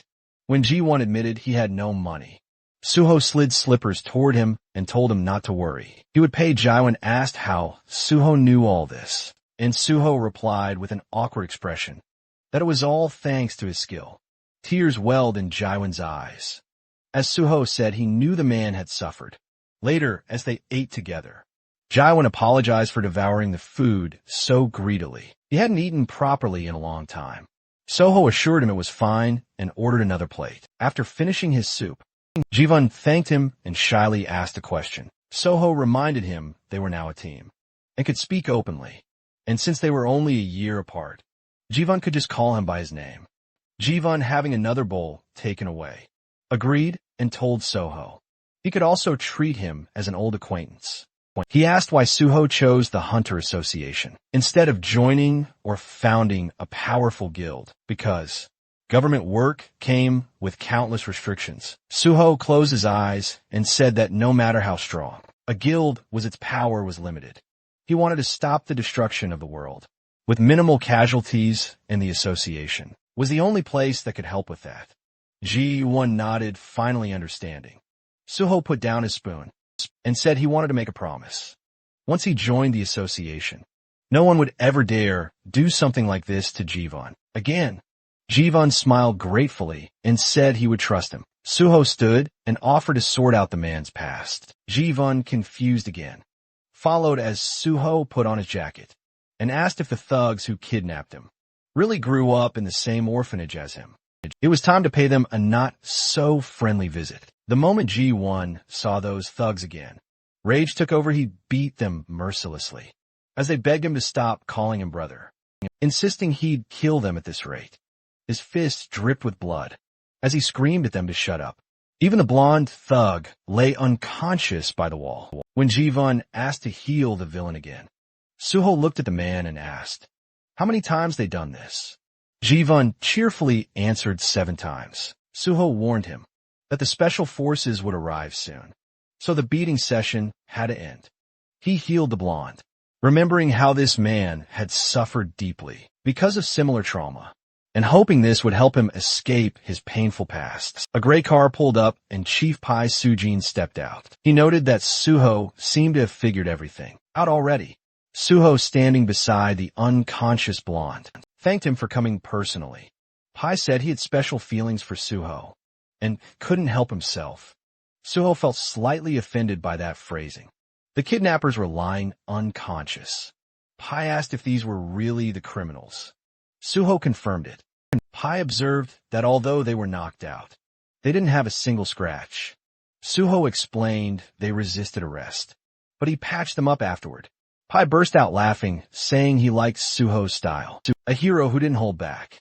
Suho apologized, admitting he wasn't experienced in this field. Pai clarified he wasn't scolding him. In fact, he approved. He even said Suho could beat villains nearly to death if he wanted the association's healers. Could erase all evidence of violence. Pai pressed his foot on the blonde's head and muttered that criminals like these deserved execution. But society was obsessed with humanity. Suho thought about how he had learned this method back when he worked with the special department. In his past life, Pai then noticed Jaiwan standing behind Suho and said he'd heard the criminals use this boy in their schemes, and that it was his first time seeing someone with cyber-type abilities. He added that Jaiwan seemed dangerous. It must be taken in both Suho and Jaiwan glared at him. Suho asked if that was truly necessary, explaining that Jivan was just a victim. He handed Pai a folder containing the young man's testimony and documents proving everything. Pai was stunned that Suho gathered all of it so quickly. He then asked if digitization could be used inside a gate. Suho understood Pai's motive and explained that the skill belonged purely to the digital domain, making it useless in gate combat, but valuable in cybersecurity. Pai examined the documents and said that if the ability wasn't useful in combat or support roles, then the special department didn't need him. Suho asked softly not to punish Jivan. Pai commented that Suho was getting soft, taking care of the guy, but after hearing everything, he admitted Jivan had suffered horribly. Turning to his subordinates, Pai declared that Suho was right. The victim shouldn't be punished. They would close the case and help G1 receive compensation. Suho bowed deeply and thanked him. Pai said justice was always his goal. Then he asked how Suho knew about this case. Suho had been waiting for this. Raising his finger, he said, SEO, G1 had sent a digital distress signal using his skill, and Suho checked its validity and organized a rescue. Pai asked if that was truly what happened. Suho thought of course not, but said nothing. Pai handed the folder to his subordinate, praising Suho for always finding a perfect solution. Suho said it was just luck. Pai replied that luck favored the capable, with a hand on Suho's shoulder. He promised to arrange the special recruitment. As agreed, Jivan finally stepped closer, asking what he should do now. Suho pointed behind him and said that he would be coming with him. Jivan looked around the apartment in shock, while Suho grabbed a drink from the fridge. The place was luxurious, almost too perfect, and G1 couldn't help saying it out loud.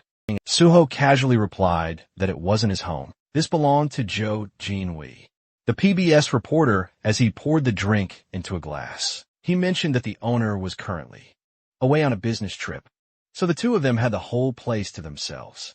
Jivan accepted the glass nervously, asking if the owner wouldn't be angry about bringing someone over.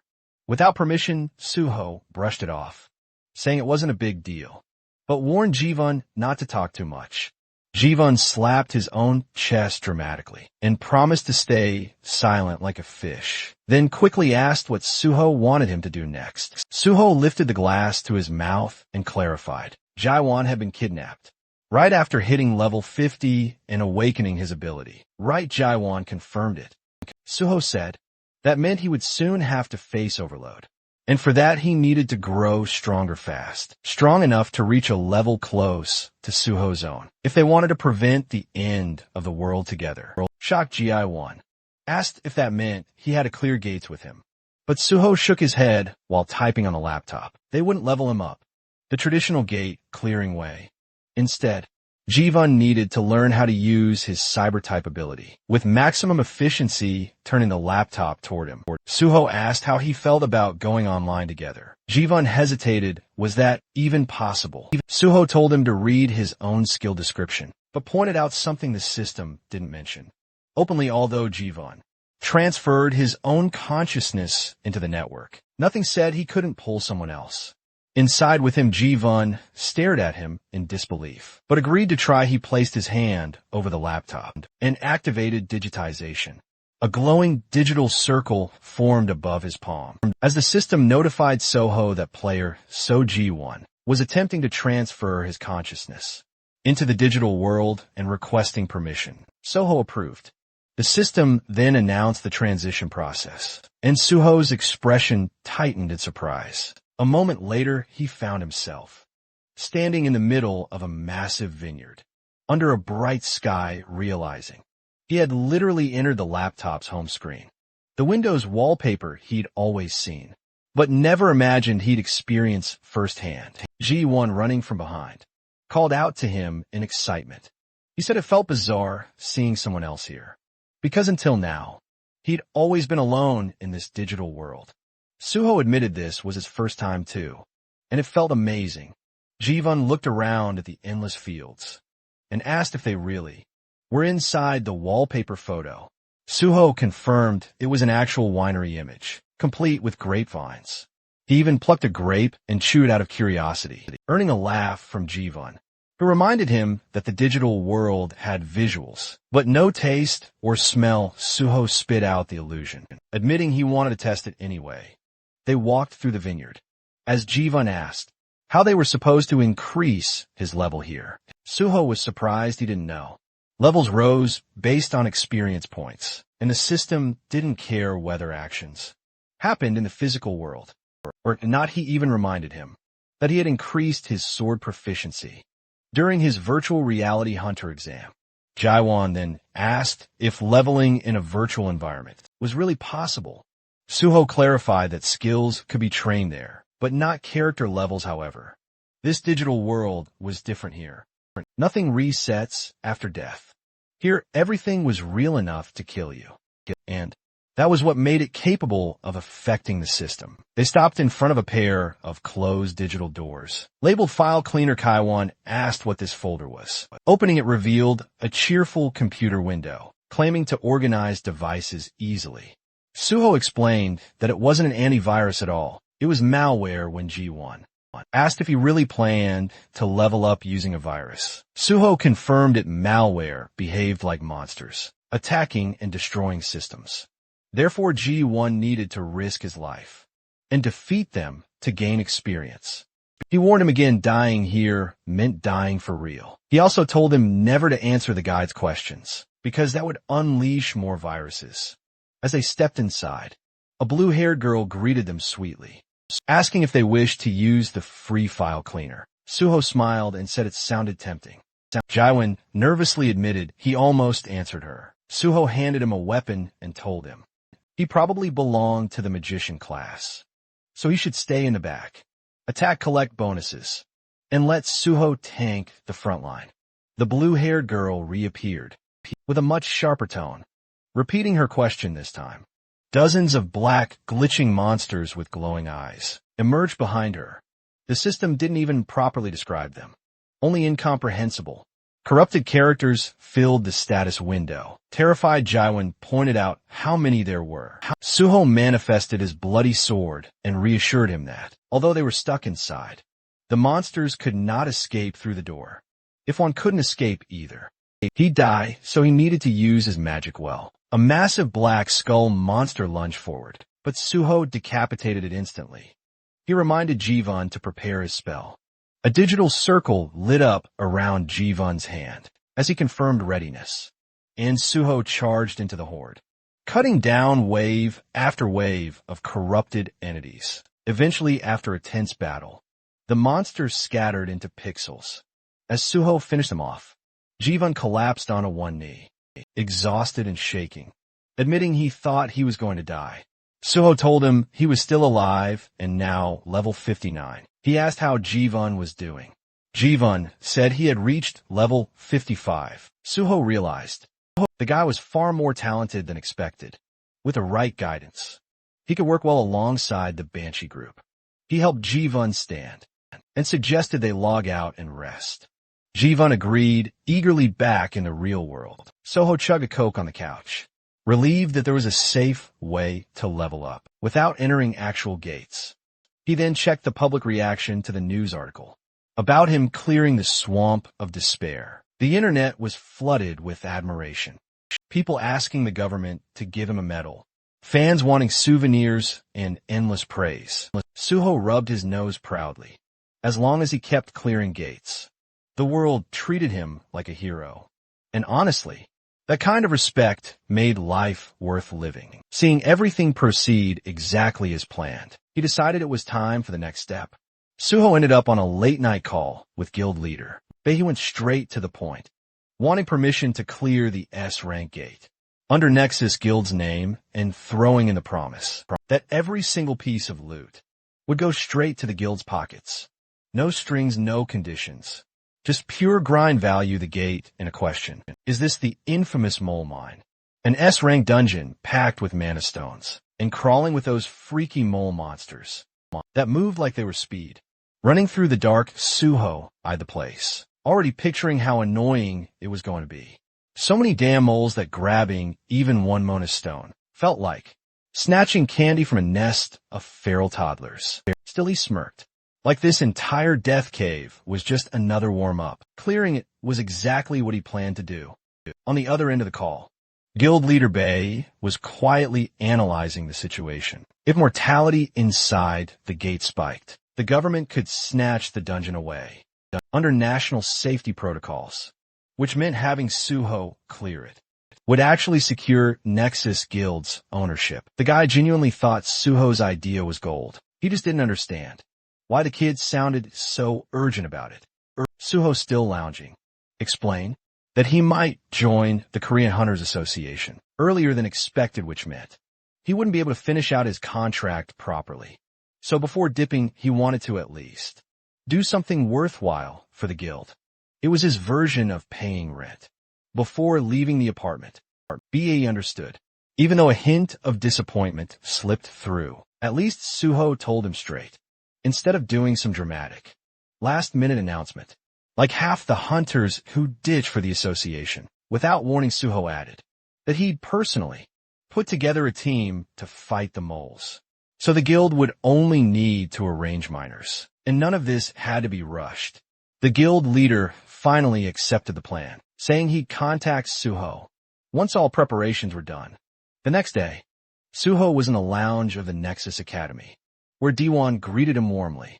With an outstretched hand, Suho shook his hand, mentioning that it had been a while since they last met, and then told Jivan, who stood beside him, that this was Kong D1, the one who had taken the exam in the same group as him. Rubbing the back of his head, D1 admitted that he only passed the exam, thanks to the advice he received from Suho. They all sat around table, and Suho asked whether D1 had managed to join any squad yet. D1 replied that he was still training, entering gates and gaining experience on his own. Suho looked at him thoughtfully, remembering that usually when a newcomer joins a guild, they're assigned to a squad to build experience and increase their survival rate. Smiling slightly, he asked Dahan if he would like to gain experience in his own squad.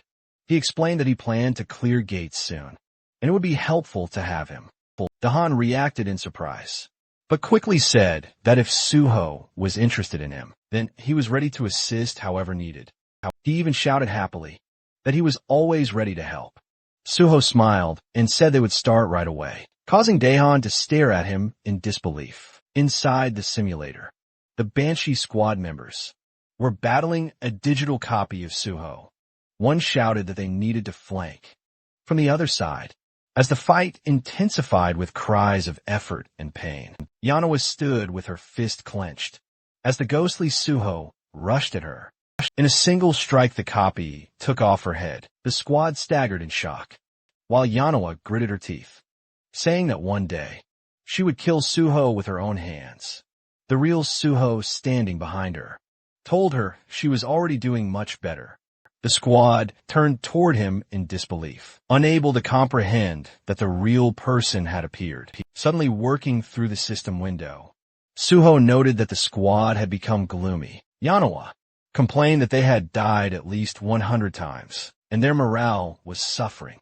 Suho smiled and remarked that judging by their eyes, they were already used to dying in the simulation and didn't see it as catastrophic anymore, which was a very good sign. Jaiwan and Diwon watched all of this with surprise. Suho then announced that new members had joined his squad and introduced the two to the Banshee team. The group examined the newcomers, while Suho explained that they had arrived earlier and shared their names. Diwon smiled, while Jaiwan looked nervous. Suho asked the Banshee squad if they were tired of this place yet. Yunhwa tightened her fist and said they were nowhere near bored.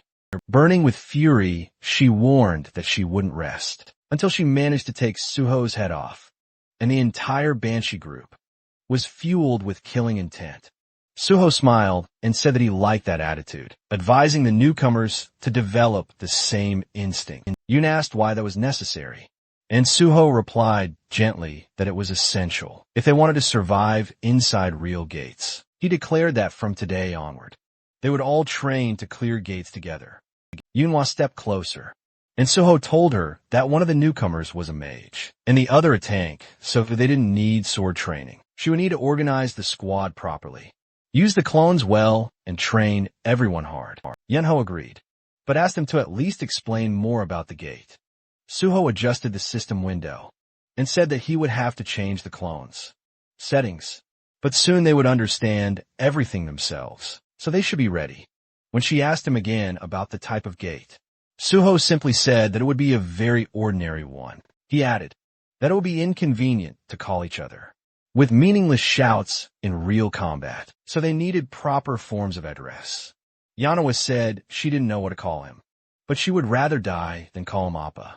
Suho, still working through the window, said that since they were one team now, she could call him team leader. She accepted that. Suho then said he needed to leave for other matters and asked them to notify him. Once preparations were complete, Daehan and Jaiwan watched in confusion as the digital Suho pulled a sword out of the ground. When they asked what they should do, Yanawa told them they would soon see for themselves. The virtual Suho pointed a sword at them, calling them trash, and asking why they were standing around like ducks. He demanded they attack instead of staring. Daehan was stunned, saying he never imagined Suho acting like that. While Yunho remarked that he was always like this, she warned the newcomers to be ready if they didn't want their heads rolling. Meanwhile, Suho stepped out of a taxi outside. The driver explained that cars were not allowed any farther, so Suho would have to take a walk. Suho agreed calmly and continued forward, standing before tall buildings. He then activated his ring using First Mumu, and the system reported that the skill, Monochrome Solitude, had been activated to erase his presence. Walking down the sidewalk, he observed the neighborhood of Payu, once known as the Golden Land. Seeing the beggars nearby, he remembered how prosperous the place used to be. But after the appearance of multiple gates and too few hunters to clear them, the area had become desolate. If not for the gates, this place would never have turned into such a ruined district passing by the impoverished residents. He thought about how the area was now filled with crime, gangs, drugs, and hunger. He knew that he couldn't save everyone here. Still, he remained determined. He needed to clear the gate quickly, and when the right time came, this place could become useful. Looking up, he realized that the abandoned area had attracted a certain group of people who could be useful to him. He stopped before a familiar door, remembering that he used to come here often. In his past life, a man peeked through a small window in the door and asked who he was. Suho said he wanted to purchase the mine as First Mumu deactivated. The man immediately recognized him as on Suho smiling. Suho confirmed it. The man opened the door and invited him inside, pointing at a sofa sitting across from him. The man explained that, although they weren't officially open yet, he already had orders about how to treat Suho. He asked if Suho had ever been to Paiju. Suho instead asked whether the man was uncomfortable. The man repeated the question in confusion, and Suho mentioned that he didn't look comfortable in the mask he was wearing. Surprised, the man asked how Suho noticed that. Suho told him not to worry since they were alone. The man removed the mask revealing a stunning red-haired woman underneath. She commented that she had expected someone capable of clearing 2 portals alone to have abilities like this. Suho recognized her immediately as Choi Yun, one of the most famous gate brokers in the country. In his past life, he had gained access to many portals through her, but now at this time, she was barely known. Choi Yun crossed her legs and asked how Suho knew about this place, adding that she found it interesting. He used the slang term mine instead of the official term gate. Suho thought to himself that Choi Yun only gained popularity later, after joining the Union, Korea's largest underground guild. Placing his briefcase on the table, he simply said that he always learned what he wanted to know, and suggested they talk about gates. She asked which ones he was looking for. He asked if she had access to the Twisted Forest. Choi Yun stiffened in surprise, and Suho pushed the briefcase toward her, saying he wanted to buy a pass and would be entering alone. She explained that the Twisted Forest had appeared on the market less than 3 days ago, and very few people knew about it. She asked how he even knew she had access to it, what the price was. Suho answered that explaining such things in the black market wasn't necessary. He reminded her that when dealing with gates, people didn't talk more than needed. There were 2 types of gate deals: buying the gate itself or buying a one-time entry. Ticket ownership cost far more, but even single entry into a popular gate could be expensive. Choi Yun nervously apologized and said that a one-time entry into the Twisted Forest cost 100 million. And clearing it alone was extremely difficult. She asked whether he was sure he wanted to attempt it. Suho held a thick bundle of cash, telling her not to worry, since it was his responsibility. He said she could take a deposit now, and he would give the rest once they reached the gate. Smiling, Choi Yun admitted he surprised her. Hence all her questions, she agreed to take him. Their car crossed a bridge, and Suho noticed an emblem on the dashboard. From it, he realized Choi Yun had already joined the Union. He thought that was good. Their influence would prevent trouble. Looking out the window, he listened as she asked whether he was surprised to be crossing into North Korea. He admitted it was unusual.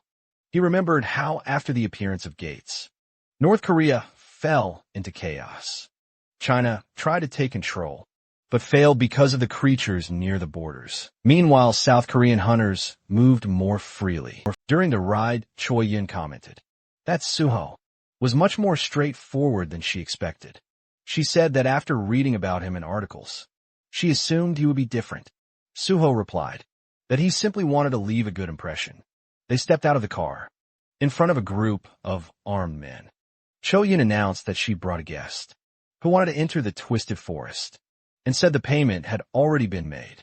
One scar-faced man said he expected a nobody, but seeing on Suho surprised him. The girl told him to mind his manners, and asked where his boss was. A bald man stepped out of tent, introducing himself as the leader here, and saying it was an honor to meet Suho. Suho examined him quietly, recognizing him as Bang Dok, also known as the Woodsman, a notorious human trafficker who had once kidnapped people, called them logs, and sold them like merchandise. In his past life, the man had been captured and sentenced to life imprisonment. Suho didn't remember him ever working with the Union or owning a gate. They stood before a white vehicle, and Choi Yun asked if they could enter the gate.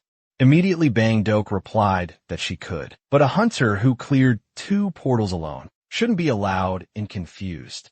She asked why Bang Dok removed his glasses and claimed that they only sold tickets to people who absolutely couldn't clear the portal.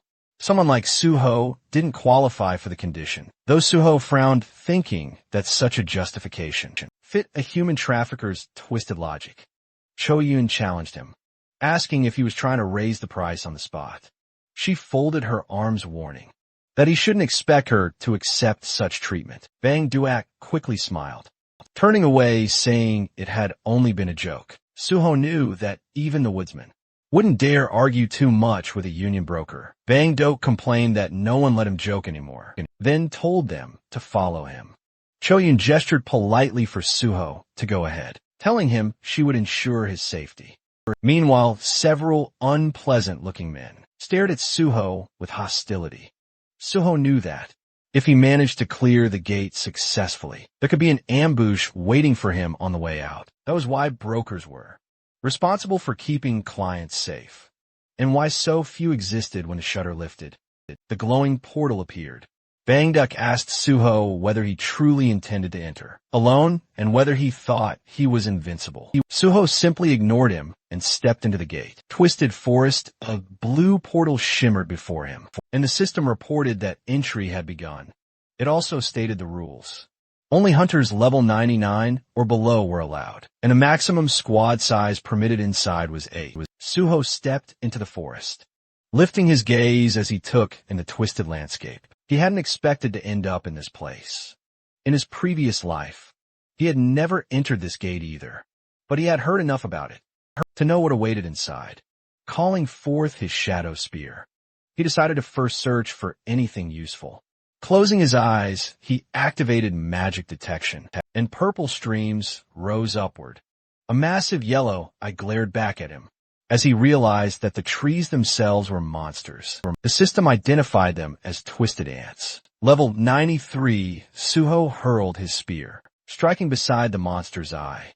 He considered that using an axe would be ideal, but he didn't have one at the moment.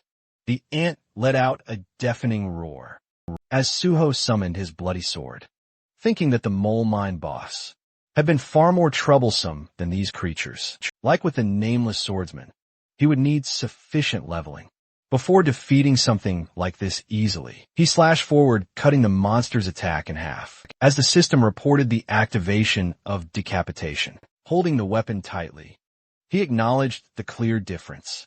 30 levels separated him from the ant, so it made sense that he couldn't destroy it instantly. He decided to fight, using only his skills as a swordsman.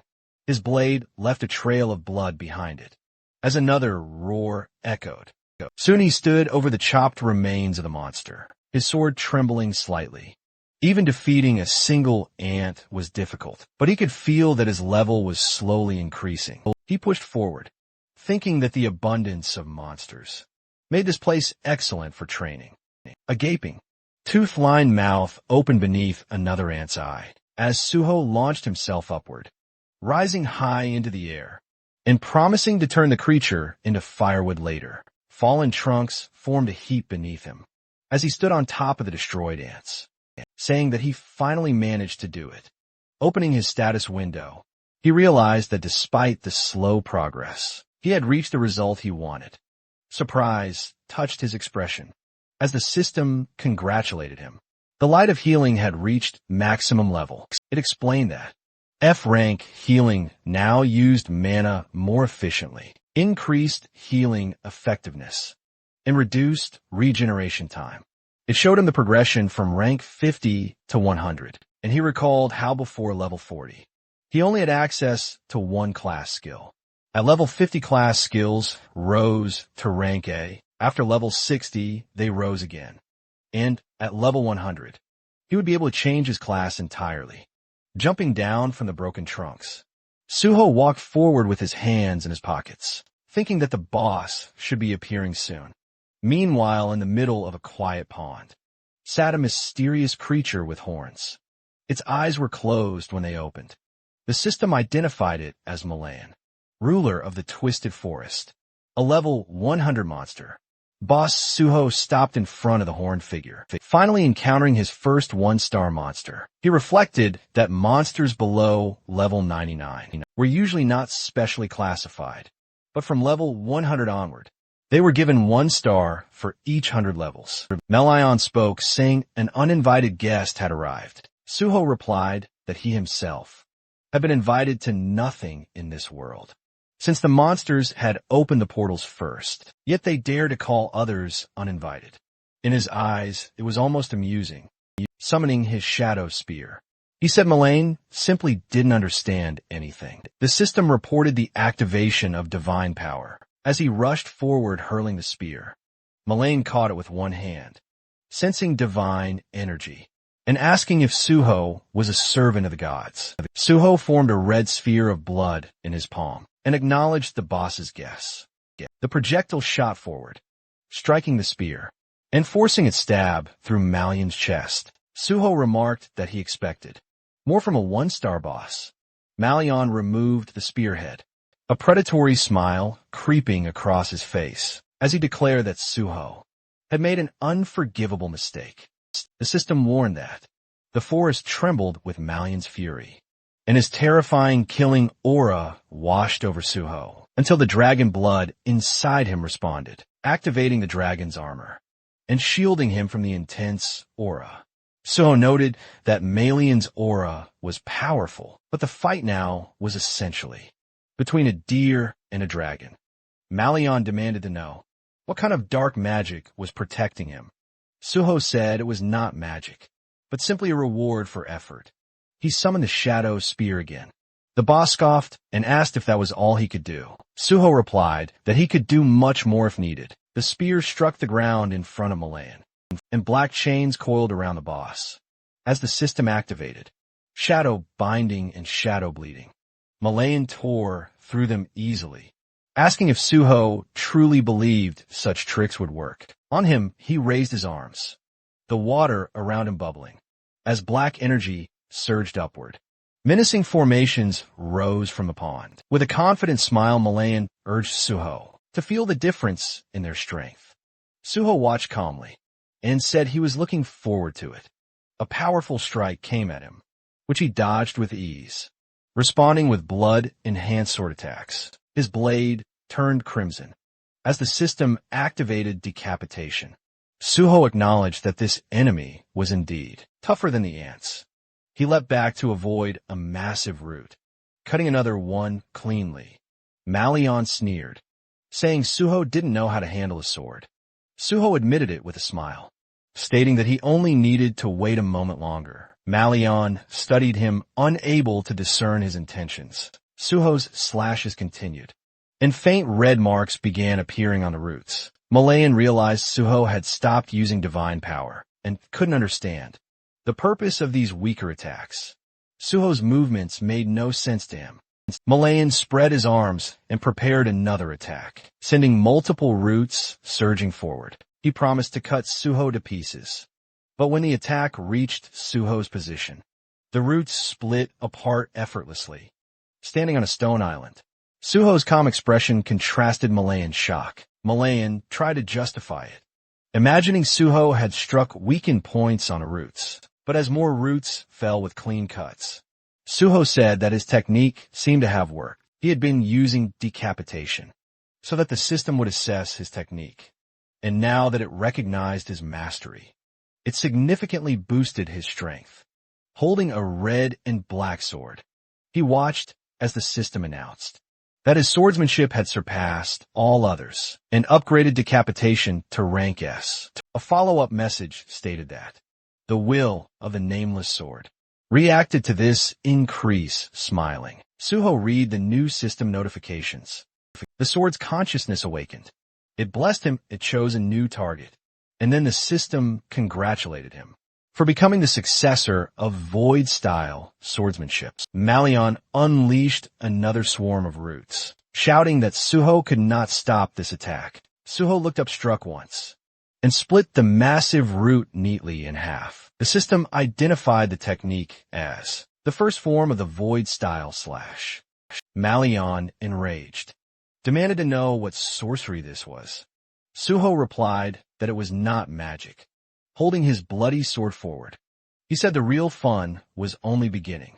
The system announced that Suho's understanding of swordsmanship surpassed all others and would now be added to the system's database. Suho thought back to when he first created the style, mistakenly believing he had reached the limit. Later he had realized that there were monsters, like the nameless swordsman, whose skills exceeded all human abilities. The first technique he learned afterward was Void-style, steel cutter, and he had achieved it in this life far faster. Malayan furiously promised to crush this dark magic, but Suho asked whether life taught him nothing. The system activated cutting steel.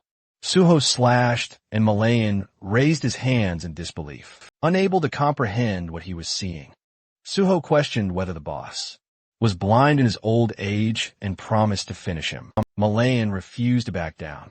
summoning giant monsters behind him. The system identified them as twisted forest golems. Levels 96 to 98 Suho declared that Malayan had summoned. Pathetic creatures, Malayan smirked, ordering the golems to kill him. Suho charged forward, striking down one with a single blow. As the system activated, cutting steel again. More golems collapsed, dropping green stones. Standing among the defeated monsters, Suho told Malayan that steel was no longer difficult for him to cut, so these creatures didn't stand chance. Malayan snarled, sending more vines toward him. Suho sliced them apart and said the boss had exhausted all his strength. He jumped up onto a stone, then another, and declared that it was time to finish it. Leaping into the air, he kicked Malayan mid-flight, knocking the boss into the water. Streams ran down the monster's body as Suho summoned a shadow spear and wrapped him in chains. Malayan, struggling, demanded he stop talking and accused him of daring to mock a being of his stature, but the chains held him in place. Suho swung his blade and beheaded him with a single, decisive strike. The system announced that Malayan, king of the Twisted Forest, had been defeated and the gate was cleared. Suho was named MVP, received bonus experience, 1 skill point and another skill point, as all his abilities rose with a level increase. A green sphere floated up from Malayan's corpse. Suho said this was what he came for. The system described it as the cursed druid sphere, rejected by the gods, an artifact that controlled unstable minds and corrupted them. It had allowed Malayan to become the sole druid and guardian of the Twisted Forest. Suho examined it, thinking that although the void style was valuable, this sphere had been his true goal from the start. With that, he decided it was time to leave. Outside, the portal people watching gasped as they realized the gate had been cleared. Cho Yin was shocked that he had succeeded. Banduka, stay and they. Remembering their earlier conversation, the gate was S rank, allowed up to 8 participants, and was considered nearly impossible to clear. It had been his gold mine. He remembered the effort it took to obtain ownership of the gate, and now one boy had taken everything from him. Furious, he shouted at Cho Yun, asking if she knew how much he had invested, and that even 100 million won wasn't enough compensation. His men smiled darkly as he ordered them to skin Suho alive. Cho Yun stepped forward and asked whether they understood the consequences of what they were attempting. Bang duat gu set lao li, demanding to know what the Union had ever done for him. Before he could finish, the point of a shadow spear burst through his chest. Shocked, he stared at his own blood before collapsing as his followers screamed in panic. Suho stepped out of the portal, and he approached the frightened gang members, leaning over their fallen leader. Squinting slightly, he asked Cho Yun if they could leave now. The remaining men glared at him and told him to go. Suho asked if they intended to return the money he had paid. The tip of his sword landed against one man's shoulder, and, pressing the red and black blood blade to his throat, Suho told them that, since the portal owners had broken the rules, they should pay for it. He demanded the refund. The man quickly agreed. A car door slammed as they left the scene. Cho Yun, seated at the wheel, thanked him. Suho replied that of course she should be grateful, then added that thanks couldn't be put in a pocket, so a more substantial gesture wouldn't hurt. She admitted he was sharp-tongued, and he answered that it was natural, since he was a swordsman. Handing her his phone, he asked her to give him her number, so they could stay in touch. Cho Yun said she would call him first instead. Suho said he would welcome it, especially if she found another suitable gate. After saying goodbye, he stepped away from the car. Watching him leave, Cho Yun remarked softly that he was much nicer than she had expected. The scene shifted to the Nexus Academy at 9 a.m. Many feet moved across the pavement as someone asked where they were going. Suho, holding the trunk lid, said he would explain everything once they arrived. Closing the trunk, he added that they shouldn't keep the boss waiting. Leading his squad forward, he told them they were going to the miner's quarry, which made his comrades visibly excited. The group gathered before the protective frame, surrounding the portal just as a car pulled up. Baedong Yuk approached and thanked Suho for coming, and Suho replied that he was fortunate to arrive without any trouble. Before them stood the walls of an iron barrier, and Suho asked if the landkeeper's mine was inside. Zhang Yuk explained that a safety zone had been built to contain the gate's energy, and behind him stood a team of workers, wearing yellow helmets. He confirmed that he arranged the mining team, exactly as Suho had requested.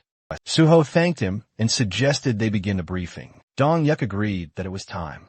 Inside the meeting room, Suho held a tablet. He explained that inside the mine live creatures known as landkeeper kobolds. If they managed to eliminate them, they would be able to gather a large number of monostones. Their strategy, he said, was straightforward: destroy every monster, collect as many monostones as possible, defeat the boss, and clear the landkeeper's gate. A guild secretary asked in surprise if it was really that simple. The group looked thoughtful, and someone wondered why no information about the portal boss had been shared during the briefing. Suho replied that he would fight the boss alone, so he felt it didn't require further attention. Raising his index finger, he reminded everyone that, as previously promised, all profits earned from clearing the gate would belong to the Nexus Guild. He shook hands with Dong Yuk, who said he was counting on him. Suho thanked him for the trust and said he would not disappoint. Then, smiling, he told the nearby miner that his squad should wait behind and only begin mining when they received the signal. The miner nodded that he understood. Turning back to his squad, Suho asked if they were prepared. Since this was their first time entering a portal, he asked if they were nervous. The illusion of a monstrous version of Suho hovered above them in their memories, with tears at the corners of her eyes. Yunho admitted they were all, remembering how he tormented them during training. Suho asked her not to exaggerate. Standing before his squad, he told them the mission would be long, so they needed to conserve their stamina. He assigned Han to cover Jivan and instructed the others to maintain their positions. Their priority, he said, was the safety of the miners. Unlike the Kunlun Mountains, the dead here would not resurrect. They had to be extremely cautious. A red portal pulsed before them. Suho called for everyone to follow him, and the squad responded eagerly. The system announced their entry. Inside, I walked through a dark passage. The system displayed data for the Landkeeper's mine. Maximum level 88, allowed maximum capacity 56 soon. We see a spear impaled on a kobold's head. Suho then rushed at another kobold, oddly wielding a blood-coated shaft, and eliminated it as well.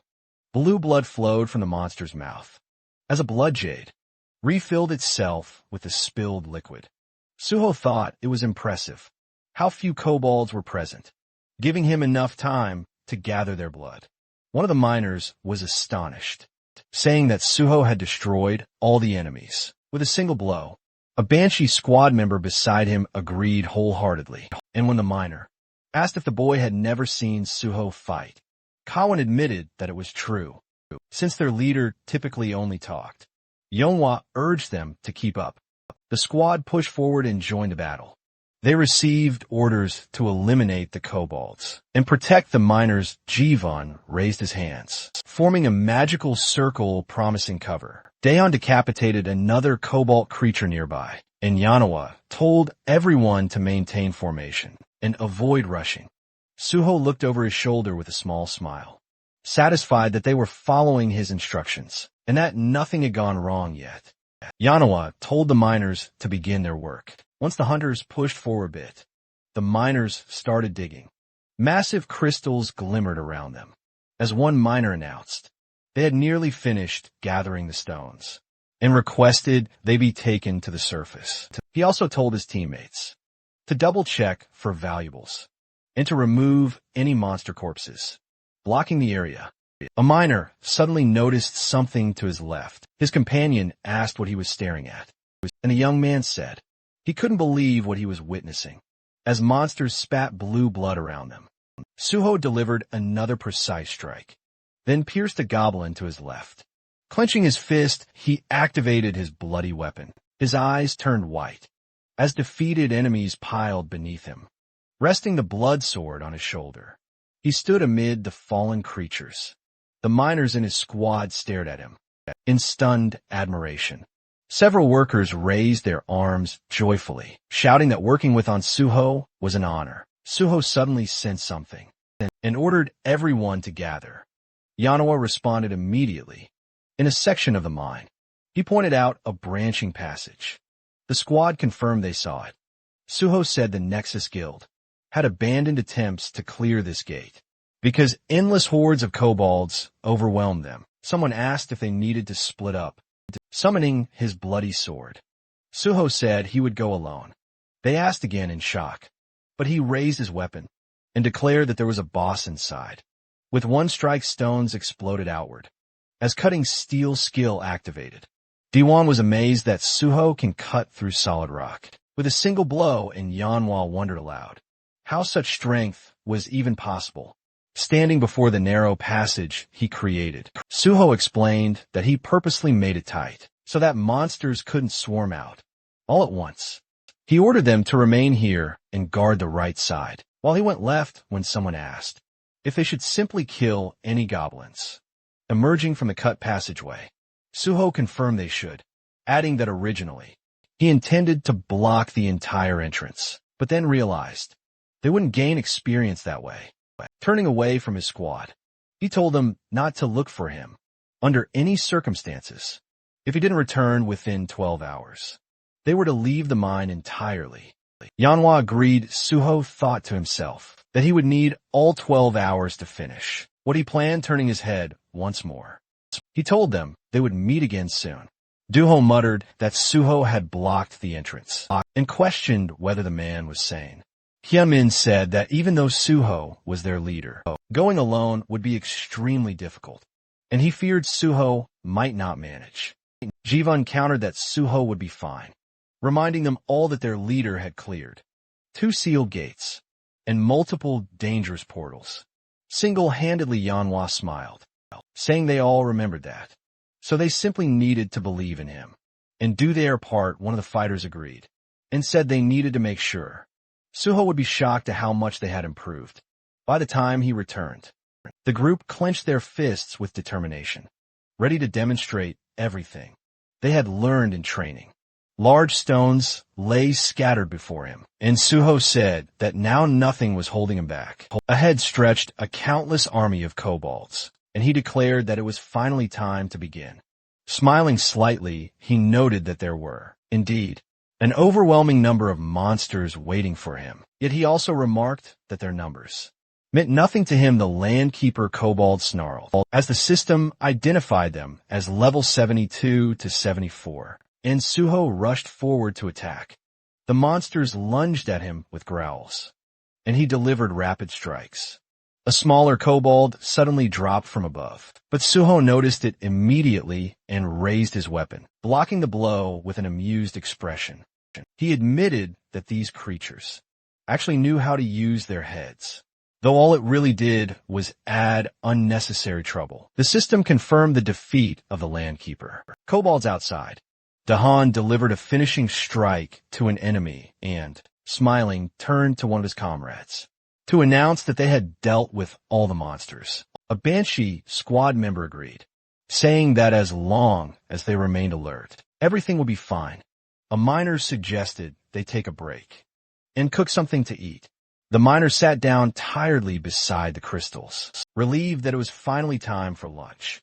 One of them was surprised that half the workday had already passed. A miner approached the squad, asking if the young hunters were tired, and praising them for doing an excellent job. Jivan admitted that there had been difficult moments, but now everything was calm. Younghwa stood behind him, listening as the miner praised Jaiwan for defeating an entire horde of kobolds. Jaiwan explained that this was only possible because Suho had created an arrow exit tunnel. If the monsters had swarmed at them all at once, they wouldn't have lasted even an hour. Younghwa studied the fallen kobolds thoughtfully, feeling that Suho must have been here before. She hoped he was all right. Remembering her first encounter with him, she thought about how badly that meeting had gone and how she had assumed he was simply insane. But with time, she realized she had begun to worry about him. Smiling faintly, she accepted that she could not help him right now and admitted to herself that it was unclear who should be worrying about whom. Deep inside the mine, Suho sat on a stone with his bloody sword in hand, biting into a chocolate bar. He complained that the kobolds were not attacking him, even though he was openly eating in front of them. Standing up tiredly, he noticed the monsters glaring at him, but still not moving, and he wondered aloud if they had finally grown afraid of him. Then he added that it hardly mattered anymore, since they no longer interested him. Standing atop a tall cliff, he thought that he only wanted one thing: to find the boss of the portal. It was too dark to see clearly, so he pulled out a flare gun. The system explained that it would illuminate the area for quite a long time. Suho fired it, and the cave lit up with bright, scattered lights in the illuminated cavern. A strange creature with an elephant-like head appeared. The system identified it as Bulgasari, level 99. Suho considered that Bulgasari was known to be nearly impossible to kill, feeding on ore, and having a body stronger than most monsters. Approaching it carefully, he recalled that Bulgasari was one of the 3 most dangerous non-star monsters, summoning his shadow spear. Suho declared that it was time to begin. He threw his spear, hitting Bulgasari's head, but the monster reacted only with a ticklish flinch. His smile grew odd as he realized the spear had simply bounced off the creature, as if striking solid stone. Bulgasari finally awakened. Its clawed paws scraped the ground as it rose, throwing its head back and releasing a deafening roar. The kobolds covered their ears in terror. Far away, the miners looked up in panic. One said it felt like an earthquake, and another lamented that he never imagined dying like this. Manhwa saw stones tumbling from the cavern ceiling and realized the source of the tremor was the direction Suho had gone. Sweat ran down her face as she tried to understand what was happening. Meanwhile, Suho looked up at Bulgasari, smiling as he noted the creature did not appreciate being awakened. The system warned that Bulgasari was using the boss monster level. Fierce skill, the enormous jaws roared again, but Suho stood firm, as the system reported that the dragon's blood within him had activated, granting him resistance to the fear effect. Bulgasari's eyes glowed with menace as Suho summoned his bloody sword and invited the beast to attack him. Bulgasari then fired a steel projectile from its trunk, aiming directly at Suho.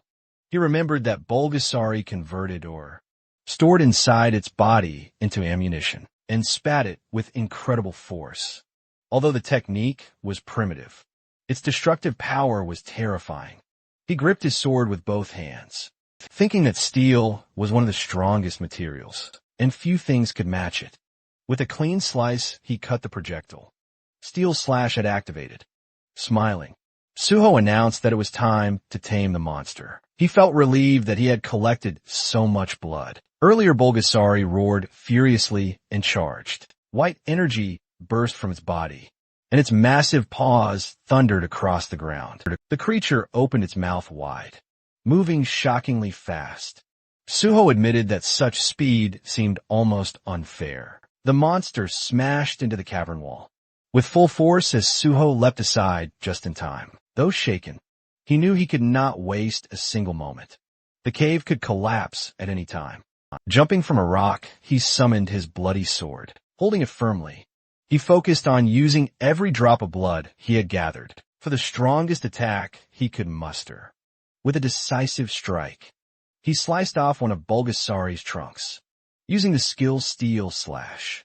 The monster roared in agony as the severed trunk fell to the ground.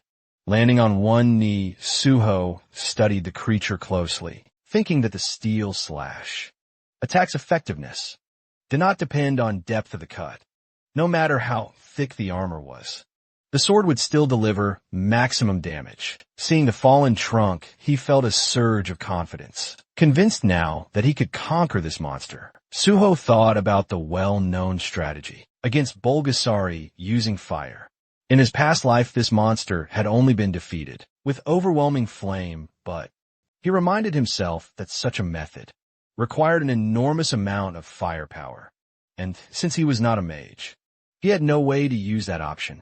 Standing with his blood sword in hand, he understood that this was why he had no choice but to rely solely on his blade.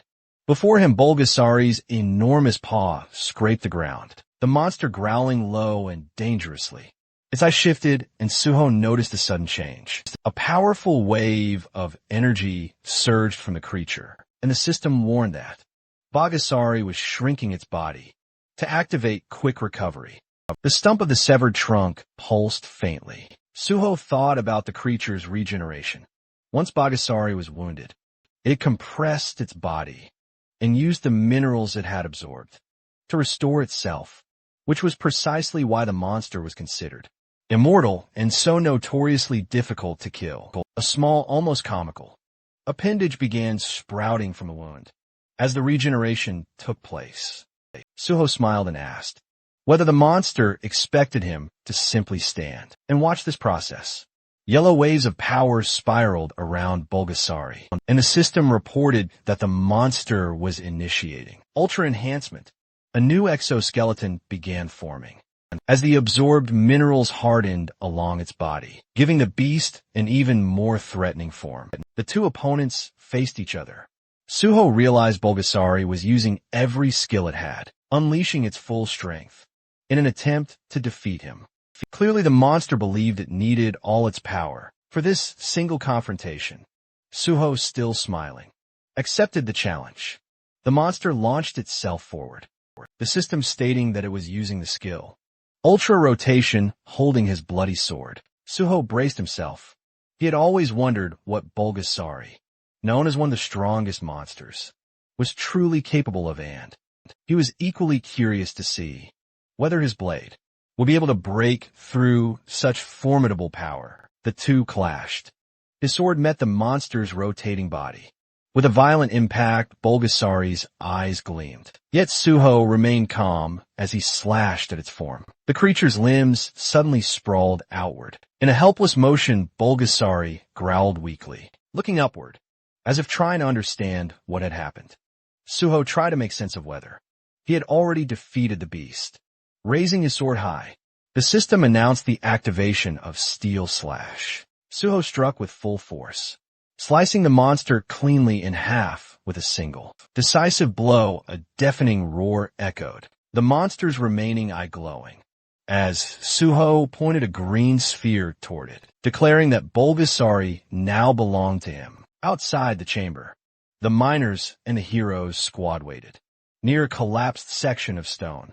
One of them said that the shaking seemed to have stopped. Manhwa looked up, while Jaiwan, standing beside her, remarked that the kobolds had stopped emerging, and it appeared the expedition had already gathered enough Mona stones. The girl lowered her head slightly.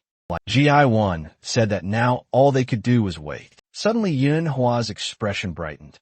She saw a system message, confirming that the gate had been cleared.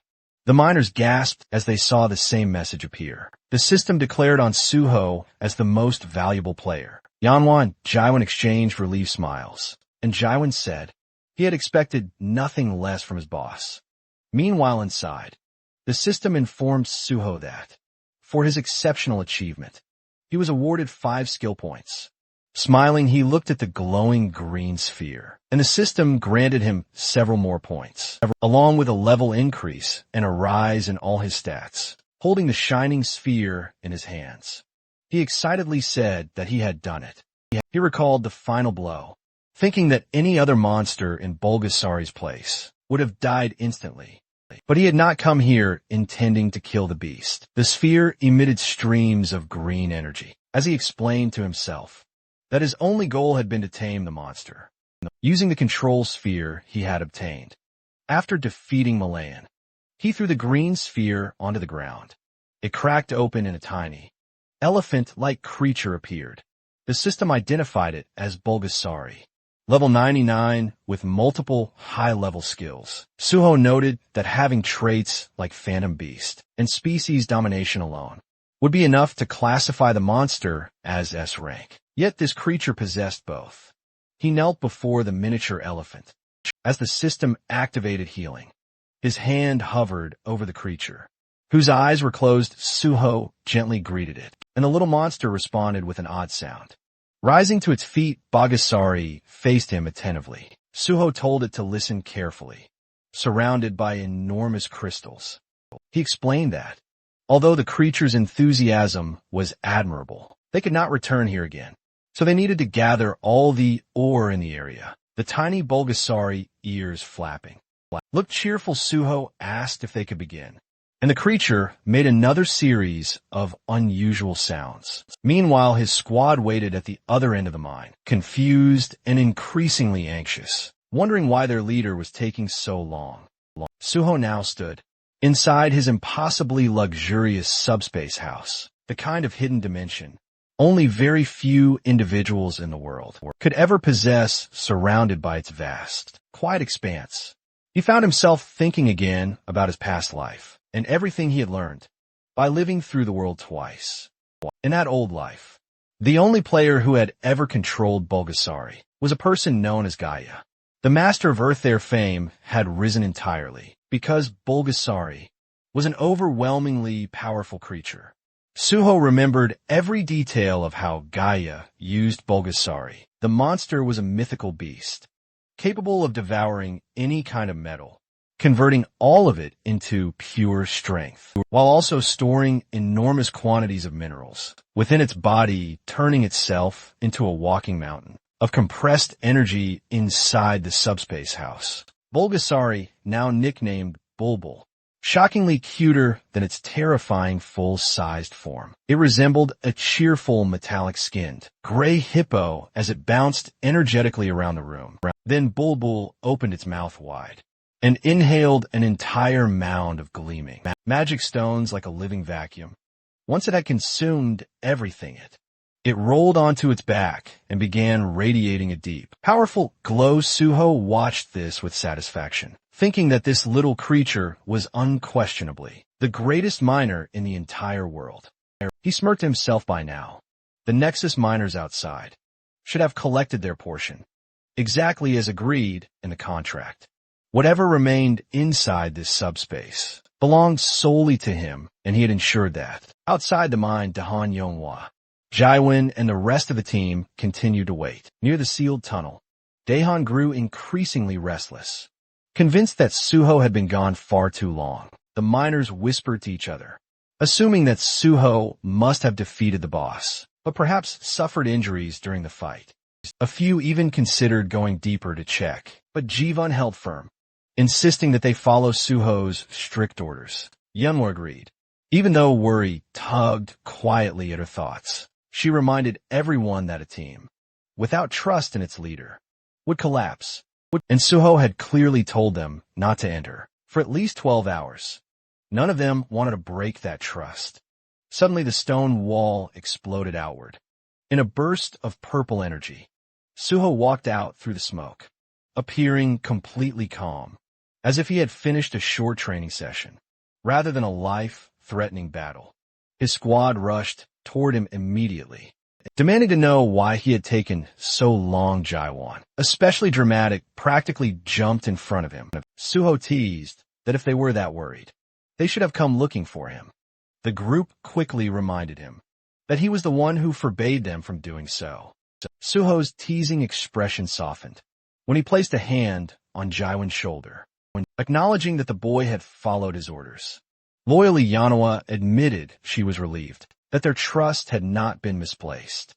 Though she still disliked being treated like a child, Suho simply said that they had lived entirely different lives, and that was the undeniable truth. Their darker pasts had shifted completely, and he felt a quiet pride at having changed their future paths. Afterward, Suho thanked the miners and said that it was finally time to leave the cave. For good, the group cheered enthusiastically, more than ready to return to the surface. Meanwhile, in his office, guild leader Baidong Yuk waited anxiously. The longer the silence stretched, the more tightly he clenched his hands. If anything happened to Suho, all responsibility would fall on him, and the Nexus Guild would drown in trouble. Suddenly, someone burst through the door with news, announcing Suho and his entire team had returned safely. Dong Yuk hurried out to greet them in relief. Suho confirmed the gate was cleared and requested that the result be officially registered. Later, they gathered in the office, to review the collected materials and recorded data. Dong Yuk was stunned. Despite Suho's unusually short contract period, the profits were massive. They estimated more than 7.2 billion, one in resources possibly exceeding 10 billion. After processing, Suho quietly remembered the raw stones he had claimed for himself in advance and nearly laughed. His personal haul was worth a fortune, to be fair. Dong Yu offered Suho's squad 10% of the gate's entire profit. As a bonus, Suho pretended to be surprised, even though inwardly he thought it was too generous. He had already taken enormous amounts home, so demanding anything more would feel greedy. After a polite exchange, they eventually agreed on a balanced reward that satisfied both sides. Once the matter was settled, Suho mentioned something else. He wanted to form a secret raid unit within the Nexus Guild, since he would soon join the Hunter Association.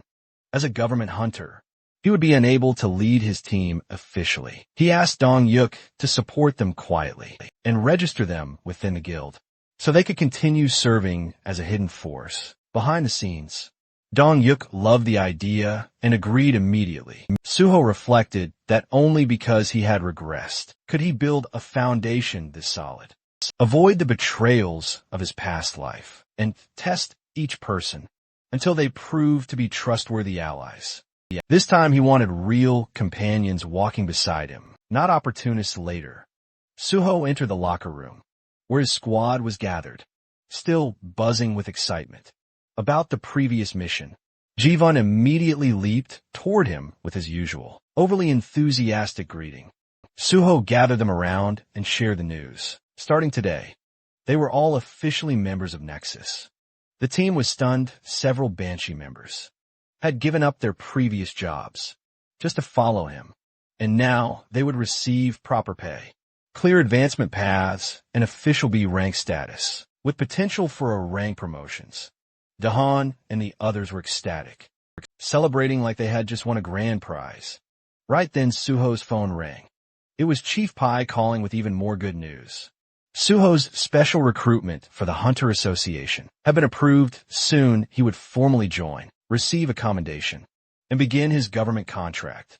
Chief Pai joked that Suho was becoming far too impressive, and Suho responded that he fully intended to keep surprising everyone. From here on out the next day, inside the Nexus lounge room, the entire Banshee squad was deep inside the digital space created through Jaiwin's digitization skill. The bright, white environment looked futuristic from outside, but inside the environment was filled with glitch-covered monsters, their red eyes flickering as they crawled out of broken streams of corrupted data. The creatures let out distorted screams. As they swarmed the team, everyone held their positions, while Dahan barked commands, keeping the formation from collapsing under the chaos. Yanhwa glanced toward Jivan, who was catching his breath, while leaning heavily on his staff. She asked if he was all right. Jivan insisted he was fine, though he was clearly pushing himself too hard, determined not to look weak, and wanted to prove he truly belonged in the Banshee squad. One of the older members gave Jivan a playful smack on the back, nearly knocking him off balance, teasing that their youngest member was really fired. Up today, another stepped in to steady him, placing a hand on his shoulder and telling everyone to quiet down. Yunho reached out to help Jaiwin stand straight and warned him not to let any weakness show. If they wanted to reach level 100, if they wanted to keep up with their leader's reputation, they still had a long road ahead of them. The others agreed if G1 wanted proper recognition, he had to keep fighting. Their determination collectively surged. The entire team shouted together that, no matter how hard the climb became, they would give everything they had. A short distance away, Soho watched them, while surrounded by the digital remains of corrupted monsters he had already taken down. Their enthusiasm amused him. He thought the team had grown almost too energetic. He had told Jivan to set the program to hard mode, but even he hadn't expected things to escalate this intensely. He even joked internally that, if a virus like this ever spread online, the entire internet would probably collapse soon. Suho walked up to G1, and asked whether he was holding up. Ji-won tried to appear unfazed, saying he was just taking a break before returning to battle. Suho simply told him they were done for the day and that it was time to log out. Ji-won froze, unable to believe Suho had finished clearing the stage. Already the rest of the team, exhausted but irritated, felt like their leader had played a different game. Entirely, they insisted they were only getting started. Suho quietly smiled. He knew now that they were pushing themselves harder. For his sake, he exited the virtual space. Later in the real world, Suho sat alone inside Angel in Earth Coffee, a calm cafe near the edge of Seoul.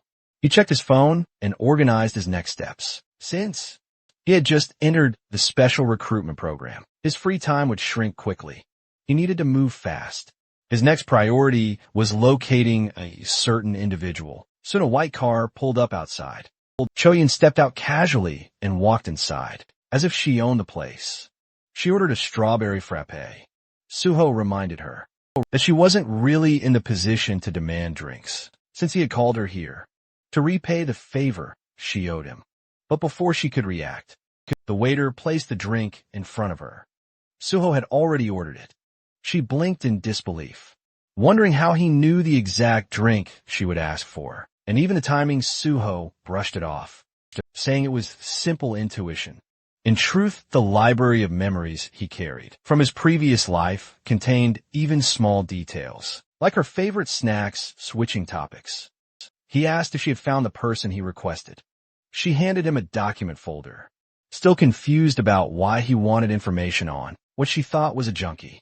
Suho corrected her immediately. The man he sought was a highly skilled craftsman. In Suho's memory, that junkie would become one of the greatest blacksmiths in the world. Nam Hee-won, he thought to himself, that finding information on someone like Hee-won wasn't easy, yet Choi-yun had still managed it. She was undeniably good at her work.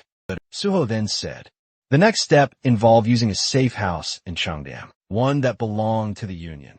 The girl froze. She knew these safe houses existed, but only the highest ranks had authority over the Cheongdam location. Even brokers rarely stepped inside.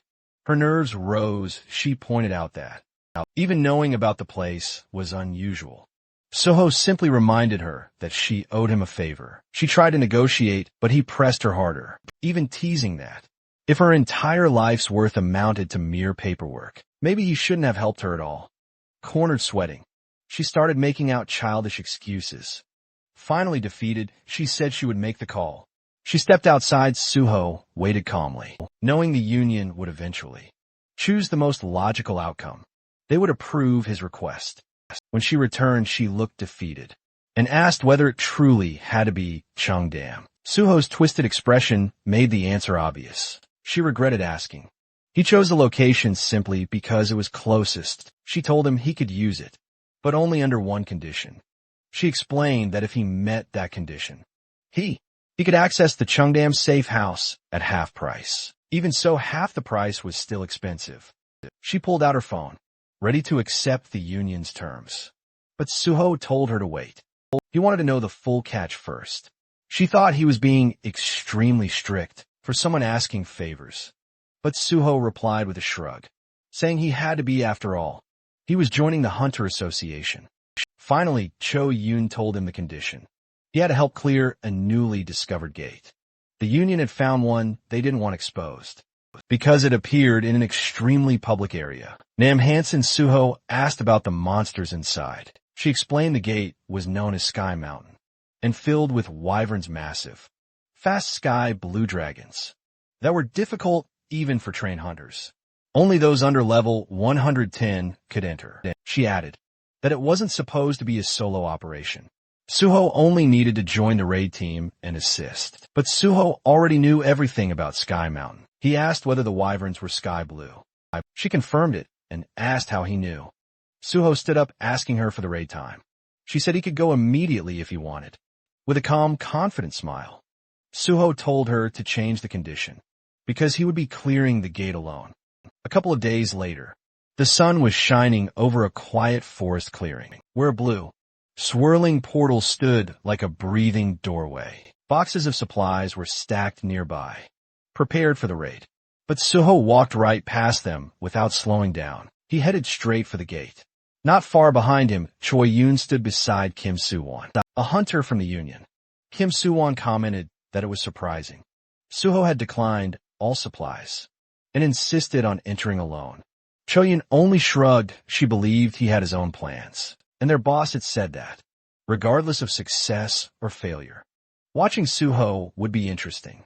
She still felt confident he would win. Suho always exceeded expectations in the end. Kim Soo-won, meanwhile, remained curious. If Suho succeeded in soloing this gate, he would become even more of a legend. If he failed to fall, would be dramatic. Either way, he found the situation extremely fascinating. Inside the gate, the system loaded a new environment. Celestial Mountain, the surroundings were rocky, bright, and high above the clouds, with strong winds swirling through the mountain peaks. The system stated that only hunters under level 110 could enter, and the maximum party limit was 31. Yet Suho stood there alone, planning to clear everything by himself. He remembered reading association reports about this place. Officially, it was not classified as extremely dangerous, but the reality was different.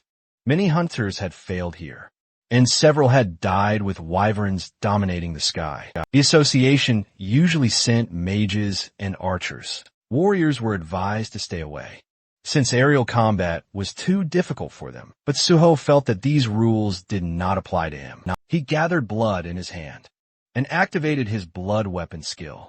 A bloody sword formed in his grip. Looking up the winding mountain path, he decided to skip it entirely. Using leap, he soared upward through the sharp winds, as if they were nothing more than a gentle breeze. He ignored the twisting trails and ran straight up the mountain.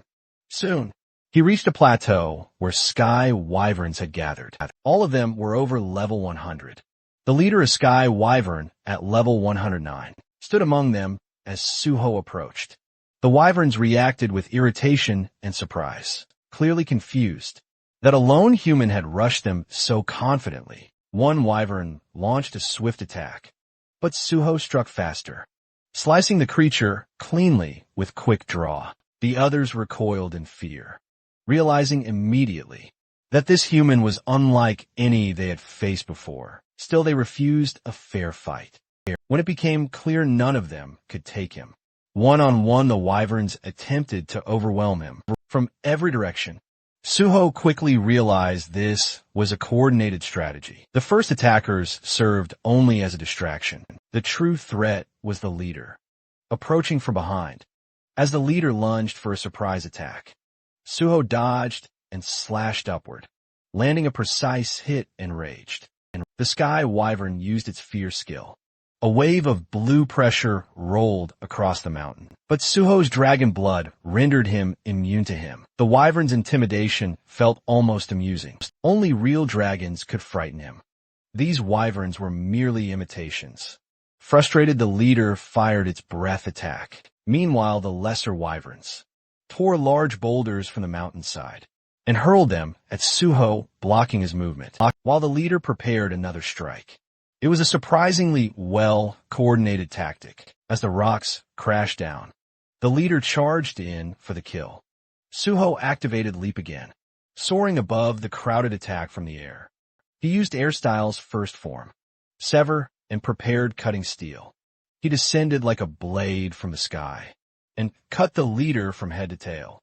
With one clean strike, with the leader defeated, Suho observed its remains and felt that he was finally starting to adapt to his newer techniques. Still, he sensed room for improvement. He continued climbing higher, heading toward the true boss of this gate. But suddenly the air darkened. A massive monster stepped into view, larger than the others, with dark blue scales and a crown of jagged horns. When it roared, the entire mountain trembled. Far above the sky, Wyvern King announced its presence. Suho assumed the king must have sensed the death of its minions. Now he stood in the king's domain. Everything before this had merely been a warm-up. As Suho reached the mountain summit, the sky dimmed, as if reacting to the king itself. The giant wyvern landed, blocking the sun. The system reported its level 113. It released a massive roar, accompanied by a wave of dark energy. Once again, Suho resisted effortlessly, thanks to his dragon blood. Although the Wyvern King was intimidating, resembling a true dragon, Suho reassured himself that real dragons were far more terrifying. The Wyvern King circled above. Waiting for Suho's move, Suho disliked wasting time, but he felt that mastering his techniques during this battle would be beneficial. Then something caught his eye, a nest filled with glowing wyvern eggs. He suspected that approaching the eggs might provoke the king. He stepped closer, and his guess proved correct. The Wyvern King dived at him, blasting wind so powerful that the ground cracked. Suho felt the pressure, but stayed calm. The Wyvern King repeated its fierce skill, but it had no effect. Suho attacked with cutting steel, but the boss's thick scales reduced the damage. A level gap of over 40 levels made a noticeable difference. Instead of feeling discouraged, Suho welcomed the challenge. This was an opportunity to sharpen his abilities. Even faster, the Wyvern King roared again, summoning another large flock of wyverns. Suho had expected more enemies, but even he was surprised by the sheer number that appeared. Still, his upgraded stats allowed him to move faster, strike harder, and jump higher. Perfect for this chaotic situation. The wyverns attacked from all directions. Suho jumped onto one wyvern's back and used it like a platform. The system immediately notified him. His leap skill had reached rank S.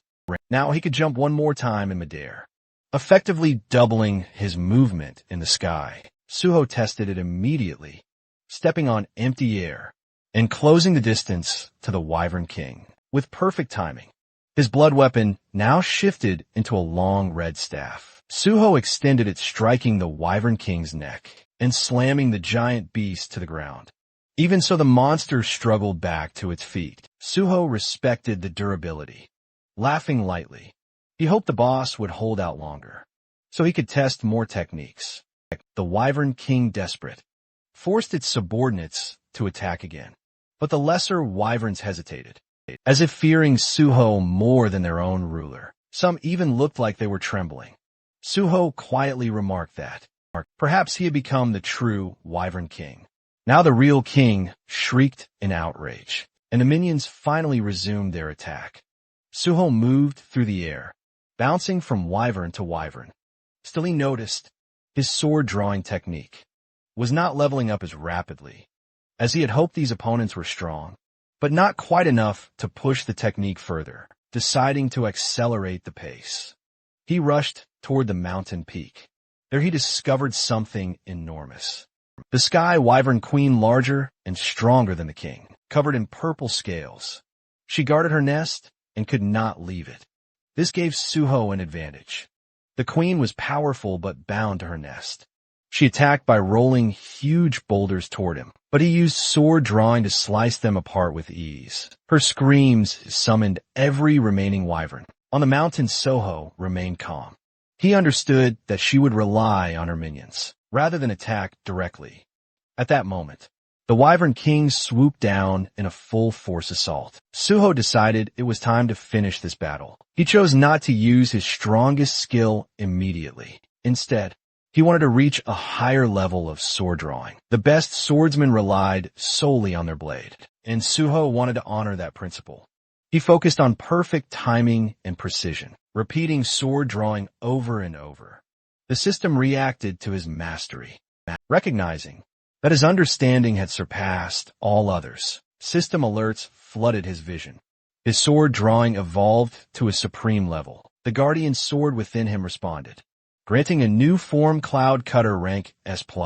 Red energy flickered in his hair and eyes. Suho unleashed Cloud Cutter with a powerful swing, sending a massive vortex of bloody energy, crushing through the Wyvern King. The boss collapsed and died with a final cry. The remaining wyverns shrieked in fear and grief. But Suho was not done. He activated Cloud Cutter again. In one sweeping strike, he destroyed all remaining wyverns, including the queen. The system announced his triumph. Suho stood on the mountaintop, with his sword resting on his shoulder. The gate conquered.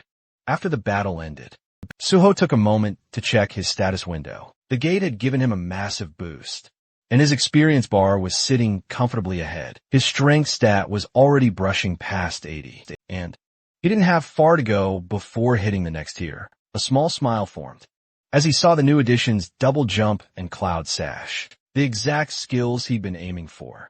It felt good to see his plan finally paying off. Turning toward the Queen's Den, he decided it was time to collect his loot. Inside were 12 Sky Wyvern Queen eggs. The association's advanced team had only confirmed 6, which meant the remaining half naturally fell into his hands now. With the job complete, he shifted his attention to the Wyvern corpses. Monster byproducts sold for high prices, especially when used to craft rare materials. And the Sky Wyvern Queen's corpse was considered top tier, summoning his Shadow Spear. He decided to let it handle the cleanup. He placed the spear beside the Queen's massive body, and it immediately began its work, devouring the corpse piece by piece. As it absorbed the flesh, the spear's purple energy flared, growing more vicious and alive, upgrading the blade to its next level. Watching the transformation, Suho realized that even a 1-star beast could serve as excellent nourishment for the ghost blade's shadow devouring. Judging by the spear's state, one more powerful meal should push it further. With that in mind, he directed the spear toward the king's corpse next, letting it feast again outside the gate. Chaos had already broken out. Someone shouted that the gate reading had been completely deceptive, and people around him stared in disbelief. They finally realized the guy inside wasn't just some healer. He was actually sword master. Among the crowd, a black-haired man wiped sweat from his forehead. Overwhelmed, he knew better than anyone that, even with a full raid party, clearing that gate wasn't guaranteed. Yet somehow this man had done it solo, and not as a combat class, but officially as a healer. Choi Yin brushed it off casually, reminding him that she'd already said he would clear it. Easily he agreed, but couldn't understand why she looked so excited. She just told him it must be his imagination. Their conversation paused as Suho walked out of the gate. They congratulated him for conquering it solo, the girl cheering first and the guy echoing her. Suho thanked them and then reached into his inventory, pulling out the wyvern eggs. He placed all 10 Sky Wyvern Queen eggs before them, saying he'd found that many inside. Kim Soo-won stared stunned by the sheer quantity. Suho calmly insisted he had retrieved every single egg, while keeping quiet about the extra ones he kept for himself. As for the Sky Wyvern King and Queen corpses, he explained that both bodies had fallen to the base of Sky Mountain during the fight, making it impossible to recover them, of course hiding the fact that Ghost Blade had already devoured them cleanly, leaving no trace. Lowering his voice, Swan asked if he could pose a question. Suho told him to go ahead. Swan hesitated, then asked how someone officially registered as a healer was able to wield a sword like that. Did he really fight those wyvern, using nothing but swordsmanship and healing abilities, even with good sword skills, taking down flying monsters with only a blade? Shouldn't be that simple. Su-won thought Suho, being both swordsman and healer, would have brought arrows, throwing spears, or at least long-range spell scrolls. As a fellow hunter, he was dying to know how the hell Suho managed it. Suho simply smiled and told him one sword was enough. Suwon stared at him like an amazed fanboy, asking if he really meant he took down all those flying wyverns, including the king and queen. With only that one sword, Suho confirmed it. Suwon practically lit up, thrilled and glowing with admiration, while Choyu nudged him, asking if this wasn't the same guy who had been whining earlier. Changing the topic, Suho asked Choi Yin if he had fulfilled all the conditions. Choi Yin happily said he had more than fulfilled them. He'd solo cleared the gate and recovered all 10 eggs. As promised, she guaranteed him free use of the largest unit in the Cheongdam residence, adding that her boss never went back on their word. She then asked when he wanted to start using it. Suho told her he wanted to start today, and also requested access to future reports on items and magic stones. He asked if that was possible. Smiling, she said it absolutely was. He could contact her for anything, from item disposal to money laundering. and she'd provide top-tier service. Suho suddenly pushed a small diary toward her, saying he had one more favor. She told him to go ahead. Inside was a photo of a green-haired man. Suho asked about a patient named Nam Hee-won at the Yongdong Post Danyak Center and said he needed information on him.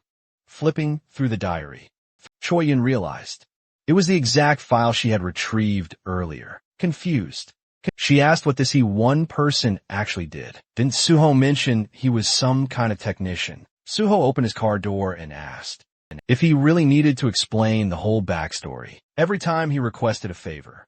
She quickly apologized, saying she slipped again as he settled into the driver's seat.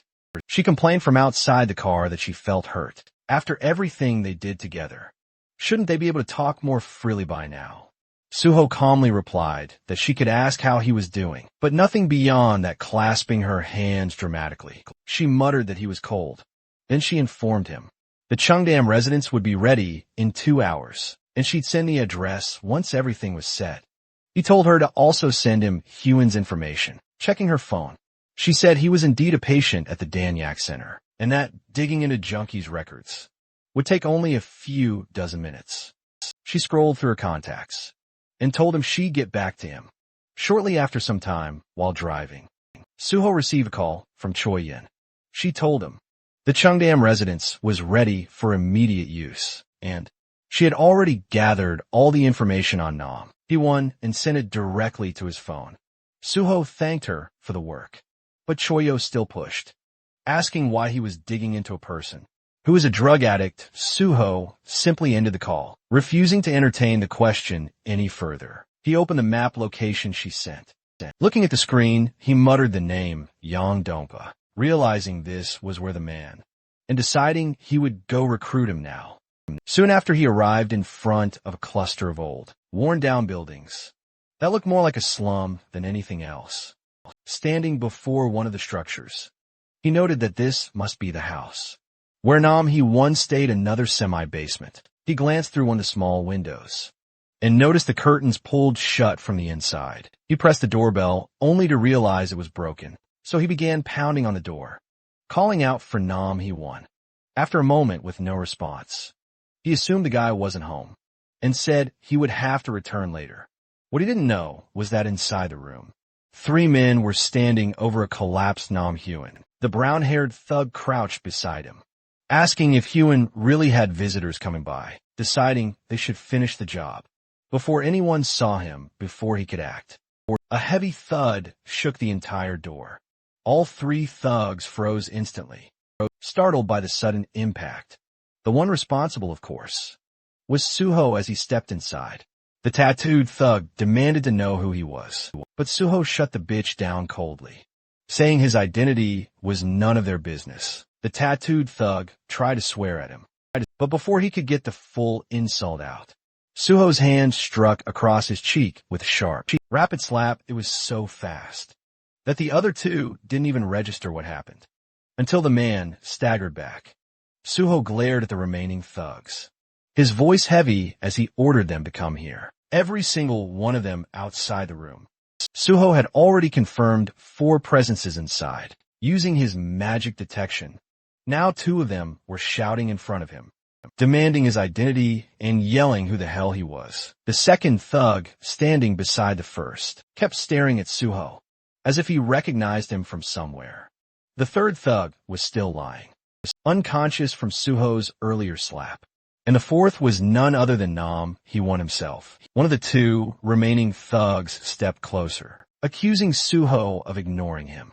He didn't get another word out before Suho casually swung a powerful slap across his face. The guy's expression twisted into something both hilarious and tragic as he flew backward and collapsed onto the floor. The last conscious thug witnessed everything. The first slap, the second, and now his second friend dropping like a broken puppet. He barely had time to react before Suho turned his head and delivered another brutal slap.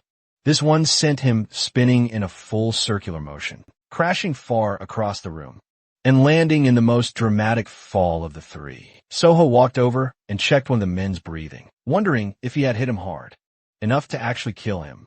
satisfied that they were still alive.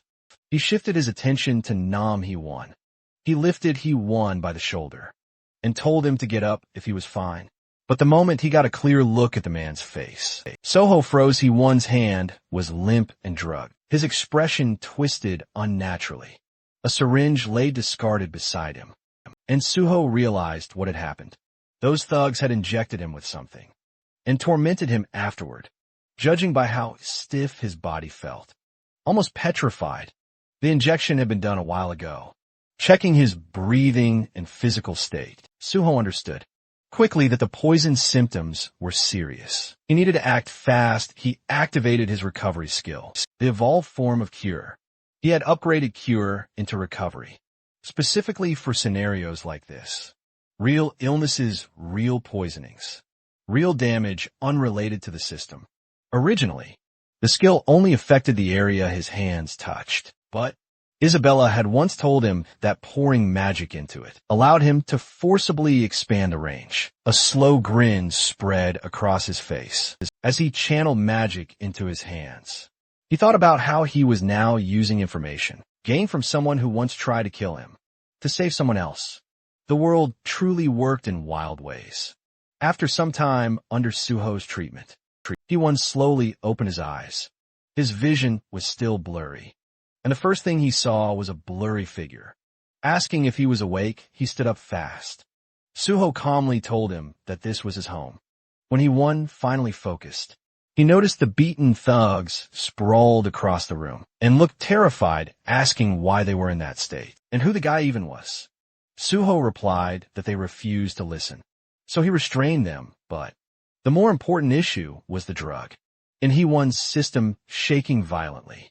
Hee-won insisted he never took anything on his own. He said they forced it, they injected him, and he begged Suho to believe him.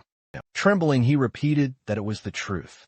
Suho watched him and realized the guy was too agitated to talk properly like this. In his past life, Suho remembered an interview from when Hee-won later became a famous blacksmith. In that interview, he admitted the Changsik gang had forcibly injected him with drugs, and he suffered long-term after effects of addiction because of it. With that memory in mind, Suho decided to treat him properly.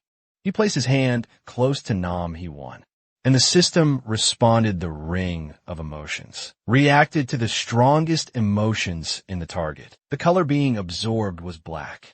Suddenly, Hee-won clutched his chest, overwhelmed by the pain. Then, as the ring drew out his dark emotions, the tension eased and he felt relief wash over him. Once the process ended, Suho asked if he was feeling better, and the green-haired boy nodded. Suho stood and told him he believed him. He addressed him properly as Mr. Nam Hee-won, confirming that the people who injected him belonged to the Chung Sik gang, and that the thugs on the floor were from the same group. The Chung Sik gang's original name is Bin, Gold-made hand, but the intention behind the naming was so ridiculous that the association simply renamed them as Chung Si Gong. Suho asked Hee-won if he was attending a rehab center. Still shaking, Hee-won said yes. Then asked how Suho knew. Suho answered lightly, saying he found out while digging into the Chung Sik gang. He reassured him he no longer needed to worry. Forcing drugs on someone already in rehab was a serious crime, and Suho said he would personally take responsibility and resolve the case. Hee-won's expression brightened, and he thanked Suho sincerely. Suho told him that since this was an important matter, he would return to check on him again soon. Then he asked if Hee-won was experiencing dry mouth or withdrawal symptoms. Hee-won admitted that he was, and that he was starting to feel cold. Suho knelt in front of him and asked him to sit for a moment. Hee-won obeyed. Suho activated recovery, and blue light gathered around his hands. Seeing it, Hee-won watched in quiet awe. Suho explained that this was the healer's recovery technique, tailored for drug addicts. It relieved withdrawal symptoms and pushed out the lingering drug energy from the body. But full recovery required continuous, long-term treatment. Recovery consumed a large amount of mana, and very few healers were trained enough to handle it. That was why in Suho's past life, Isabella had become one of the most influential figures among the last crusaders, and that was also why after returning, he chose the path of a healer. Standing up, Suho told the green-haired boy that addiction treatment needed consistency, and they would meet again for further care. For now, he had to head toward the Chung Sik Gang station. Terrified, He-won asked him to wait. He said he wanted to know something earlier too, and asked who Suho was affiliated with. Suho gave his name and said he was a hunter under the Korean Hunters Association. As Suho left, He-won remained seated in silent amazement, repeating the name on Suho in his mind. Even someone who didn't own a TV like him had heard that name over the past few days. It was all over the breaking news. And now he realized the person who saved him was the same on Suho everyone had been talking about. From above, the slum looked like a war-torn zone after multiple gate shocks. Half of Yongdongpa had collapsed into ruin, turning firmly into a slum. Suho walked through its broken streets, the air heavy with neglect. Since the district sat right in the center of Seoul, it had eventually become a perfect breeding ground for crime. He looked up at the crumbling surroundings, thinking that this must be the place that both the police and the association pretended not to see. In front of him stood a building with a bold sign that read, "Gold." Made Suho stared at it, wondering what kind of gang had the audacity to brand themselves with such a grandiose name. He pushed open the door and stepped inside. The first floor was a convenience store, shelves intact, lights on. Suho immediately understood the situation. A convenience store in the middle of a slum, still operating smoothly, it was clear proof that the place was being openly run by gangsters. There was no way it would remain untouched without heavy backing behind it. He walked to the back of the store and found a staircase. As he climbed, a voice barked from above, telling him to freeze. A bald man appeared, ordering him not to move and threatening that he would die if he took another step. He demanded Suho's identity, like he had authority over anything. Suho looked at him with a small smile. A gatekeeper, how classic, he thought. Then he asked where Changsik was. The bald man snapped in anger, shocked at hearing the name spoken so casually. The thug shouted, demanding to know who he thought he was, to speak their boss's name so freely. But then his expression shifted. As he suddenly recognized the face in front of him, the man froze. As he realized that this was on Suho himself, Suho waved lightly, thanking him for the recognition. The thug thought he was trying to high-five him and raised his hand instead. Suho stepped forward and delivered a brutal slap, sending the bald man flying aside. As he walked past with a grin, continuing up the stairs, Suho spoke calmly, telling them to inform Chung Sik to come out. Inside his office, Chang Sik heard the sounds of fighting erupting right outside his door. The noise grew louder and more chaotic, until the door finally burst open, a thug flying through it after being kicked by Suho. Suho stepped inside calmly. He muttered that not a single one of these gangster bitches seemed to understand words. Behind him, the bodies of beaten thugs were scattered across the hallway, like discarded trash running a hand through his hair. He asked Changsik if bringing him here was really that hard, stepping over another fallen thug. He added that he wondered what the gang would even do if he resisted. Changsik sat in front of him with a straight, unreadable expression. Two bodyguards stood behind him like statues. As Suho approached, he knew exactly what kind of place this was. More than 80% of this organization's members were awake, and the fact that awakened criminals operated openly like this was proof that the nation's security had already collapsed. In his previous life, the Chung Sik Gang had grown even larger than this current version. They had created countless victims, and it took an exhausting amount of time to take them down. Remembering that, Suho clenched his fist in a cold tone. He said that this was exactly why cancer needed to be removed. Before it grew, Chung Sik tried to speak, addressing him as Hunter on Suho and asking what he was doing so suddenly. Suho stepped closer, telling him not to act clueless. They were the ones who started all of this. Chung Sik demanded to know when he supposedly started anything. Suho told him he was playing dumb to the very end. He said they messed with someone named Hae-won. He dropped a syringe on the desk, and both the boss and the bodyguard stared at it. Suho told them he had just met Hyun himself. He asked if they truly intended to keep denying it. Chung-sik leaned toward his subordinate and quietly asked who Hyun was. The underling whispered the explanation into his ear. Suho raised his leg and slammed it down on the table, breaking the surface clean in half. He said they had turned his closest friend into that state. His eyes glowed red as he asked why they did it. The two bodyguards froze. Chang-sik kept his expression firm, trying not to show fear. The boss rolled his hand across his face and told the bodyguards to step outside. They hesitated and asked why. He then barked at them to get out. The rest of the guards immediately rushed out of the room, leaving only Suho and Chang-sik inside. Chang-sik swallowed and said he believed there was some misunderstanding, suggesting they talk calmly.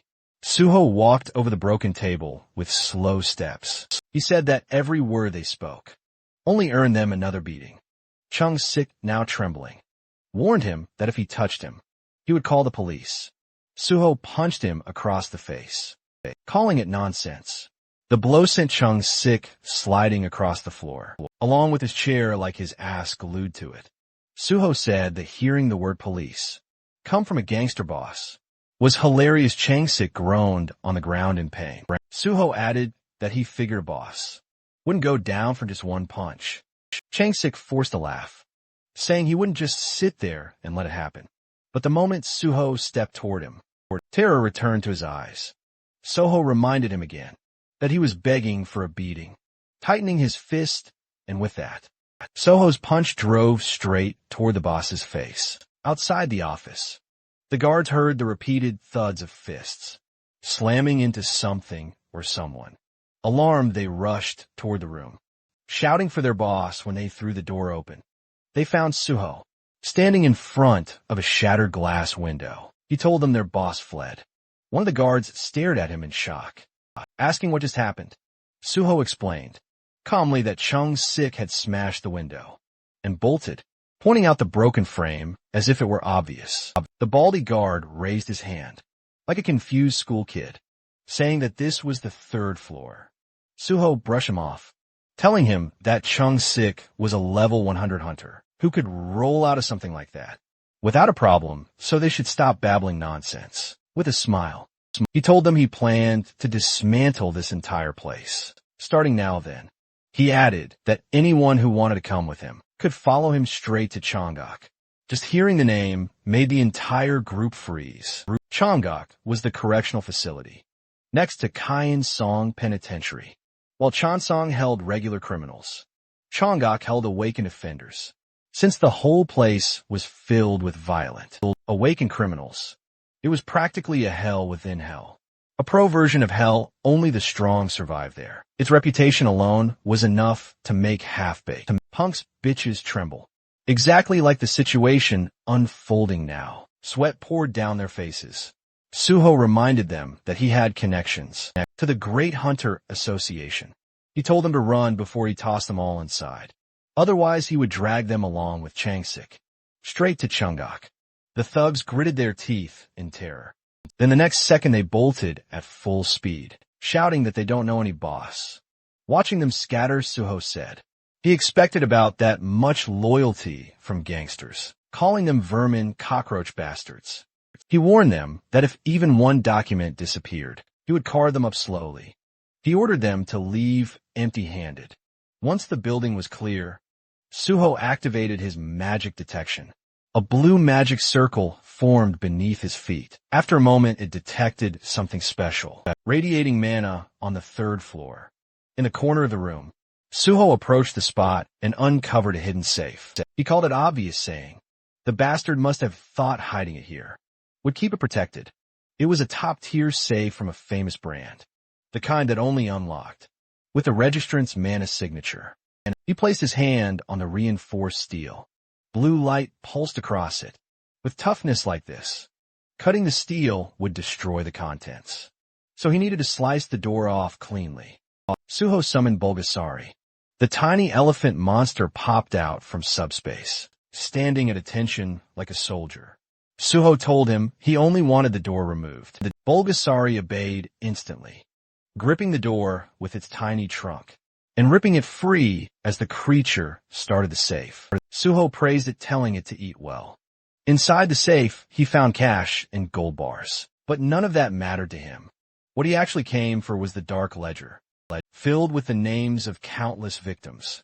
The Changsik gang had begun with loan sharking, preying on ordinary people to build power. Later, they recruited hunters and deliberately addicted them to Avicenal 1 drugs to control and extort them. This addiction operation was the backbone of their entire influence. The drug was far more potent than ordinary narcotics, and in the end, no one could resist it. Holding the documents, Suho thought of Nam Hyun. He realized Hyun was one of the rare cases who managed to escape without his personal strength. Even he would have fallen completely. Suho thought, they deserve the Chonggak prison for crimes like this. He promised himself he would make every last one of them feel exactly what their victims felt, down to the bone after the wild fight. Suho brought Nam Hyun back to his small apartment and finished healing him. Hyun kept thanking him over and over.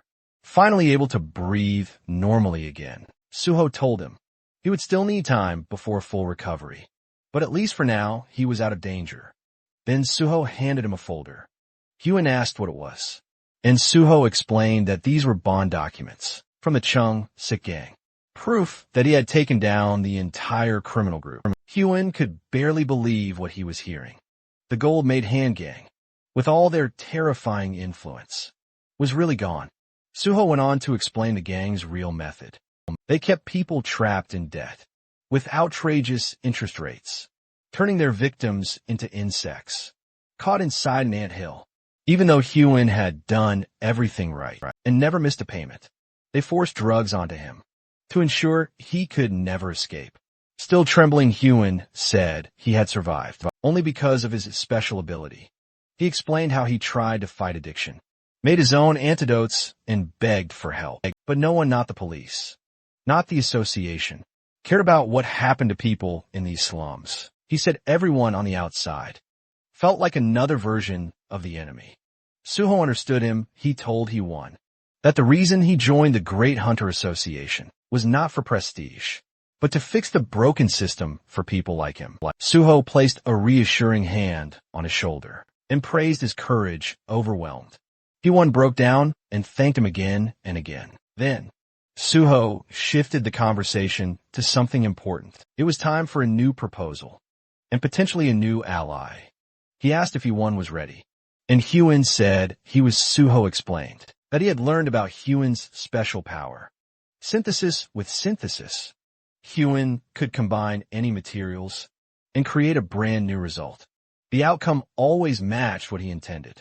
That was the core of his extremely overpowered ability. Suho said that while reading the gang's files, he discovered how huge the number of drug victims really was. There were far too many for him to treat alone. But Hyun had already made secret antidotes before, so Suho offered him a real job to create a proper neutralizer. To help even more people, he promised top pay, a luxury safe house, and full medical support for Hyun's own addiction recovery. Hyun looked stunned. He thought being healed was already far more than he ever deserved. Now, he was being given a chance to help others live safely and get paid for it to him. This felt like something a hero would do. He thought that if a godlike hero existed, Suho must be that person. Hyun said he would do it. He said he needed no extra payment, and he would work as hard as he could, out of gratitude alone. But Suho, firm as always, said he would pay him properly, so everything stayed official and fair. After that, they went to Suho's new base, the building he was granted earlier. It was a 3-story place in Cheongdam, with friendly staff, a full lab on the top floor, and everything Hyun would need. Even the Banshee team showed up, curious to see the fancy place, but they left immediately after their workaholic boss dumped another assignment on them. Meanwhile, Hyun was in awe. Suho told him to pick a room, get settled, and start working on antidotes as soon as he was ready. Suho said he had to leave for Nexus HQ, but Hee-won could contact him anytime. Later, Suho got on a call with reporter Jin-wee. He gave him the full scoop on the hidden crimes in the slums. Jin-wee, being the genius reporter he was, said he could expand the story tenfold. He would frame Suho as the hunter who stormed into a dangerous slum, crushed a criminal organization, saved the victims, and sparked a new era of hope for the people living there. He said he wanted to create a major feature article with all the details so the world could not ignore it. Suho believed him completely. Public influence was exactly that reporter's specialty. Afterward, Suho met with guild leader by Dong Yuk at Nexus Guild and laid out the plan. Nexus would buy every neutralizer Hee-won produced, helping victims all across Korea. The uplifting story would shift Nexus's reputation, turning them into a guild with a genuine hero presence, the kind of world would finally take seriously. Dong Yu was thrilled. He shook Suho's hand and promised to look after Hee-won from now on. With everything lining up, Suho felt good. The win-win plan was in motion. Heal the people, spread the truth. Make the criminals pay and show the world that real change was finally possible. The scene cuts to Chung-sik, the once feared boss who made slums kneel, now reduced to a shaking wreck. Inside a trashed luxury room, he was on his knees trembling. Suho's name kept echoing inside his mind like a curse. He could not escape. No one had to spell out what happened. The syringe and the half-empty bottle beside him made everything clear. He had taken some kind of drug, the kind that burns strength into the body while tearing holes through the mind. Those substances twisted people from the inside, and his scattered expression showed exactly that. He muttered Suho's name obsessively, like it was the only thought left in his fractured skull. The moment Suho stepped through the glowing blue portal, he entered his secret subspace that had once been a fancy, private domain of polished marble and luxurious furniture. Now the place looked like a disaster zone, as if a tornado had torn straight through it. He scanned the area, noting the cracked marble floor and the expensive furniture, knocked over and scattered across the ground. To him it was clear that someone had completely wrecked the place. On the floor, Chung-sik lay twitching, his skin pale and his body reacting in strange spasms. Suho observed him and figured that the drug must have done something unbelievably intense to the guy.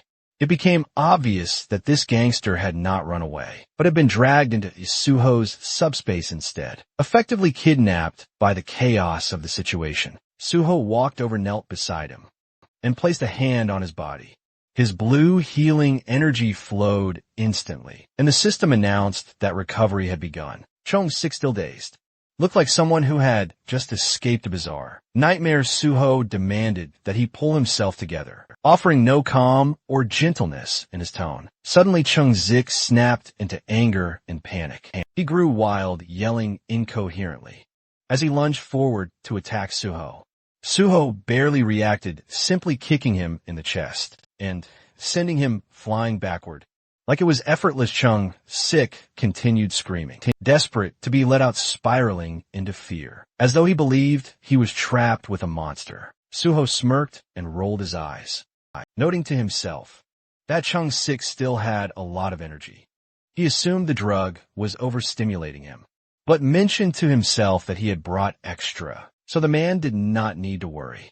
Sensing danger again, Chung-sik crumbled into full desperation. He dropped to the floor, crawling and begging Suho to release him, insisting he would do anything to avoid experiencing the drug again. Suho had no sympathy. He stepped on Chung-sik's chest with force, pressing him down firmly. Chung-sik screamed for help, insisting that he had been kidnapped. But Suho reminded himself that no one could enter this place, and that the fools from Chung-sik's gang had already run away. He promised internally that he would hunt them down and make them pay as well.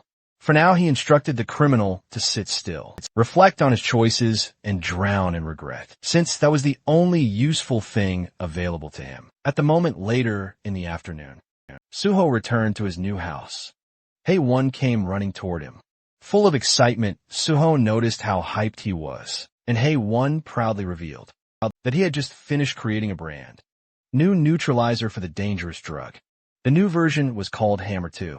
The system displayed information, identifying Hammer 2 as a grade C item that excelled at neutralizing the effects of the drug. Called Illusion, Suho felt genuinely impressed, especially since He-1 had made it in only 2 hours. He-1 explained that he had improved the old version, naming it Hammer 2, because it metaphorically smashed illusions. Suho recalled how Hammer had saved lives in his past life, which meant Hammer 2 should still be a reliable creation, even if it was not the strongest one yet. Hyun attributed the success to Suho's help and described the entire process as similar to grinding for items in a game. He believed that with enough time and money, luck would eventually follow. Suho thought Hyun was always humble and wondered how much stronger he would become when he leveled up further. Suho then asked if Hammer 2 could be produced in bulk, and Hyun agreed enthusiastically. He had already completed the formula, meaning they could make large quantities, as long as they gathered the necessary ingredients. Suho found that reassuring, and then checked He-1's current level. He-1 had just reached level 51, thanks to creating the new drug. Because of this, Suho concluded that he would not need to call Jaewon. For now, He-1 was already functioning as a high-level hunter. With that decided, Suho shifted his focus toward helping all the victims from the slums, ready to use what they had gained to fix the damage that had been done. The next day, several news stories appeared online, claiming that the police and the Hunter Association were ignoring the suffering in the Yeongdeungpo slums. Unfortunately, only around 500 people viewed the article. Throughout the entire day, the hype simply was not there. Suho realized that Jin-wee had been right. There were too many terrible places in the world. So unless something was explosively dramatic, people rarely paid attention. Still, this was only the beginning. Suho then got busy. He distributed large boxes filled with food, water, and magical neutralizer potions to the grateful residents of the slums. Soon after, a truck arrived loaded with even more supplies. People helped unload everything and quickly delivered food and potions to everyone. Suho thought Nexus had truly come through with support. His phone rang. Chief Pai was on the other end, speaking to him with the energy of a relaxed uncle as they discussed tomorrow's appreciation plaque ceremony. They agreed to keep it short and simple. Suho felt secretly thrilled because receiving a plaque meant the possibility of special recruitment. After some light conversation, Suho called Jin-wee to talk about the ceremony and the news. While the slum article did not get many views, he believed it had probably caused trouble for the reporter with the Hunter Association. But Jin-wee remained calm, mentioning that only popular stories went viral and that he had broken no laws. He added that he planned to upload part 2 soon, and that the PBS news group would likely report on the ceremony. As well, he then asked if Suho had an Instagram account. Suho did not. This annoyed the reporter, who said many fans were waiting to follow him.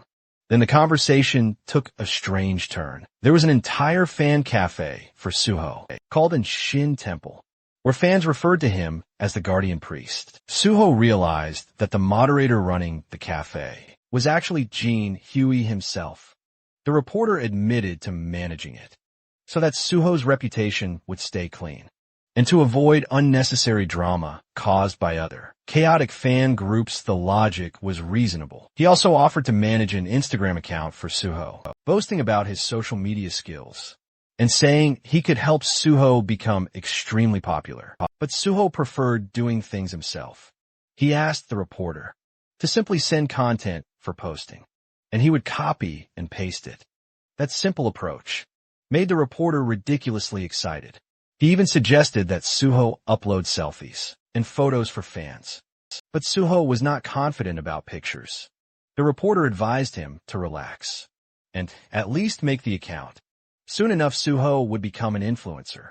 After the call, Suho made the Instagram account, and immediately his phone began vibrating non-stop with notifications. A huge number of users started following him. Inside the house, Hae-won noticed the phone buzzing constantly, but Suho said it was fine.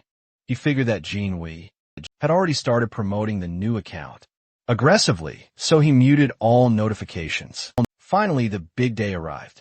The appreciation plaque ceremony at the Hunter Association headquarters began. A massive crowd had gathered inside. Reporters, fans, and people holding signs shouted Suho's name and the title.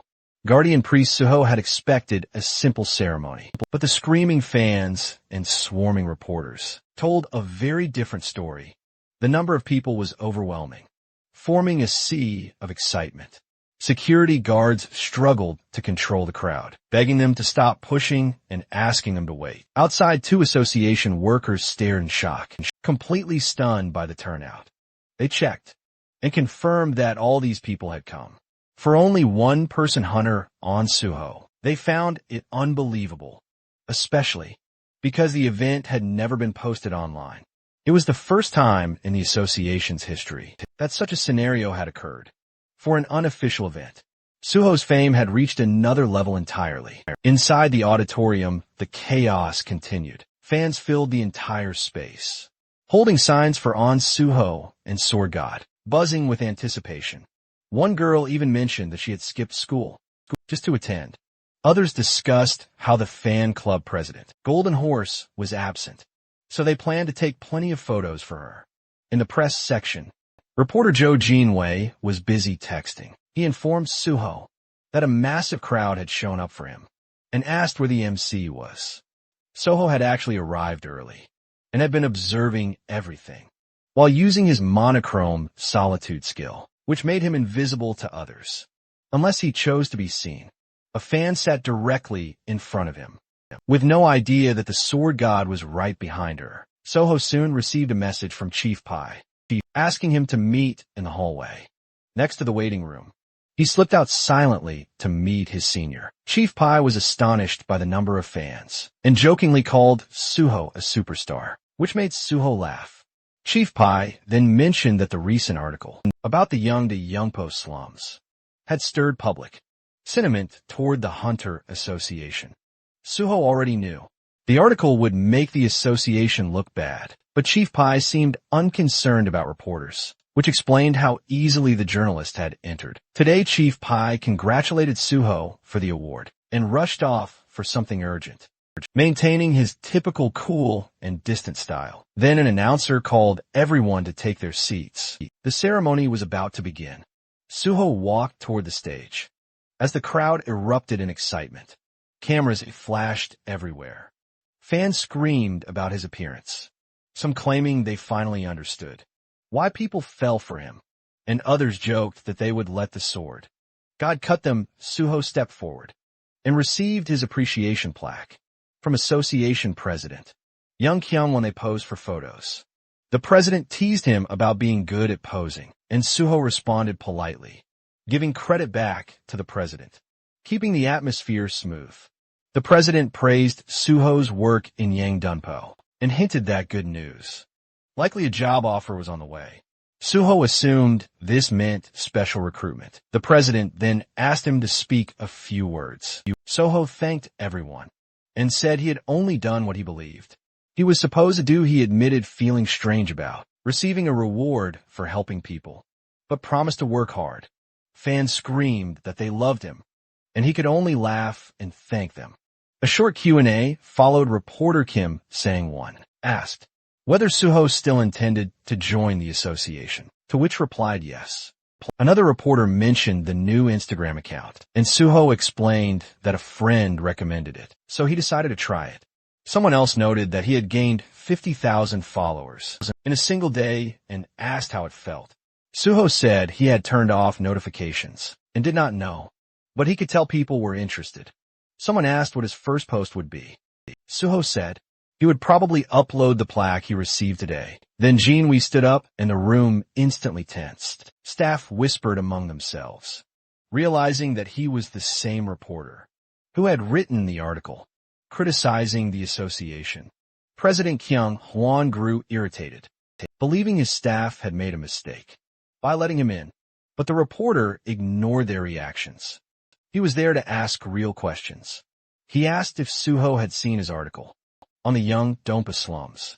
Suho had the reporter then mention the criticism that the police and the association were ignoring people who needed help, and asked if Suho was aware of the issue. Suho calmly stated that he was fully aware of it. It was a risky moment, because the room was filled with powerful association members, but the reporter pressed on. He asked if Suho's joining the association would help improve things. The president nearly jumped out of his seat, barely held back by his aides. Suho, with a slight smirk, stated that if he joined, he would do everything in his power to eliminate corruption, so that no one would ever have a reason to doubt the association again. The reporter thanked him, and the public portion of the ceremony ended. Later, Suho and Jean Huey left together in a car. Suho praised him for his work. The reporter joked that the angry stares from the staff had made him extremely nervous, but Suho noted that he had acted brave the entire time. The reporter then apologized if his questioning was too harsh, explaining that his job required him to act while public attention was still focused. He wanted to maintain the momentum, and that was why he planned to release another article soon. Suho appreciated it because he finally got to express what he truly wanted to say about improving the association.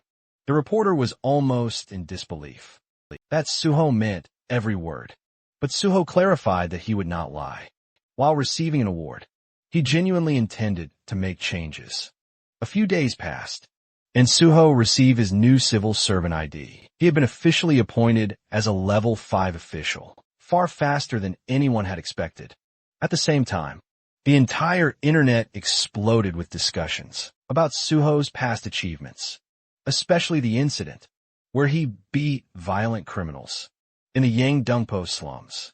Dozens of online articles appeared, gathering millions of views. People everywhere could not stop talking about him. Some users claimed that Suho was the only cool person in Yangdongpo, while others called him a genuine hero. Still, some were jealous and complained that the police, or the Hunter Association, should have handled the situation instead. A few wondered if Suho was simply doing what Nexus ordered or if he was seeking too much attention. Some online troublemakers jokingly suggested that he might get sued by the criminals he defeated, but the majority agreed that the real losers were the criminals, not the man who stopped them. People argued a lot, but everyone agreed that something massive was happening. Then major headlines appeared everywhere. The news declared that Suho was joining the Great Hunter Association. Broadcasts repeated it constantly, referring to him as the hero of Yangdongpa, and announcing that Swordmaster Suho had earned a special grade 5 position. Crowds of fans and reporters waited at the entrance of the association building, screaming his name like he was a celebrity attending a concert, rather than a civil servant arriving for work. The shouting did not stop. People wondered what would happen to Nexus now that Suho had moved to the association. Questions came up online about whether he still had a contract with them and whether Nexus would be upset. Inside the Nexus office, the boss, Baedong-yuk, remained calm. He mentioned that everyone was talking about them now, and that it was time to release an official statement. Nexus sent out multiple news articles, wishing on Suho good luck, clarifying that there was no contract issue, and explaining that they had never paid Suho any signing bonus. The message was clear. Nexus wanted everyone to know that they supported Suho's decision. Elsewhere, 2 men watched the news and read newspapers. They seemed like hunters. They commented that Nexus was the best guild, while others, like Hexagon and Prime, cared only about money. They brought up how Hexagon had done terrible things, such as letting a weak hunter die because he did not receive a potion in time, and forcing mages to work until they collapsed. A TV report showed Nexus's guild leader, Baedong-yuk, in an interview. The reporter asked whether Nexus had kicked Suho out due to public pressure, and Baedong-yuk denied it. He explained that Suho wanted real field experience before taking his civil service exam, and that joining Nexus had simply been a step along the way. He admitted he was sad to see Suho leave, but said Suho belonged in a role where he could save people, not in a private company. Suho and Nexus were clearly reinforcing each other's public image. Back at the Hunter Association, Suho tried not to sweat under all the attention. The crowd continued screaming, while cameras flashed nonstop. He thought about the weight of being watched by so many people. He remembered the advice from Jinwei, who told him to show his face to the fans, because they would be disappointed otherwise. Suho admitted to himself that the advice made sense, even though he wanted to maintain a cool, mysterious vibe this time. He wanted control of his own story, instead of letting others direct it. Suho walked into the Hunter Association lobby. Inside, President Kyungwon and Vice President Kyumin were waiting for him. Cameras flashed everywhere as the president welcomed him with extreme friendliness, calling the day historic and congratulating him before inviting him inside. They entered the elevator. As soon as the doors closed, the president dropped the formal tone and became more casual. He asked if Suho was doing well and if he knew his schedule. Suho said he was fine, but had not been informed of the details yet. The president said that the vice president would explain everything. When the elevator reached the correct floor, the president left, and Suho remained with Vice President Sumon. Suho found it slightly unusual that the vice president himself would be giving the briefing, but Sumon simply led him through the hallway to an office where Chief Pai waited alongside Chulman. Sumon explained that these two would guide him and wished him luck. Chief Pai greeted Suho with a big smile. Telling him to sit down, he acted extremely friendly and even asked Chuman to get Suho a drink. Suho found it amusing that two people from different departments would both be training him. Chief Pai told Suho to call him senior in private and only use the title chief in official situations. Suho nodded, recognizing how significant that request was, because Chief Pai was known for being strict about titles and reputation. Then Chief Pai began testing Suho's knowledge about his new job. Suho explained that he knew about the probation period. Normally, a grade 5 officer would train at the HR center before being assigned to a branch office. But because the Hunter Association was unique, Suho would rotate through all departments for 2 or 3 months each. Every department was eager to take in a superstar. Like him, Chief Pai assured him that after the training, Suho could join the Special Forces Division. Suho remembered the true promise, which was that he would go to the Special Forces instead of the Gate Management Department. He also understood that with so many eyes on him, he had to follow the official process. Chief Pai then introduced Chuman as Suho's overall supervisor. Each department had its own boss, but Chuman would oversee the bigger picture and answer Suho's questions. After Chief Pai left, Suho realized that the man had only come to issue a silent warning to Chuman not to steal Suho for his own department. Suho found it a bit petty, but let it go. Chulman then explained the training plan. There were 5 departments: Special Forces, Administration, Awakening, Gate, and Resources. Suho already knew and recited what each department handled. Chuman was impressed, but believed Suho had probably memorized it from document. He informed Suho that his first rotation would be in the Awakening Department. As they walked toward the department, Suho noted that this meant he would meet Director Lee Wanik, a member of the president's faction, and someone Suho planned to remove later.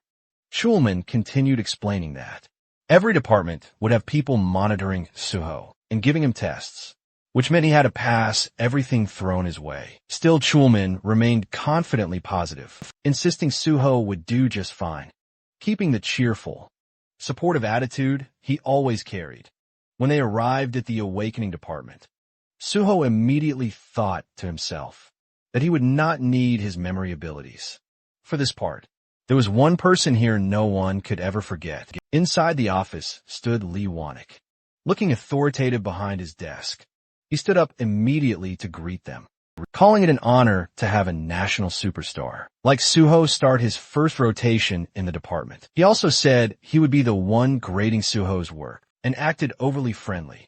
Suho's thoughts drifted to what he knew about this man. Wanik was famous inside the association and had close ties with the chairman. After leaving for another company, rumors circulated that he was involved in human trafficking, but nothing came to light because Kyung-hoon had covered it up. Suho believed things might turn out differently. This time, since he now knew the truth about the past, this place needed to be cleaned from top to bottom. Someone knocked on the door, and Wanik identified the visitor as Jun Song. Before calling him in, he introduced him as the officer who would help Suho in the awakening department. The two shook hands politely, and Jun Song said he had heard a lot about Suho and felt amazed to work with someone so popular. Suho behaved humbly, but internally he admitted he had no memory of this man. Everyone below team leader was simply called officer, so it made sense Jun Song tried light-hearted joking, even mentioning that he wanted Suho's autograph later. He then encouraged Suho not to stress about the job, pointing out that Suho already had a clear future destination. Suho pretended not to understand, but Jun Song clarified that everyone knew. He was headed to the Special Forces Division. Suho realized that Chief Pai had not kept anything secret at all, but he did not mind. Having a powerful person supporting him only made life easier, even if it felt a little awkward, to be treated like royalty. Then Jun Song handed him a thin folder that he described as the department's quick manual. Normally the manual was massive, but they had created a special, simplified version just for Suho. Connections truly changed everything. He explained that the Awakening Department was divided into two major sections: Awakened Affairs and Non-Awakened Affairs, each with its own teams. Suho would first take a theory test and complete one field training session. With each division, he reassured Suho not to worry, since everything had been prepared in advance. He handed him a business card and said to call if anything unusual happened. After he left, Suho sat down and began reading the manual. Even as a summary, it felt like a lot. But Suho did not feel burdened. He had the library of memories, which worked like a cheat system for his brain. The system activated, and all the information flowed into his mind, effortlessly for him. Any memory test was trivial. Around 40 minutes later, Jun Song returned and said it was time to begin. He expected the test to take at least 30 minutes, because the questions were designed to be difficult and tricky. But once Suho began, his pen flew across the paper like a machine. Jun Song stared in disbelief. Suho finished in 10 minutes and handed in the paper calmly. It was the first time anyone had completed the test that fast. While Suho prepared to leave, Jun Song tried showing him the cafeteria, but Suho declined, saying he already had lunch plans. Then Suho made a secret phone call to Chulman. He asked if Chulman was busy, and since he was not, Suho suggested they eat lunch together and asked him not to tell anyone. Chulman agreed enthusiastically. Back in Chulman's office, Jun Song entered. While the supervisor was ending his phone call, he informed him that Suho had finished the theory test. Chulman was surprised it was already over, but Jun Song insisted it was true. They examined the test together and put it into the grading machine. With nervous anticipation, the machine displayed a perfect score of 100. Thinking it might be a malfunction, they checked it by hand, but after multiple reviews, the result remained the same, a flawless perfect score. Jun Song nearly lost his mind, saying no one had ever achieved this, especially on their first day. He finally understood why Chief Pai wanted Suho so badly. Chulman could only laugh. He admitted internally that he had hoped to work with Suho first, but Chief Pai's influence was overwhelming. It was hard to compete when Suho performed at that level. Meanwhile, Suho was just yawning casually in the hallway, completely unfazed. None of this meant anything to him. After meeting for lunch, Suho and Chulman sat on a bench beside a vending machine. Suho said that since Chulman treated him to lunch, he wanted to buy the coffee. Then Chulman asked why Suho had suddenly wanted to eat together. Suho explained that he did not know many people in the association yet and did not want to eat alone. Chulman was the only person he knew well. Chulman joked that if Chief Pai heard that, he would feel a bit hurt, but Suho said he simply wanted a comfortable place to eat, so it could not be helped. After a quiet, comfortable pause, Chulman congratulated him on his perfect score from a morning. He explained that he had graded it immediately because Jun Sung kept pestering him. He joked that Suho was insane. He could fight. He entered the association as a special grade 5, and now he turned out to be extremely smart as well. To him, Suho felt like the main character of a story. Suho said it was thanks to the people around him, and that he had seen similar tests before. Chulman teased him that too much modesty annoyed others. So Suho laughed and admitted openly that he was amazing, for the first time in a long while. He smiled sincerely. It felt refreshing since restarting his life. It felt like he was constantly doing homework. But sitting here, drinking coffee with someone he used to be close to, brought back memories of simpler days. He remembered when he had almost died from poisoning and thought it was over, but now. He promised himself never to fall like that again. He intended to overcome every disaster, reclaim a peaceful life. Suho then asked if Chulman had any tips about working in both the awakening and non-awakening divisions. Chulman began explaining. He asked if Suho knew what the awakening division did. Suho said yes.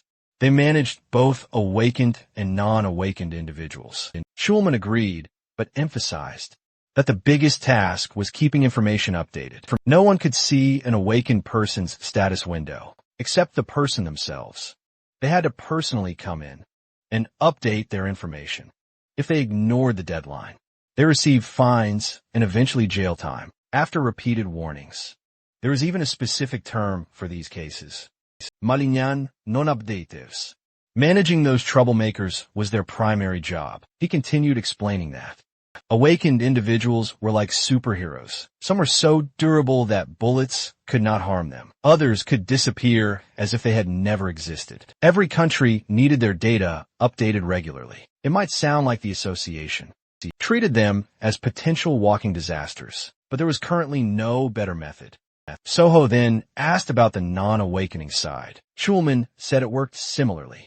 Sometimes people awakened as players and hid it, instead of registering the department how to track down and arrest those unregistered players. Suho already knew all of this, but pretended to be new after the break. Suho returned to the building, walking beside Yoon Seong. The officer asked if Suho enjoyed his meal and said they would begin work in the awakening department. He congratulated him again for his perfect score, noting that even the director would be pleased. They arrived at an office where a man was waiting. This was Lee Moon-ho, chief of the awakening section. He greeted them warmly and said he had already heard about Suho's perfect score. He handed him a folder and said he could begin his field training immediately. He wished him luck, and Suho acknowledged it.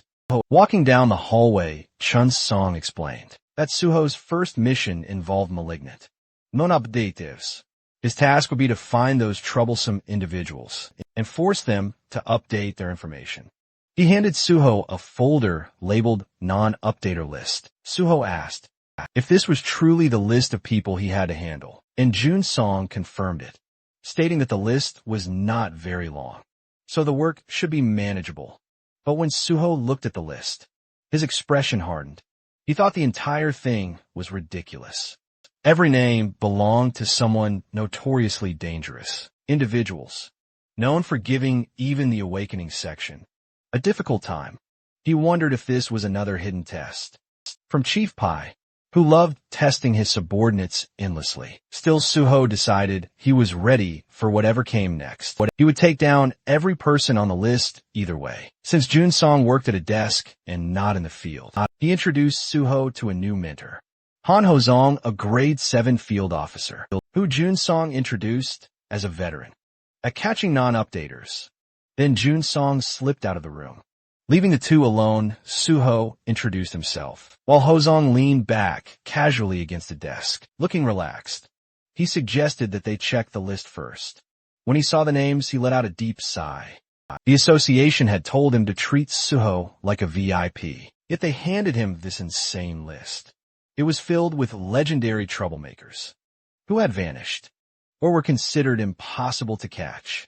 Hozong guessed that the association wanted Suho to look like a hero because everyone was watching.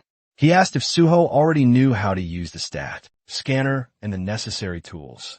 Suho did, so Hozong said no extra training was needed. Then he asked if Suho planned to choose his first target. Suho said he did. and pointed at a photo of a man with long dark hair. Hozong asked if Suho even knew who the man was. He was a malignant non-updater who had fled overseas and evaded capture. But that did not stop Suho. He said that if the man was still on the list, then he had to be pursued. Suho pressed his hand firmly onto the list, covering the photo of his chosen target. With a confident smile, he prepared himself to track down every one of those legendary troublemakers. The page displayed a photo of a dark-haired man named Kim Gung, an illegal pharmacist, whose real occupation was designing doping substances. He provided doping drugs to both ordinary and professional athletes. The issue was that the drugs he distributed did not rely on chemical doping effects, but on skill-based doping, something far more dangerous and far harder to trace. Soho scanned through the information and noted that Kim Gung denied all charges. Yet multiple reports had already been filed that confirmed the accusations. An update to his status window had been requested years ago, but he had continuously fled, avoiding every attempt to track him. His current location was presumed to be overseas. Normally, when an unregistered hunter goes untraceable for a long time, they are declared missing. But the fact that his name remained on the active list meant one thing: he was still operating. Suho realized that even the Awakening Division recognized the ongoing threat he posed. Despite this being an obvious hunter-related criminal case, it fell under the jurisdiction of the Awakening Division instead of the Special Forces Division. The Special Forces Division never moved without solid evidence, no matter how suspicious the situation was. As Suho closed the file in his hands, he reflected that the Special Forces Division also struggled with chronic manpower shortages. But the bigger issue was that Chief Pai simply avoided anything he considered unprofitable or bothersome. Hozong scratched his neck and expressed his concern that the suspicion was understandable, but catching someone presumed to be overseas seemed impossible. Suho stared at him and questioned whether he truly believed the man was overseas. Hozong reacted with shock. Suho explained that Kim Gung was absolutely still in Korea. The reports mentioned that domestic athletes were still using his substances, and the fact that his drugs were easily accessible meant his base had to be inside the country. Suho pointed out that drug smuggling procedures were extremely strict, making it nearly impossible to maintain such a smooth supply line from abroad. Hozong, taking a seat, admitted that the reasoning was convincing, but a report remained only a report. They still did not know for sure if those individuals were actually using doping drugs. Suho looked him in the eye and decided they would verify it themselves. Hasang responded that skill-based doping left no physical traces in the body, unlike chemical doping, which created a major challenge. Suho declared that he would handle the verification personally, which only confused Hozong further. The officer pointed out that this wasn't even an official request for acquisition, but only an anonymous tip, meaning Suho would not receive a warrant. He wondered how Suho intended to manage anything. Without one, Suho remained firm. He stated that he had a separate plan and wanted to handle this case alone. It was technically a field evaluation, so he wanted the chance to attempt his own method first. If it failed, they could revert to Hajwang's approach afterward. Hajwang, still confused but not wanting to press the issue, brushed it aside and told him to proceed however he wished. Suho bowed, slightly thanking him for trusting him. Hozong added that he could contact him anytime if he needed help with that. But Suho left the office ready to execute his plan. Hozong, leaning on his chair, thought to himself that he had no idea what kind of plan Suho was relying on, but he assumed Suho would learn the hard way.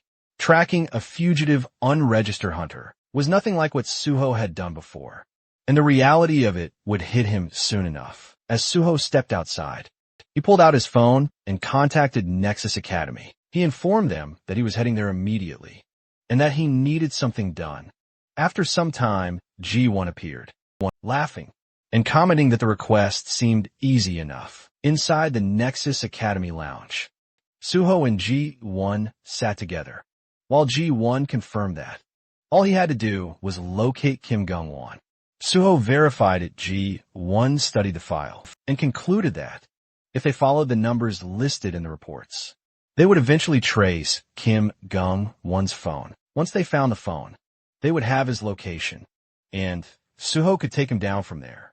Suho watched him and felt certain he had made the right decision. By coming to him, Ji-won, shyly brushing it off, said it was a simple task and asked if they should begin right away.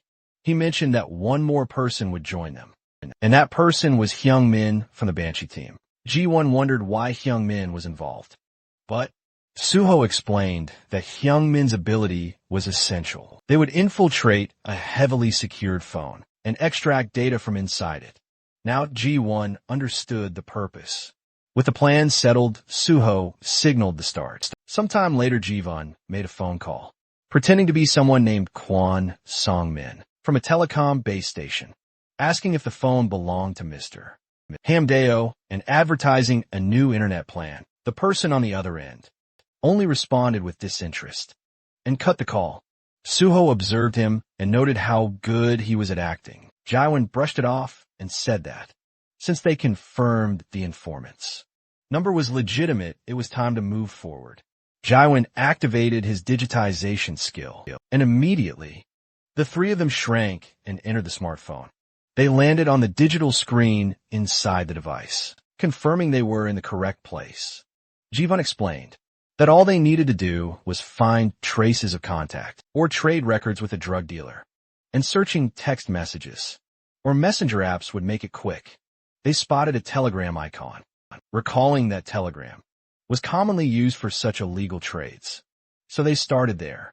When Ji-won approached the icon and tried to access it, he realized it was locked, which made him tense. Suho looked at Hyung-min and indicated that he would handle it. Ji-won grew confused and warned that firewalls like this were not easy to break. Suho explained that Ji-won did not know Hyung-min's personal skill. Hyung-min had the ability to create a special doorway, capable of bypassing any barrier. His skill was called portal creation. Hyung-min raised his hands as a blue orb formed, and suddenly a door appeared in front of him. Suho understood in that moment that apps like Telegram would normally alert users of hacking attempts. But Hyung-min's ability did not attack the firewall. It created an entrance through it. Leaving no trace, it reminded Suho how the Banshee team had carried out terror strikes with precision thanks to Hyung-min. Meanwhile, Ji-won thought about his past struggles, remembering the time he dealt with firewalls through manual labor and sheer effort. Suho, noticing his gloomy expression, reminded him that he was the only one capable of allowing them entry. In the first place, still carrying the emotional Ji-won. Suho led the group through the newly opened portal. Inside the messages, they found some information. The three stopped at one detail, realizing they had located the right place. In front of them appeared a room labeled drugs. Inside that room sat two avatars facing each other. Ji-won identified them as Hamdae-ho and the drug dealer. Fortunately, they had not left the chat room yet. The avatars represented chat logs. Suho placed a hand on a box on the table and determined from the contents that the avatar in front of them was definitely the dealer. They now needed to follow the information upward. Ji-won confirmed that the door behind the dealer's avatar led into the dealer's own Telegram account. Once they went through it, they found multiple doors, each representing different transactions the dealer had completed. Ji-won was amazed that the chat rooms, visualized as an entire building, showed how many people had communicated with the dealer. Suho studied it and said it was time to send every one of them back to prison. They then began tracking the top of the chain. Suho instructed them to search every chat and collect phone numbers and call records. Eventually, Suho and Ji-won found a particular number. Ji-won identified it as the supplier. If they followed it, they would reach the source. The trio repeated the same process for a while, searching for more intels. After hours of searching, they walked out of another digital doorway. Feeling exhausted, Suho wondered aloud how many layers of subcontracting existed. Hyung-min drained, guessed they were being extra cautious, given the nature of their business. Suho believed that after tracing so many layers, it was time they finally found something concrete. At that moment, Kyung-min opened another door and discovered Kim Gung-won's phone. Inside the digital room, photographs of the man were plastered on every wall, ceiling, and corner top, bottom everywhere. Kyung-min was shocked at the overwhelming number of images. Ji-won stared at the photos in confusion, wondering why the man's ego had inflated so dramatically and why he had so many selfies. Soho explained that these were likely arbitrary self-photographs used for verification or identity tracking. He then said that since the GPS remained active, they could retrieve the location and head back soon enough. Ji-won compared the data and pinpointed Kim Gung-won's home. Soho asked where it was, and Ji-won explained that the location was in Gangnam, Seoul, at Acro Tower. Inside one of the tower rooms, a bulky man with a nasty scar across his face lounged back with the kind of smugness only dirty money could buy, bragging that profits were soaring, thanks to their dear Mr. Gung. This was Baek Ji-young, the boss of the Platinum Gang, and across from him sat Kim Gung-won, pretending to stay humble while soaking in the praise. He claimed his results were always great. Because of Baek then, casually brought up whether the police were fully handled. Baek confirmed without hesitation, saying every layer of law enforcement, from cops to prosecutors to even the Hunter Association, had already been bribed, and none of them could be touched. Right then the lights flickered out, and the whole room dipped into darkness. Everyone automatically glanced upward. Gung-won muttered about a power outage, while Baek Ji-young quietly assumed the same. Gung-won complained that this wasn't some cheap building, and there was no gate rupture happening, so the power cutting out made no sense. Baek followed up with irritation bubbling inside him, thinking about the ridiculous maintenance fees they paid and how this nonsense was unacceptable, promising himself he would give the management a piece of his mind. Baek Ji-young turned to his bald bodyguard, ordering him to go take care of it, and the bodyguard moved toward the door. Without question, but before he could reach it, the door exploded inward with a violent crash. The sound ripped through the room and instantly snapped both men out of their irritation, their attention locking onto the chaos.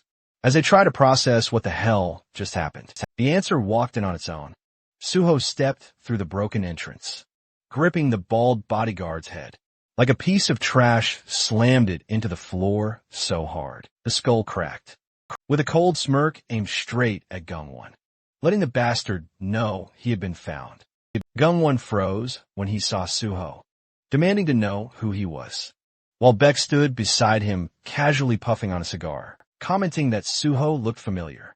Suho rose to his feet and introduced himself. Holding up his ID, he identified himself as On Suho, record updater of the Awakening Department of the Korean Hunter Association, and stated that Kim Gung-won had intentionally refused record updates for years. That alone was enough reason for an on-site arrest. Kim Gung-won, terrified and shocked, recognized him as the sword god On Suho. Suho confirmed that identity, scratched his neck, and told him to cooperate obediently. Instead, the men took their fighting stances. Suho looked at their audacity and warned that if they did not want to die, they should submit moments later. The two criminals knelt on the ground, with beaten expressions, while Suho stood tall in front of them, thanking them for their cooperation. In their minds, the criminals thought he had beaten them one-sidedly, and wonder how that counted as cooperation. Suho then turned to Yunho and thanked her for her EMP ability, which allowed them to enter easily. Yunhwa blushed and played with her hair, admitting the job had felt so easy and anticlimactic that it seemed like a waste of training time. Hyung-min, standing nearby, revealed that she had skipped training and rushed over excitedly. But before he finished, Yunhwa elbowed him sharply and reminded him that when the team leader called, she always needed to come running happily. Meanwhile, Suho sat in a chair in front of the criminals and suggested they continue their conversation. He first looked at Kim Gung-won, taking out the stat measuring device. He remarked equals on its impressive capability. System rules prevented people from seeing each other's status windows directly, but the association could check stats through reaction results based on input values. Officially, the innovation had an accuracy above 70%, but in practice, Suho had extracted 100% accuracy. Kim Gung, Wan Punichgit, thought to himself that Suho had beaten him until the results reached 100%. Suho smiled at him and reminded him that he had even healed him, so there was no reason to look so upset. He repeated that if the measured stats later failed to match what they recorded now, he would die faced with that statement. Kim Gung-won desperately agreed. Then Suho focused on Baek Ji-hoon, who had recently risen as a big shot in Gangnam. Thanks to Kim Gung-won, Suho knew this man needed to be arrested someday. But since today was only an on-site assessment, it would be difficult still. He could not pretend he had not seen him. Standing right there, Suho looked at him and addressed him as Baek Ji-hoon, pointing out that the man had said something unclear. Earlier, Baek Ji-hoon asked what he meant. Suho continued, stating that Baek Ji-hoon had bribed the police, prosecutors, and the Korean Hunter Association. The sudden accusation left Baek Ji-young trembling as Suho pressed for more details, specifically wanting to know who, inside the Korean Hunter Association, was involved. Suho placed a hand on Baek Ji-young's shoulder and warned him to refrain from actions that caused misunderstandings, or he would die. The cold tone made Baek Ji-young in fear and promise understanding. From the sidelines, Manhwa and Hyung-min watched the scene unfold. Manhwa commented that it brought back memories and that it had been very scary back then, while Hyung-min admitted he never expected Suho to become someone he respected this much. Meanwhile, Baek Ji-young confessed that he had bribed Park Kumin, the vice president of the Korean Hunter Association. Suho asked if it was just one person. Baek Gyo-hung cried as he insisted it was only him, and begged Suho to believe him. Suho looked at him and sensed he was not lying. He then wondered whether Park Hyun knew nothing about the awakening and non-awakening assessments. If Park Hyun had known, he would have removed anyone connected to him from the list, or given special instructions to protect them. This meant someone had targeted Park Hyun.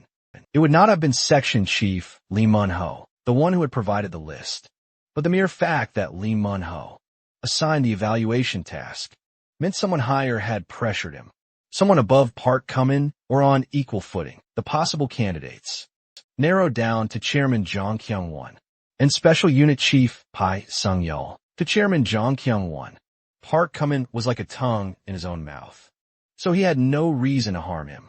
Pai Sung-yeol's official rank was lower than Park Kumin's, but most people said his internal power was far greater. Suho concluded that the most likely suspect was Pai Sung-yeol according to his memories. He didn't remember that the vice president and Chief Pai were on bad terms, and he decided he would have to watch carefully. If Kim Gung-won were captured, either Pai Sung-yeol or Park Kumin would react. Suho grabbed Kim Gung-won by the collar and told him he would come with him, while telling Baek Ji-young that he would be seeing him again and intentionally refraining from arresting him. At that moment, that statement confused Baek Ji-young. Suho warned him to take care because he would return. With that, Soho and the Banshee team left the luxurious room, leaving the busted-up bike geometry in complete confusion. After some time, when Soho returned to the association, he found Senior Ho-zong dozing on a sofa. As soon as he noticed Suho, he yawned and asked if Suho had found Kim Gung-won, clearly assuming Suho had failed. But when Suho confirmed that he had found him, Ho-zong became confused. He struggled to believe it. So Suho repeated the update, saying he had located Kim Gung-won, updated his status window information, and placed him in the interrogation room. Ho-zong was still rattled as Suho told him to follow, so they could check on him later. Ho-zong and Suho stood behind a window, watching Kim Gung-won sit inside the interrogation room. While someone questioned him, Ho-zong thought about how this vicious S-class problem case had evaded capture for years. Yet Suho had caught him in one day, or rather in just a few hours. The criminal was even cooperating peacefully. Ho-zong's gaze shifted to the stat measuring device, and he thought about how the machine normally produced only 70% accuracy. Yet this time the results had come out, nearly identical to the real stats. He looked at Suho and marveled that something so notoriously difficult had been handled so effortlessly, as if Suho had taken a simple stroll. Suho then said the charges were proven, and that they could hand Kim Gung-won over to the Special Forces Department immediately. Hozung nodded, still confused. He asked how Suho managed to catch him. Suho, wearing a straight expression, and not even looking at him, said he simply asked around here and there, and got lucky. He then asked if he could bring in the remaining non-updaters too. Hozung agreed and suggested they go together, but Suho suddenly turned, saying he wanted to catch all of them himself and earn the highest evaluation. The sudden declaration caught Hozung off guard. Suho bowed slightly and said he would ask for help if needed, but asked Hozung to focus on transferring Kim Gung-won to the Special Forces Department. As Suho walked away, the sloppy 7th grade officer remained standing alone and simply responded with an okay in confusion. A few days later, chatter filled the office. Someone mentioned intern Suho and said stories about him, catching all the vicious non-updaters, were spreading everywhere. People wondered how he managed to complete in 2 days what even Pro Awakener could not. They said the real sword god was also the real squad god, and the work class difference was overwhelming. But they also wondered if the Awakening Department would now receive all the blame. Someone said the department might start hating in turn on Suho for this. Inside the Awakening Department, everyone cheered Suho's name, loudly calling him Sword God over and over. These workers had been scolded endlessly because of those S-class problem cases, but hearing praise even once felt 1,000 times better than constant criticism. They shouted their love for Suho. A woman in the office asked him not to leave and begged him to work there forever. She admitted she never said things like this, but had never seen talent like his. A senior employee with shining eyes declared he had even joined Suho's fan club and told others to call him Suho Priest, all while holding a poster with Suho's face on it. As Suho is leaving with documents in his hands, his colleagues cried out for him not to go. Suho thanked them, but reminded them he needed to finish his work with the Awakening Department first. Soon after, he received a call. The name on the screen belonged to Pei Sung-yeol. Chief PAE, while looking at documents, asked Suho if he was busy and told him to come see him if he had a moment. Suho realized instantly that the bite he had been waiting for had finally arrived inside Chief Pai's office. Chief Pai handed a can of Coke to Suho and commented that Suho's performance in the Awakening Department had been impressive. Suho responded modestly, saying that it was nothing. Chief Pai sat down and questioned him, wondering how Suho could call it nothing. What he always produced results far beyond expectations. Suho thanked him. Chief Pai then asked whether the first person he caught was Kim Gung-won. Suho confirmed it, taking a sip of Coke with a smirk. Chief Pai pointed out that if Suho had only seen Kim Gung-won, Suho realized immediately that things were happening exactly as expected, and that Chief Pai already knew everything. That made everything simpler. Suho revealed that he had also seen Baek Gyum. Chief Pai then asked why he let him go. Suho explained that he believed the man was too big for him to handle. Chief Pai asked why Suho spoke, as if he already understood what he was implying. Suho clarified that he assumed Chief Pai was referring to Baek Gyum's connections. Chief Pai confirmed it. He then asked Suho to explain why he had not reported back right away. Suho said he waited because he had no justification to report. Chief Pai wanted to know what kind of justification.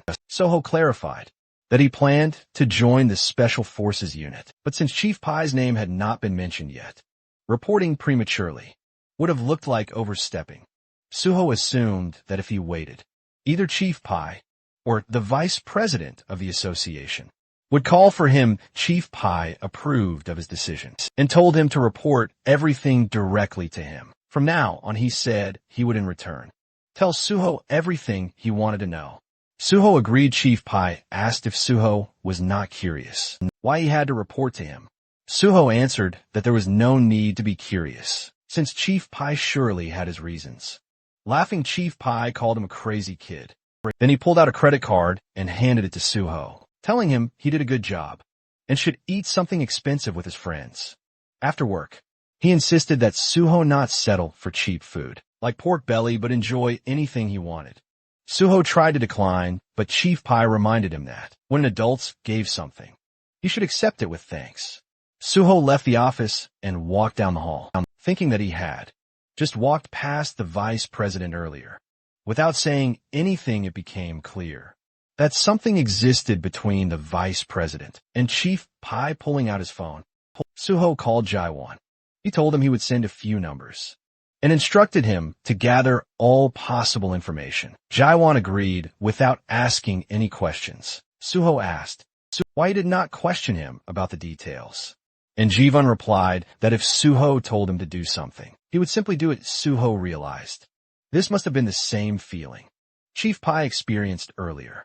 Suho encouraged Jivan to work hard, promising to buy him expensive food and telling him to decide what he wanted to eat.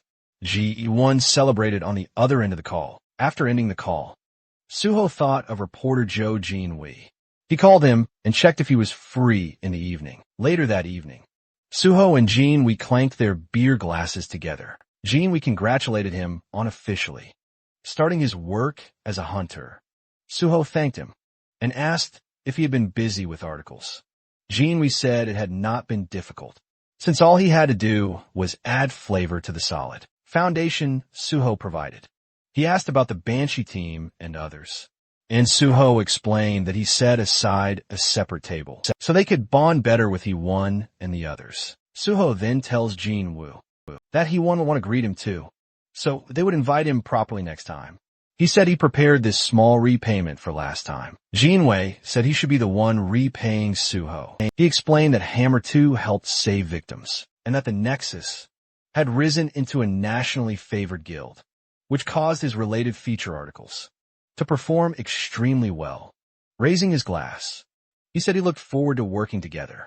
Suho raised his glass as well, and agreed that they should continue working together. The next day, at the association, the manager of the non-awakening division, Lee Seon, greeted Suho with cheerful energy. She told him she had heard about his impressive achievements and was happy to welcome him to the non-awakening division. Seeing his modest expression, she reminded him not to be too modest, because it did not look good.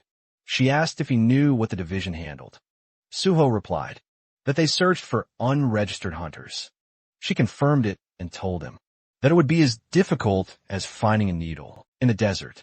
She said he should not aim for more or less, but just find exactly one person to complete his field evaluation. Suho said he would find one quickly. She handed him a blue file labeled unregistered and said she liked his confidence. She informed him that Officer Ian would guide him through the details. She told him to do his best. After some time, as Suho went through the reports she had given him, he decided to review the documents he received earlier from I.M. Jun's song. He found them to be only scattered reports. He thought about the fact that there was no way to identify an unregistered hunter unless the person confessed, unless their level had increased noticeably. They were indistinguishable from normal people. Hunter registration existed to prevent unexpected incidents, but some people avoided it because they disliked having awakened, especially when certain jobs could only be taken by non-awakened individuals. Athletes were a prime example. Then someone called out to Suho. It was Jo Song-gil, an investigator for unregistered hunters. He said he heard about Suho's record-breaking achievements in the awakening division. He mentioned that his colleague Han Ho-zong had praised Suho endlessly, so he was looking forward to meeting him. Suho responded politely. The officer asked whether Suho intended to handle this assignment alone. Suho said he would try alone first. Turning away, the officer told him to contact him if he got stuck, and Suho realized the man had simply come to dump all the work on him. Suho decided to meet the first person he had marked for evaluation somewhere else. A dartboard was filled with perfectly centered arrows. A blond boy named Park Gun had shot all of them. People behind him praised his skill, saying that his abilities never disappointed. Another person commented that he would likely win the upcoming tournament again. Someone else noted that the first place prize money would be large, and they felt jealous. Two other students approached Park Gun. A girl invited him to go to karaoke with them. After a long time, but Park Gun said he needed to help his mother at the shop, telling them to go without him. The black-haired boy complained that, even on the day before the tournament, when practice ended early, he still had responsibilities. Park Gun apologized, saying they would go next time. Later, he arrived at the restaurant and announced he was home. Inside, he saw an officer eating. It was Suho casually eating fancy dishes. The boy immediately recognized him as the sword god, but his mother shushed him, reminding him quietly not to bother customers. The boy agreed, and his mother asked why he was home early, when it was still training time. He explained that practice ended early, because the tournament was tomorrow. She asked why he did not hang out with friends, but he tied on an apron and said he could not leave her working alone. He then asked whether he could take care of the sword god's bill, if it had not been paid yet. She agreed when Suho asked for the bill. The boy said it was 10,001 and asked if he wanted a receipt. Suho declined and addressed him by name.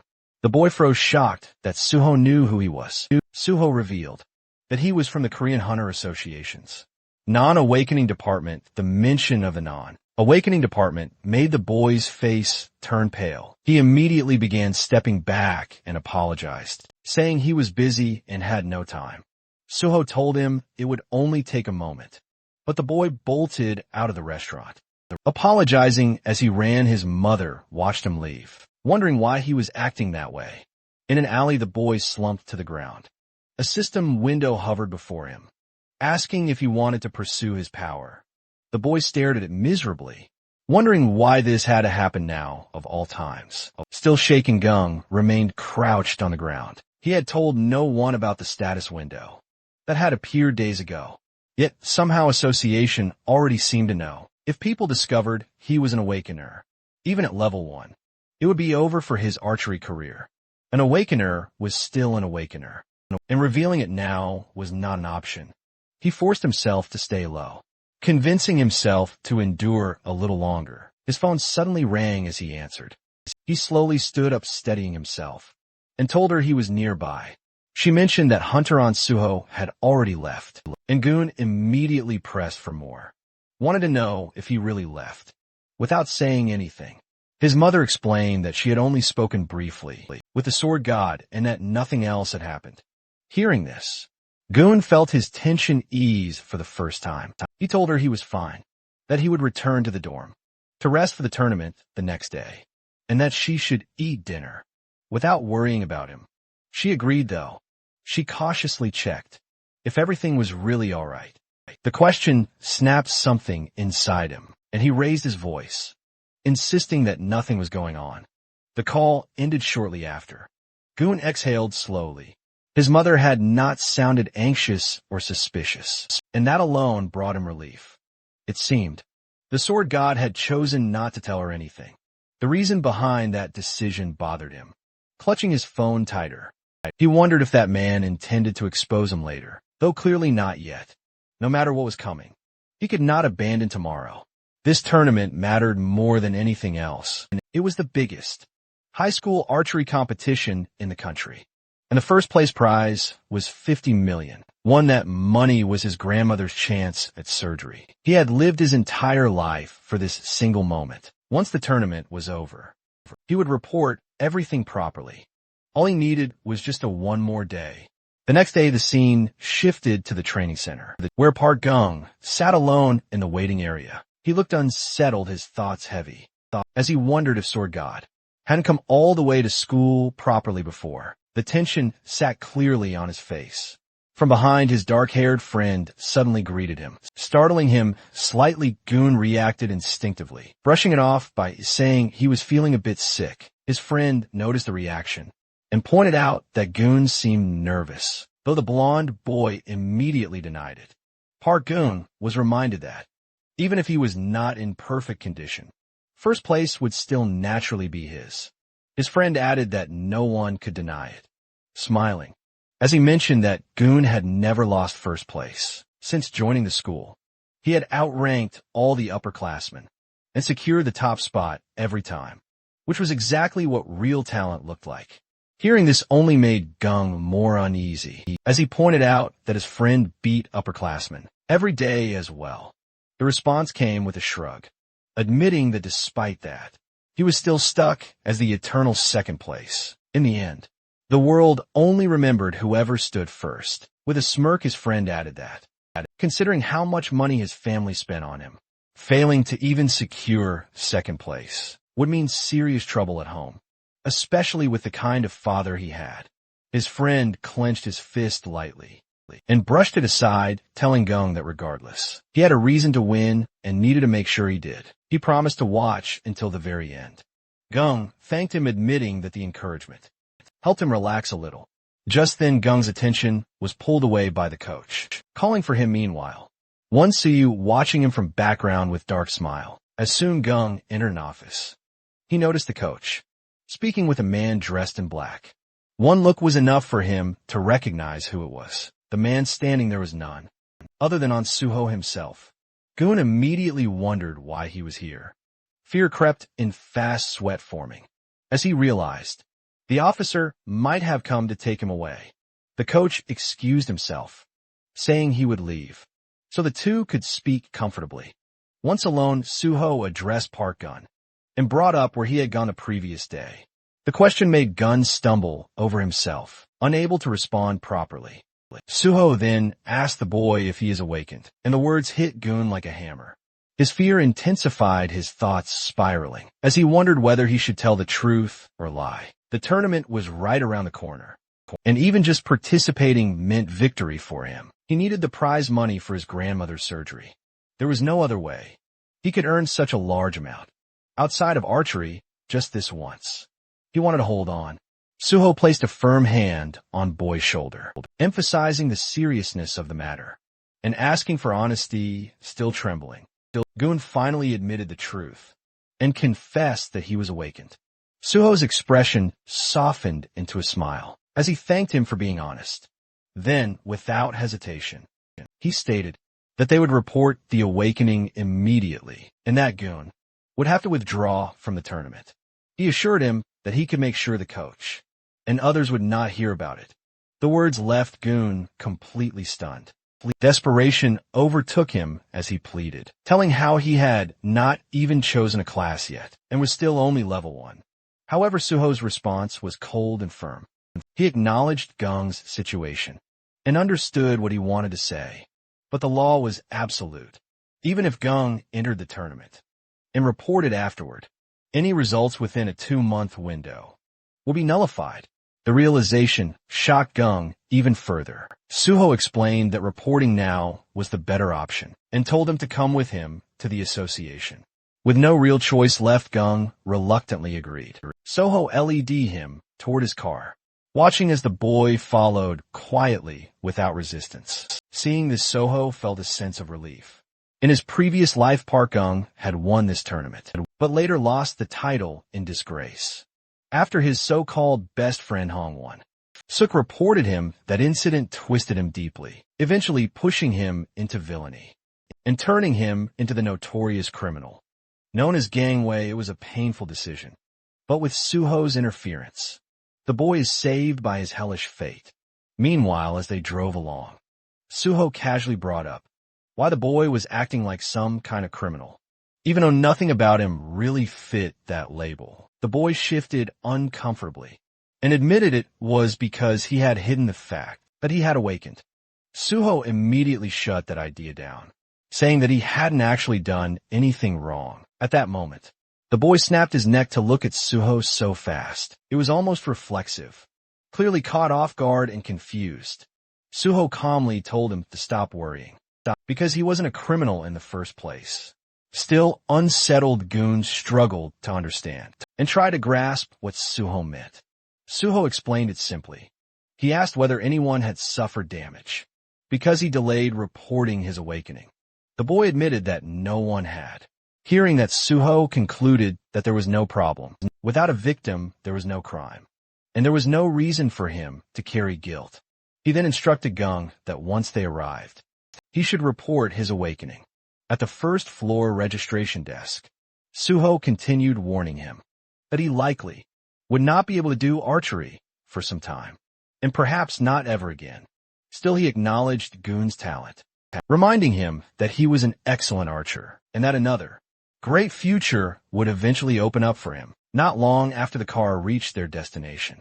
At the association's registration center, Suho dropped the boy off and prepared to leave. Just as he turned away, someone called out to him.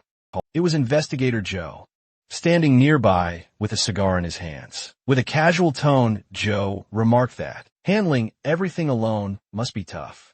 Suho answered calmly that it was not that difficult. A faint smile crossed his face as he added that he had only just begun. Joe echoed the words, noting that if Suho was only beginning, then there was no need for his help. Suho responded with a polite bow, assuring him that he was fine, and then took his leave. As Suho walked away, he made a call to Jin-Hoo and asked if he had some time to talk. Behind him, Investigator Joe let out a quiet sigh. Watching Suho's back, he muttered that the man was clearly having a hard time, though his pride kept it well hidden.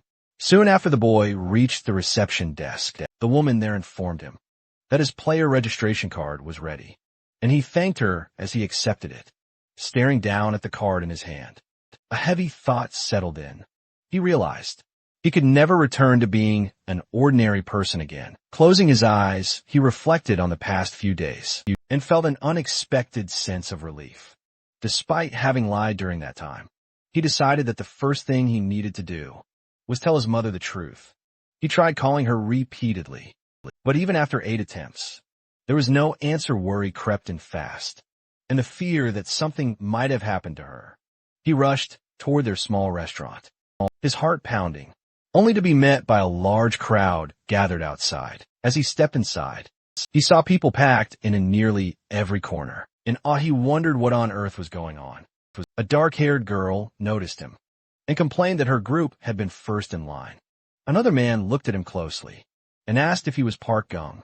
The moment the crowd realized who he was, excitement erupted. People began cheering, recognizing him as Ansung, high school's archery prospect, and several asked him to take pictures with them. Overwhelmed, he tried to understand how they even knew who he was. He wondered if the sudden increase in customers was because they had come to see him. The girl quickly cleared the misunderstanding, explaining that they were not there for him, but because the restaurant had been recommended by the sword god. The explanation only confused him further. She excitedly added that the sword god had posted about the food on Instagram. The post had already gathered over 87,000 likes and 47,000 comments. Some customers laughed among themselves, finding it oddly cute that Sword God's very first post was simply a food recommendation. Still confused, the boy tried to figure out how they had recognized him. One of the nerdy-looking customers casually explained that doing research before a pilgrimage was basic behavior. Others pressed him with curiosity, asking whether he had really met the Sword God. With a hint of pride, he admitted that he had, even mentioning that he had handled the Sword God's payment himself. The girl reacted with open jealousy, but pointed out that his mother looked overwhelmed and suggested that he should go help. He immediately rushed into the kitchen and told his mother that he would help out. She questioned him about the competition and asked why he was there instead of training. Tying on an apron, he brushed it aside, saying they could talk later, and that he should start cleaning first. Outside, customers excitedly stared at the special Sword God menu, commenting on how humble and cute it felt to see the Sword God eating simple snack food. The entire day passed, with him serving customers non-stop. By evening, exhaustion finally caught up to him. He leaned against the counter, drained, and remarked that since the restaurant had opened, this had been the busiest day they had ever experienced. His mother, still bewildered, commented on the sudden chaos, and then asked again why he was there, instead of at the competition. Before he could answer, someone outside called out, asking if the restaurant was open. His mother turned and apologized, explaining that they were closed for the day because they had run out of ingredients. The man replied that he was not a customer. He introduced himself as Joe Jinwei, a reporter from PBS, and said he would like to interview Park Gung. If he had a moment, the boy stood there confused, wondering if the man truly wanted to meet him. The reporter confirmed it, explaining that they had received a tip. According to that information, Park Gung had withdrawn from a major competition after honestly reporting that he had become an awakened person. The words hit hard. His mother froze in shock, struggling to understand what an awakened person's honesty report even meant, and questions what was really going on. The scene shifted to the archery training ground, where Coach patting Won-suk, offering a few words of encouragement. The boy responded confidently, stating that he would do his best for the competition. Once the coach walked away, his thoughts immediately turned sharp and bitter. He had not expected Park Gun to make the first move. Originally, Won-suk had planned to report Gun's awakening right after winning the competition, intending to crush his future. He thinks the higher someone climbed, the harder they were meant to fall. But now that Gun had withdrawn from the match entirely, everything changed. This unexpected move made Won-suk debut much earlier than planned. A few days earlier, he had overheard Gun muttering to himself about awakening, and that memory burned deeply. Jealousy had always lingered inside him. It finally made sense why that beggar kid had been shooting so unnaturally well. The thought that Gun had deceived him and tried to block his future filled him with resentment. But now his eyesore is gone. This was his time. He would win the competition and prove himself to everyone. As he began training, whispers spread around the field. People quietly remarked on how perfectly he was releasing the bow, even claiming it looked better than Gun's technique. The praise fed directly into his confidence, twisting it into greed. Thinking himself as the true bow god, his focus suddenly broke when he overheard people talking about an official who had arrived. That official was none other than Suho. Confusion spread among the crowd as they wondered why the sword god was here. Suho approached Won-suk directly and addressed him by name, asking him to come along to the association. Won-suk was caught off guard and demanded an explanation. Suho replied that it was not something to be discussed publicly and explained that Won-suk was scheduled for an investigation that would take about a day. Anger surged as Won-suk snapped, refusing outright questioning. Why an investigation was suddenly happening now? Suho remained calm and stated that everything will be explained on the way. Won-suk's frustration exploded as he flatly refused, again insisting that he could not go, and asking whether Suho himself would agree if he were in the same position. That was when Suho revealed the reason. He mentioned Won-suk's older brother, Hong Dong-suk. Just hearing that name drained the color from Won-suk's face. Suho explained that Dong-suk was currently under investigation for draft dodging involving a fake awakening report. Because of that, all family members were required to undergo awakening verification. As well, the case involved many people and was being treated as a serious matter. Suho looked directly into Won-suk's eyes and asked for his cooperation. Fear crept in fast as Won-suk struggled to process the words draft dodging and corruption. Behind him, other students whispered among themselves, remarking that the sword god was personally escorting him. A girl murmured that it looked like his family had committed crime. At the association, a dark-haired boy shouted loudly, demanding to know who had reported him. Sitting across from an officer at a desk, he accused him of hypocrisy, pointing out that the same officer had issued his player license. The officer warned him that continued refusal to cooperate would only make things worse.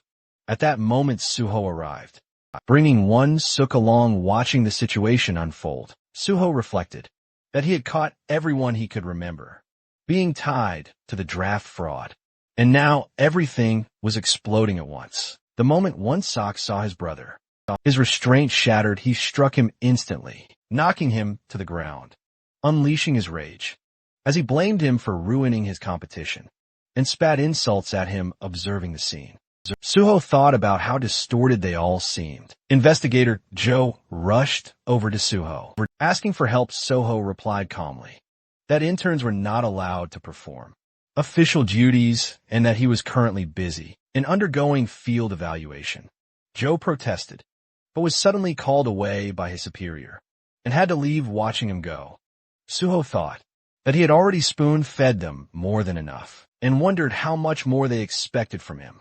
Not long after he arrived at a PC cafe, looking around, he noted how old it felt. The place still allowed indoor smoking, had no customers, and carried an atmosphere frozen in time.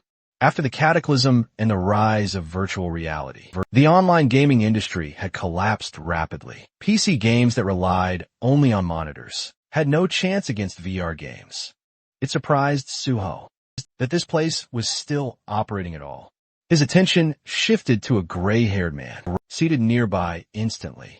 Suho realized he had finally found him. He took the seat beside him and opened a game ops. The gray-haired man noticed and commented on seeing someone play ops after such a long time. Suho admitted that returning to the game after so long was not easy. The man found it amusing and remarked that ops was practically a dead game. Having even one more player felt nice. He suggested playing together and asked Suho to add him as a friend. Under the name Railgun, Suho recognized the name immediately and realized he was sitting next to the one ranked ops player. The man confirmed it casually. Suho expressed his respect and appreciation. Feeling generous, the man stood up and offered to buy Suho something to eat, explaining that he worked there and could give him plenty. As he browsed the shelves, he asked what Suho wanted. Before he could pick anything, Suho asked him if his name was Kim Q. The reaction was instant. The gray-haired man froze in shock, fear flashing across his face. As he turned to face Suho and confirmed his name, Suho calmly removed his identification card and revealed his affiliation with the Korean Hunter Association's Non-Awakening Inspection Division. Fixing his gaze on the man, Suho asked him to show his ID. The gray-haired boy trembled as he stepped backward, finally confirming that he was Kim Gwon. His fear obvious the moment his identity was exposed. Suho stared straight into his eyes with an unshaken firmness, already aware of the truth, and demanded identification without hesitation. The boy tried to stay composed, claiming his ID was locked inside the staff room and insisting he would return shortly. As he moved toward the stairway, Suho followed closely, already anticipating what would happen next. The moment they reached the stairs, the boy bolted without warning, sprinting away exactly as Suho had predicted. Outside the building, the exhausted boy leaned against the wall, gasping for breath, his thoughts spiraling as he wondered how the association had managed to track him down. He did not realize that Suho was already standing behind him, like a silent shadow before the boy could react. Suho casually remarked on his attempt to escape, and in the same instant, struck him with a powerful flick to the forehead. The impact alone sent pain shooting through the boy's body. Instantly dazzling him, he dropped to his knees, trembling as the pain overwhelmed his senses. Suho reminded him coldly that any refusal to cooperate or another attempt to flee would result in immediate arrest. Kneeling beside him, Suho listened as the frightened boy protested, insisting he had done nothing wrong. Suho then called him by his real name, Kim John, shattering the boy's composure. He asked whether the person inside the building was his older brother Kim John. The boy denied it instantly, but Suho remained unmoved. Already seeing through the lie, he told him they would go back inside first, as he needed to confirm Kim John's real body. Anger suddenly overtook the boy, and he rushed forward with a clenched fist. The attack was effortlessly stopped with one hand, shocking the boy as Suho twisted his arm without strain. Suho made it clear that he had come to help them, but their actions were only creating unnecessary trouble for him. Moments later, the boy gave in, tapping out under the pressure. Suho smiled, calmly warning him that one more attack would end with him being tied up, and he ordered the boy to show the way to his place. Inside the room, the twin of the gray-haired boy lay motionless on the bed, Suho stood over him, quietly observing, and it did not take long for him to realize that the boy was in a possessed state. On the bed lay identical IDs, belonging to the twin brothers, both bearing the same name, Kim Gwon. Suho turned his attention back to the gray-haired boy and questioned when his brother had awakened. He then revealed that Kim Jon's possession trait could only activate on the same player, and hearing this made the boy visibly tense. Suho warned him not to lie, stating that their work dates at the PC cafe could easily be checked. Realizing there was no escape from the truth, the boy broke down and desperately asked what Suho was planning to do next. With his eyes shut tight, he explained everything in a rush, revealing that he was paralyzed from the waist down due to an accident, while his brother had ended up in a vegetative state.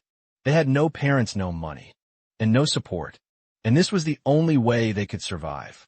Suho calmly responded that he would not do anything, a statement that completely confused the boy. For clarity, the hooded boy was Kim Gwon, the younger brother, while the disabled one was Kim Jon, now possessing his own younger brother, because of his vegetative condition. With that understood, the situation continued. Suho looked at the boy calmly and explained that he was there to help them, instructing him to sit down and listen properly. The boy, irritated and unwilling to trust him, resisted until Suho finally introduced himself as On. Suho, the name struck a nerve, sounding familiar enough to spark panic. The boy quickly pulled out his phone to search the name, only to realize that the sword god himself was standing right in front of him. At that moment, the original Gion returned to his own body, confusion washing over his face as he tried to process what was happening. Pulling himself toward his wheelchair, John focused on Suho and asked him to explain in detail how he intended to help them. There was a saying that truly helping the helpless meant giving them work instead of handing out money, and Suho applied that principle without hesitation. He stated that he intended to find a job for Kim Ji-hun, then directly brought up whether Ji-hun wished to become a hunter again. The boy reacted with visible confusion, unable to understand how Suho could say such a thing. While clearly seeing the condition of Ji-hun's legs, he went on to make it clear that if Suho's idea involved entering gates by possessing his younger brother's body, then that path was completely off the table. Suho responded calmly, clarifying that it would not involve possession at all, and that the job would be for Kim Jon himself. The boy frowned deeply, irritation rising as he told Suho to stop joking around. If something like that were truly possible, it would have happened long ago. He pointed out that his level was already above 50. He could not even enter the lowest level gates anymore. To make a living, Suho then shifted the topic and asked whether John was familiar with partner items. These items were special equipment that synchronized perfectly with a player's innate traits, amplifying their abilities in unique ways. John was aware of them, but he also knew how unrealistic they were to obtain. Partner items were comparable to winning a lottery, with only a handful of players across the entire world ever finding one that truly matched them. Suho acknowledged that difficulty, knowing better than anyone that finding an item perfectly suited to a person was nearly impossible still. He knew that in his previous life, Kim Jon had become infamous because of a specific partner item. Suho assured the boy that he knew exactly which item resonated with John's possession trait, and through that item, he intended to give both brothers a completely new life. Hearing this, the boy clenched his fist tightly, his emotions boiling over. He demanded to know why Suho was doing all of this, after they had been ignored by everyone for so long. He questioned whether there was something Suho wanted from them in return. All this time, Kim Jon had knocked on the doors of welfare centers, district offices, and countless organizations, yet not a single hand ever reached back to him. He had fallen for being a successful hunter to someone society quietly labeled as weak and disposable, and that slow abandonment carved deep scars into him. Because of that neglect, Kim Jon eventually ended up walking the path of a villain. In the present, Suho stated that John had never been abandoned, but the boy clearly did not believe those words. What followed left him completely shaken. Suho stepped forward and knelt in front of him, lowering himself without hesitation, and apologized for arriving late. He admitted that he should have come to help much earlier from deep inside. Suho genuinely wanted to help Kim Jong, even though he had not created the system and was not the state itself. Still, he understood his responsibility as a public servant and intended to fulfill that duty sincerely, without excuses, with a calm smile. Suho explained that his delay was not due to neglect or indifference, but because he had not found a viable solution before. This time was different, and this time he promised to help. Kim Gi-yeon stared at him in silence for a long moment, before finally apologizing. In return, he admitted that he had never experienced anyone truly trying to help them, which had made them overly sensitive and defensive. Suho stood back up and told him that he would have reacted the same way in that position. He then assured him that his brother's awakening report would not interfere with their disability pension, making it clear that he had already considered those consequences. Suho even went as far as stating that he would personally deal with the PC cafe owner if John was not paid properly, though the man was spared when John explained that the owner had treated him kindly. Shifting the focus forward, Suho stated that he would soon introduce John to a guild for hunter-related activities. The boy wondered how any guild would accept someone like him, but Suho dismissed that concern entirely. All John needed to do was wait patiently until Suho returned with the partner item. That would change everything for them. After some time, Suho returned to the Hunter Association. As he stepped out of his car, his thoughts lingered on why Chief Pai and the vice president had contacted him so suddenly. Before he could reflect any further, his attention was pulled away by Park Gun, running straight toward him. Suho asked why the boy was here, and Park Gun quickly explained that his mother had packed food for him. This was because of Suho's Instagram post and the recent news coverage, both of which had been receiving a great response. The boy expressed his gratitude openly, clearly excited by how things were going. Suho brushed it off calmly, stating that he had not done anything special. He mentioned that he only posted the food because it genuinely tasted good. And regarding the news coverage, he casually denied having reported anything himself. Gung awkwardly agreed. Suho then asked whether the boy had changed his class. Gung immediately brightened and explained that he had chosen the archer class. He was still serious about becoming a hunter, and went on to ask whether Suho had any guild recommendations for him, just as we all can predict now. Suho brought his new sidekicks to the Nexus Guild. The guild leader, upon seeing an applicant personally recommended by Suho, approved him instantly with a broad smile.